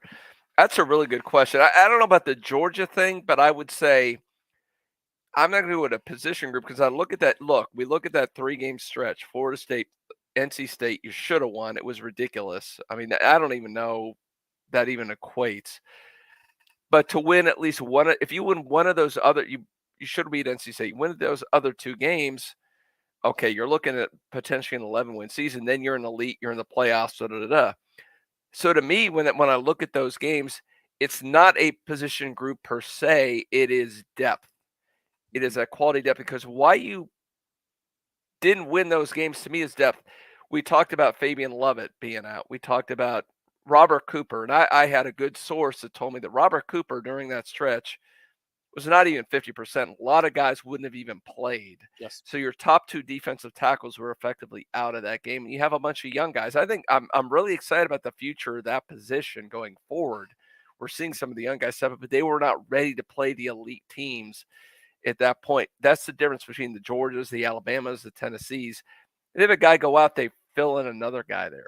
To me, Florida State, whether it's offensive line, it's in the trenches to me more than anywhere else. You don't have that depth of those guys. When you have injuries, there's a huge drop-off. So for me, to Florida State to get to that next level where they're in contention to win the ACC, to maybe get in a playoff, I think they need more depth in the trenches. I agree. That would have been my answer, so I'll expand on it a little bit, Gene, because, recruiting is now something that is going to be under the microscope, and rightly so. We wanted to fix the on-field product first. The culture first, then the on-field product, and now it's about fortifying the ranks. And the transfer portal can help, and it certainly, we talked about it last week, the blowout win over Miami, transfer portal's fingerprints were all over that game, and they continue to be for Florida State. But you've got to fortify the ranks that you don't have this colossal drop-off if you don't have one of your top 2 linebackers, if you don't have either one of your defensive interior studs, if you don't have one of your edge rushers, if you lose Jamie Robinson was down for a couple of weeks. They're still thin at a lot of positions. I would say, though, if I had to answer a specific position or position group, the offensive line needs to get better. They've developed, and they've gotten a whole hell of a lot out of this group, Gene, and they haven't had good injury luck this year. Bless Harris was supposed to be the starting right tackle. Darius was going to be a swingman player to play either tackle or guard as needed. Jazz was going to play guard for Florida State. That's how it started this year. He was a right guard. And then Caden Lyles was going to be in the mix as well. And Robert Scott missed a game and a half. It's just been touch and go with that offensive line, and they've gotten so much mileage out of it. It's great. But the last piece to the puzzle, I think, is when it's 3rd and 1.5, you can run the ball and you know you're going to get a first down. They're not there yet. Yeah. And if they get there with the way the offense already is schemed up and as explosive as it is, if you know something's coming and you still can't stop it, like a standard run on 3rd and goal from the 1.5-yard line, look out, man. Because if you could have done that in the Wake Forest and the Clemson games down in the trenches, down there in those plays, right? Mark Hudson maybe nailed it. I don't know. I mean, that if you had some studs on the offensive line, the defensive line, and some depth there, Fabian's healthy. I don't know if you're undefeated, but I think if Fabian's healthy, I wouldn't be surprised he had 1 loss right now. Right. If him and Cooper are healthy for that 3-game stretch, I think they're 1 loss right now. And a 1-loss Florida State would be in the thick of the top 10, and at least in a playoff conversation, depending upon who that 1 loss was to. But that's how close you are this year. But still, even though they're not there and they didn't maximize that stretch of 3 games, this is such an improvement. And now we can have these conversations, and they're legitimate. It's not delusional to talk about what does it take to get from top 15 to top 5. Great call, Josh, because that's next. Mm-hmm. We are now, you should be expected to be ranked from here on out. That's what Florida State football should be about. And here we are again. And let's hope that they can get from the top 20 to the top 15 inside that top 10 with consistency. We go back to Long Island once again, 2nd week in a row. We go back to back to the 904. We're talking to Pat in Long Island. He hasn't called. We got quite the New York Nole contingent, don't we? And this is a different. There's also Paulie up there. I'm hoping to hear from Paulie tonight. Paulie was last week. So this is another New York caller. We haven't talked to Pat since the September. So go ahead, Pat. Welcome to the program. Hey guys, I just wanted to give Adam Fuller so much credit tonight. What a defense we've seen for the past few weeks now. I mean, even down to the losses in the against NC State and Wake Forest, I think all throughout he had a great game plan, and I think we executed very well. And in the losses, the offense just didn't produce. But my question is, like, now that we're getting towards bowl season and we are actually bowl eligible, who do you think that we could realistically face that we actually wouldn't be favored against? Like, I think we could play and beat almost every team in the country, for the exception of maybe 5 to maybe 8 teams. And I'm just really high on this team right now. I think it's great. And guys, great show. I love it. And Tom, saw you in New Orleans. Great to hear you again. Hope you come to Long Island. Let's go Mets. All right. I like that. That's the way to close right there, baby. Tom, you got all your New York peeps calling us up. I don't know about that. I don't know what's going on here, but that's okay. It's fine by me. It feels like a family reunion. I'd say his number's right. 5 to 7 or 5 to 8 teams would be favored against Florida State on a neutral field. Maybe a couple more, but not many more, Gene. If they look at it this way, if they keep playing this way, the next 2 games they beat Florida by whatever. Let's say 41-12. Let's just what did Eric say the score was? 41-17, 41-16. Let's say they do that. I don't know. There might be 5 or 6 teams then at that point. If you blow Florida off the map, yeah. I don't know. So the only one I can see that you would maybe play, I don't know what Alabama would end up in, maybe the Gator Bowl or something. I mean, they'd be favored against you. Yeah. Realistically, I don't know if there's any other teams you would realistically play in a bowl game that you would not be favored against. Yeah, I would put it this way. I know it's not directly answering his question, but there is not a team in this country this season that if Florida State played right now on a neutral field, I would say Florida State has no chance. Not a team. Not Georgia. Georgia. Yeah, I don't Georgia. I don't know. I wouldn't look at it and say Florida State's got no chance, because that offense is just so balanced. It's hard. How about Ole Miss? I think that's a pick 'em, right? Ole Miss would be interesting because they're weird, Gene. They love to run the football this season. I would like to see a little Lane Kiffin action. Come on, man. We'd like to see that. That'd be fun. I'm not saying I would pick Florida State to beat any team in the country. I'm not that crazy. But what I'm saying is if Florida State played anybody next week, I'm interested, because I wouldn't count them out of being in contention in the game. That's how good this offense is. And the defensive front, now that it's healthy, you can get off the field. Like, for example, if they did play Georgia, that defense is unbelievable and it's stifling. And what they did at Tennessee was I don't want to see that again. Look, I get the offensive line is doing really well and overachieving. I just don't want to see that offensive line against that defensive line. I don't think that would work out well. I'd say Stetson Bennett could lay an egg for a quarter and a half. That wouldn't shock you. And then he did it. He did it for almost a half in this game. And then what happened? Right. Exactly. Well, I'm just saying that, this is a year where some teams, even at the top, have serious flaws or inconsistencies or question marks. Last year's Georgia team, no chance. I wouldn't even entertain that discussion. But this year is also just a weird year for college football. The parity of it is a lot stronger, and that's why I think there's a lot more fan engagement this season. But I like having these discussions because it means that we've improved a whole hell of a lot. Fun, yeah. We now go to Dallas, Texas, and we talk to Kara in Dallas, Texas. Welcome to the program, Kara. How are you? Hey, y'all. Well, first, happy Saturday and happy game day, and go Noles. Go Noles. I help run the Seminole Club of North Texas out here in Dallas, and just first and foremost, we're just big fans of you guys out here. So just know if y'all are ever in Texas, we're going to welcome y'all here. But first, how does it feel to have a lowly ACC team beat the SEC West champions? And then secondly, I would love to know what our chances are or what y'all's predictions are for bowl games. I know y'all talked about that quite a bit, but I'd love to see if you had to put your money down, what bowl we'd go to. Anyway, thank y'all so much, and go Noles. Thank you, Karen. Thank Well, you. For thank what you, you do. Kara. And I don't know if she was there, but I spoke. Probably might have been like 15 years ago. I was out in Dallas. I spoke to the club out there. That was a lot of fun. They were so hospitable, man. I had a great time out there. So it was a lot of fun being out there. So thank you, Kara, for that.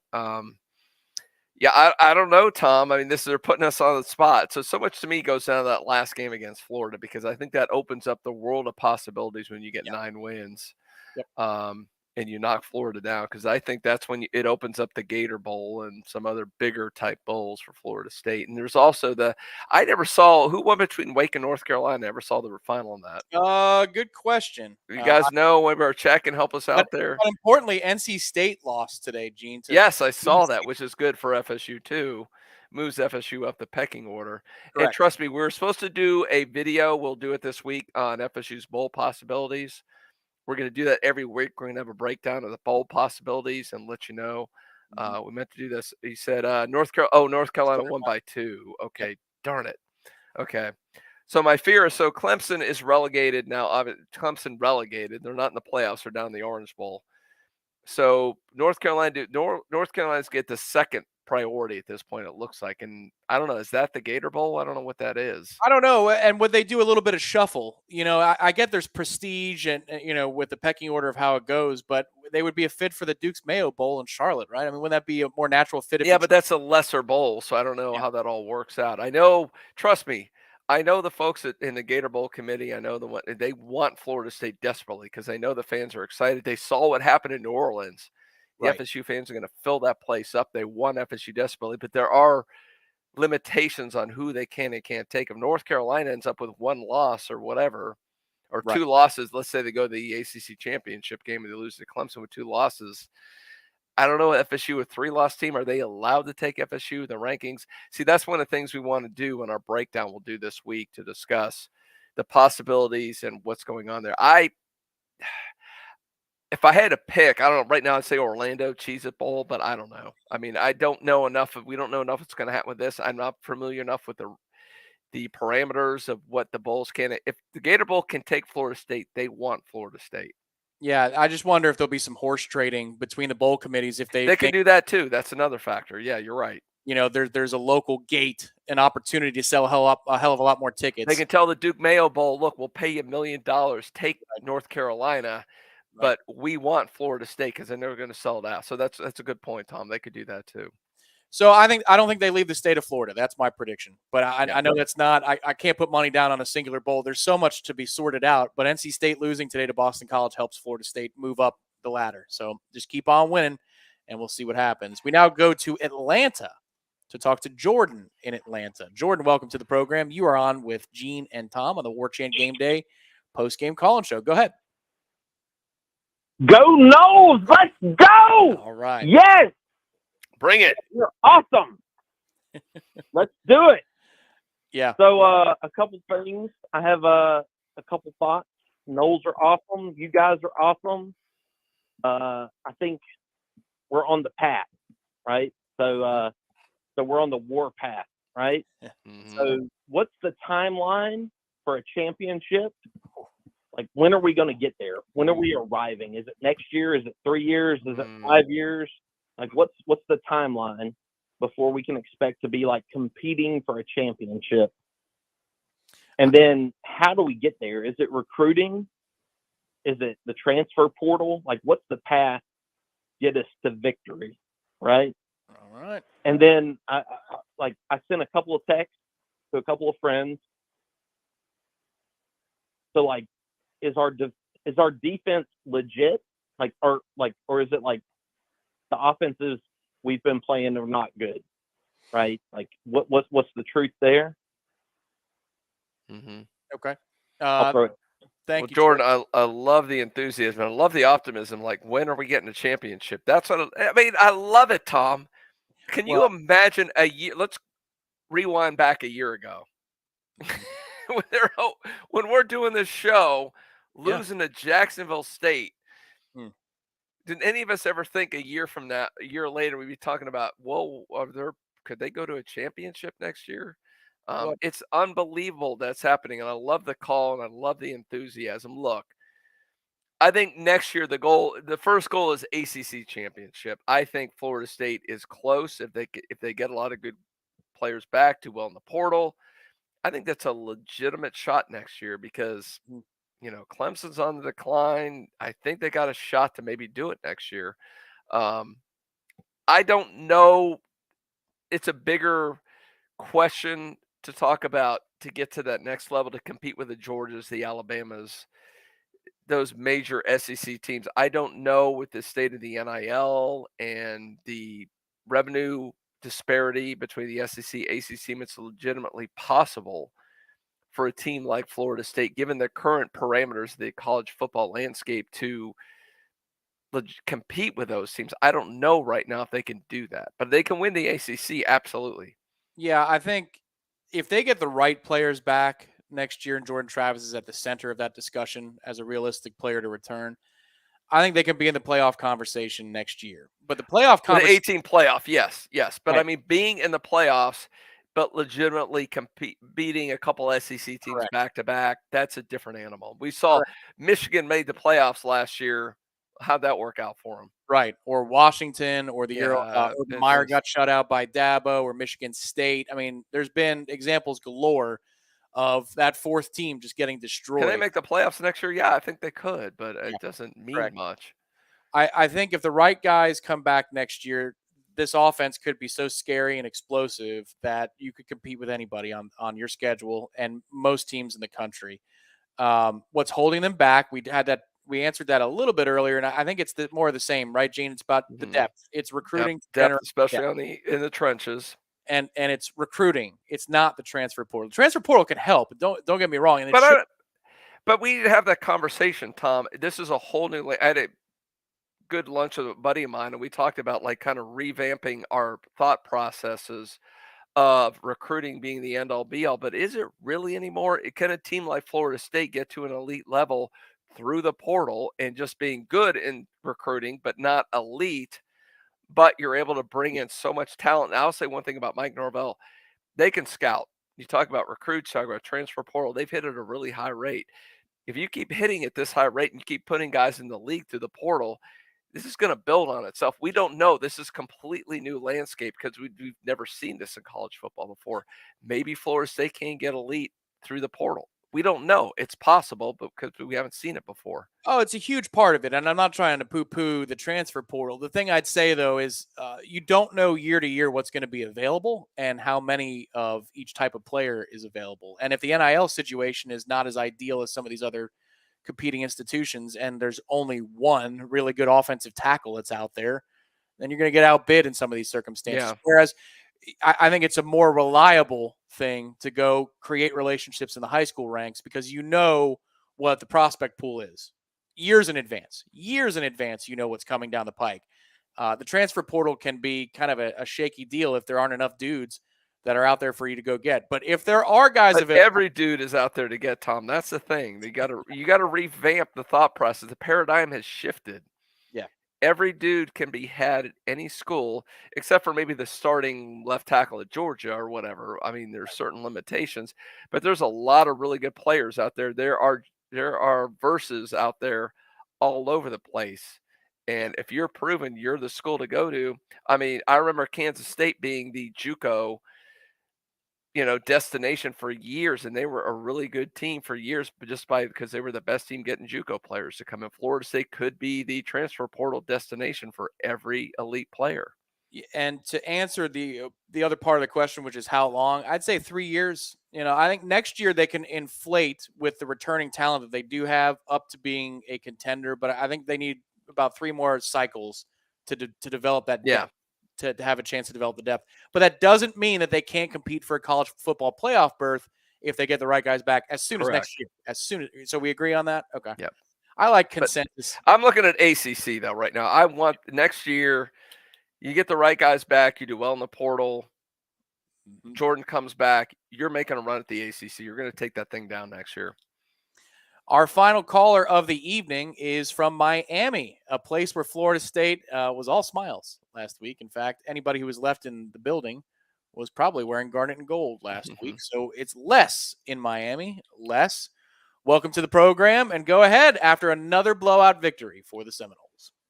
I love it. I love it, boys. So not to get too far ahead of it, there is an outside chance we actually end up in the Orange Bowl. Correct. If Clemson backdoored their way into the playoff, yes. Well, teams keep losing, we finished ahead of UNC.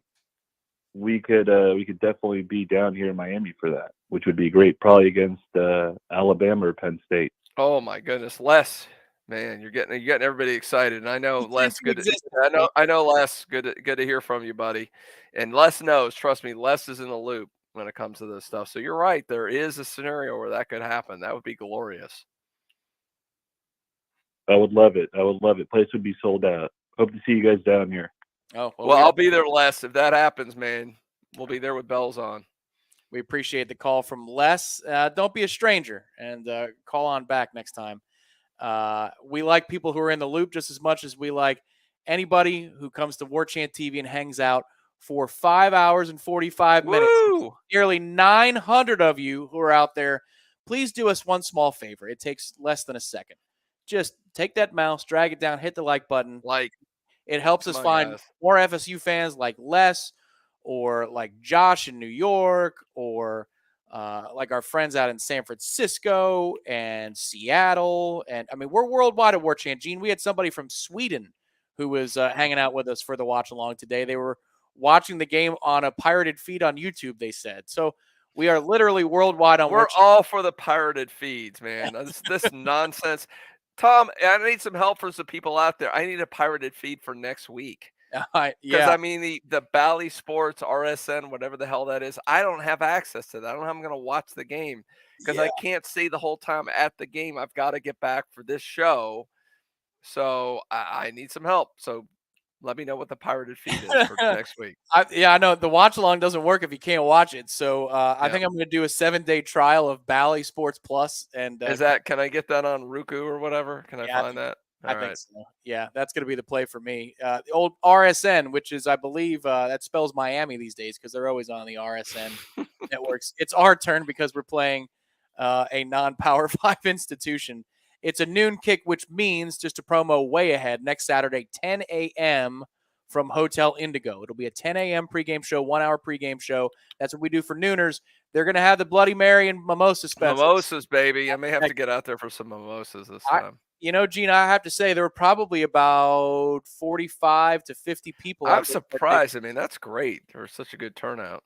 Yes, I think a lot of people, early in the morning after a late Friday night of partying and the Noles are winning and everybody's feeling good, you don't want to set up a tailgate. Just come to Hotel Indigo, 7th floor, enjoy some provisions with us, 10 a.m.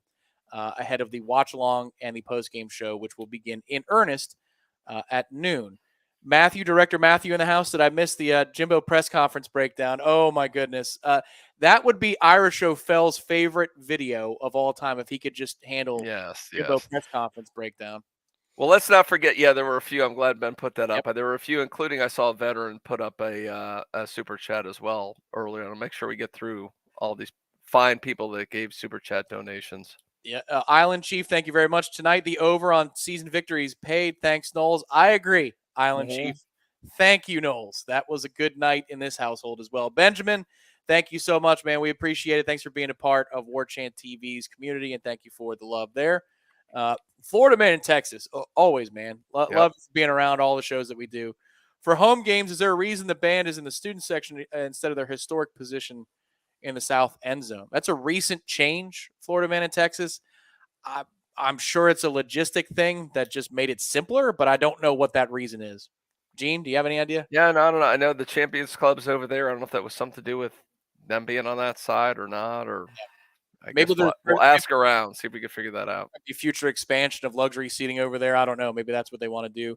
Jeffrey Batts. I love that name. Every time. Thank you for the super sticker. I hope it's a funny looking one. We appreciate those. Timothy Danger. There he is. Hello, guys from Tennessee. This U.S. Navy veteran is so very happy and proud of this team. Absolutely can't wait for the Florida game. I, my son, 4 grandchildren, and a friend will be there proudly cheering for them. Go Noles. Well, Timothy, first of all, we thank you for your service. Yes, thank you. And secondly, we hope your travels are safe in 2 weeks' time. And hope you're celebrating after that game. That's correct. And Gene, if they do win that game, then it's keg stands galore, beer funnels. That's right. You want to let everybody know what the plan is, because assuming they win this week, which we're assuming they will. If they beat Florida, what is our plan for Saturday? Get up and early, folks. Even if it's going to be a late night of partying, we're going to be at Corner Pocket Bar and Grill in the 11 a.m. hour before Rivalry Saturday kicks off. We'll have a little setup over there at Corner Pocket Bar and Grill. We'll do a little live show, probably about a half an hour number, because we don't have a happy hour show the week of the Florida game. We're not going to do one on Thanksgiving Day. It's just that's not going to fly. So we'll have a nice Warchant TV presentation. All of us will be in the house. And there will be keg stands. It's the Eric Angel. I never agree to that. I will do the funnel. I'm not doing the keg stand. Gene and Ira on the funnels. Jeff and I on the keg stands. Eric Angel will get an at-bat at the keg stand as well. Eric Angel's in that, huh? It was his idea. All right, well, I got to give him credit. Yeah. We'll put him on video for that. I mean, will he be dropping F-bombs while he's doing the keg stand? I think he'll try, most certainly. Bill Hayes, owner Corner Pocket. If it happens, make sure that you get those hand trucks ready, because you're going to have to pull those kegs out in the back deck. Or the front deck. It'll be a good time. Jen, thank you so much. Even our kicker is doing awesome. Yeah. Fitzy looks fixed. All the kicks were, even though when he missed, were right down the middle. Yep, 100%. Tim Thomas, I can get used to watching us blow teams out by 30. Yeah. We all can. Good. Thank you, Tim. We appreciate your support of what we do. Who else do we need to thank, Ben? Marcus, what's up, Marcus? I like Marcus. He's a good guy. Y'all gentlemen are still going strong. Greetings from Philly. I watched the game with the Seminole Alum Club up here and had a blast. Go Noles. We love that. We heard from one of the heads of the Dallas Seminole Club, and now Marcus, who's hanging out with the Philadelphia. Love the Seminole clubs out there. There's so many great Noles that get to go to game watching spots all over the country and outside the country too. And glad you're able to appreciate a game like this with fellow Noles. So one obligation that we are all too happy to do, we've got to make sure we hit one more break and a word from Zaxby's. We'll come back, wrap it up, reset for you what's coming up tonight, tomorrow, and the rest of the week, as Florida State now has played their final road game of the regular season. 2 home games to go, Louisiana and the Gators. We'll be back in just about 75 seconds after these words from Zaxby's. You're watching Warchant Game Day's post-game call-in show. He's Gene, I'm Tom, and we'll be right back.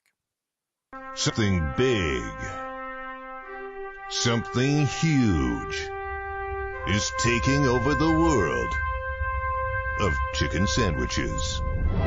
Zaxby's new signature sandwich with Zax sauce or new spicy Zax sauce. Because the chicken sandwich war ain't over yet. The new signature sandwich, it's taking over. And it's only at Zaxby's. Warchant.com has been the definitive home of all things FSU sports for over 20 years and is now part of On3, the next generation network. Warchant.com has the most experienced, tenured, and largest staff on the Florida State sports beat and now features innovative resources, including an NIL database that projects player value and a truly aggregated composite recruiting ranking system that will set the bar in the industry. There are no words to describe the perfect pairing of Zaxby's hand-breaded fingers and our 12 delectable sauces. But there is a sound, and that sound is The Zaxby's Chicken Finger Plate with endless sauce abilities. Only at Zaxby's.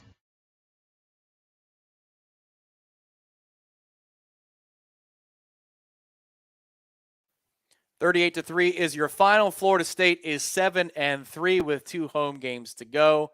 And Get Down or Lay Down has dubbed Pillar Eric F. Bomb Angel.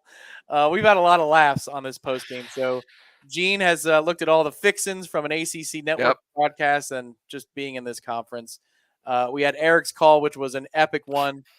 Feel free to go back in the DVR and find that particular phone call. Maybe Ben can add a chapter for it as well. I think we need to make that a short and just beep him out. That'll be great.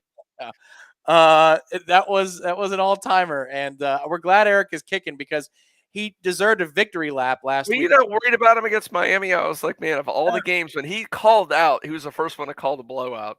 Correct. He deserved his victory lap, and that's okay. He got passed out. He was passed out. He was so happy that the third quarter, I don't think he made it through the third quarter. of that game. But we had Ira stop by doing his amazing thing as he's a one-man show up there covering the game for us. He did a wonderful job. Be sure and check out all of the things that Ira and the like have done, warchant.com. You'll have Corey's column. I believe Corey's column is live on the site right now. The Warchant wrap here on this channel. Subscribe to Warchant TV if you haven't done it already, but you get Corey and Ira's take on the game. Tomorrow night, we've got Sunday Smash on this particular channel, 7 p.m., Sunday Smash. And in between, Gene, we've got PFF grades and a whole lot more on the website as well. Yeah, I'll have the grades in the morning. I love getting up early of these late nights. It's a lot of fun. But I'm curious to see, there's some epically high grades against Miami. Will they exceed that for Syracuse? Because you're playing on paper is a better team. Will you have better grades? Team grades and player grades across the board. I mean, what is Trey Benson's grade? What's Jordan Travis going to do? What's that defense? I mean, they should be going through the roof. And we had that up, and we did a graphic on Facebook. We mentioned it, and I looked this up on PFF last week. But I mean, one of the grades they do, which is pretty good, is called the elusive rating for running backs. And Jordan Travis had the highest ranked elusive rating. And that is trying to throw out blocking. So it looks at broken tackles. It looks at making guys miss, all those kind of things. And Trey Benson had the highest and any running back in college football, and it wasn't even close. He blew out the number 2 guy, and that's one of the reasons why the NFL is drooling over him right now. But little things like that, we get to look at on PFF and see what they're doing. So that'll be a lot of fun tomorrow. And, man, just bask in the glow of another blowout FSU win. And this is a lot more fun than it was, like I said, a year ago, Tom. This is great. I would hope after all that we've gone through, Nole fans, the last decade was nothing like the depths of this valley that we were in the last few years. I hope that has helped us savor all of these things, because you got 3 blowouts in a row, and we will commemorate those in the way that we do on warchant.com and Warchant TV. Be sure and to like this video and subscribe to Warchant TV. Live tomorrow night, 7 p.m. Sunday Smash. And this guy right here, come on, fighting through the flu, going through all this, doing all this stuff, man. Yeah, there you go. Oh, geez. Yes, there he is. Way to go, Ben. Well done. Thanks, Ben. It's my man, fighting through the flu, hitting the game winner. Yeah, thankfully it's not. It's really not that bad, guys. You don't hear it. I don't have any congestion right now, but I've got it's a fever. I'm clammy. I'm achy. What are you gonna do? So we only get 13 of these things. Florida man in Texas, I see you. Can't wait to come down home to Doak to beat down the Dirty Lizards. Well, hey, he's in from Texas. We hope to see you at Hotel Indigo that day. We'll have a pregame show at 4:30 that afternoon. But bask in it, folks. We got Wake Up War Chant. That'll be live in your podcast feeds on Monday morning. We'll have the Jeff Cameron Show Monday, 1 o'clock. And we've got, it's close to Thanksgiving now, but let's be thankful for the Noles and 3 consecutive ass whippings. And they've been really, really fun to watch. So for everybody at War Chant, I want to thank everybody who helped us in the chat tonight. Director Ben has been fantastic. Great job, Ben, all day, man. He's been grinding too. To those of you that are contributing to us, we thank you so much. You don't have to do that. We appreciate your generosity. And to those of you that are just asking questions and interacting, this is all for you. Thank you for all of that. Terry screening the calls. We had Jeff early on in the first hour of the program for the pregame show. For Corey and Aslan, a nice wake-up War Chant first half. That was excellent. I encourage everybody to go back and enjoy the watch-along. That was fun to hear those 2 guys, Aslan and myself, in the second half. A little bit of Corey, too, actually. Me and Corey in the third quarter. For Gene as well. My name is Tom Lang. This has been Zaxby's Warchant Game Day. When you're in Tallahassee, support Zaxby's because they are Golden Chief boosters. They turn that money around and they invest in the program.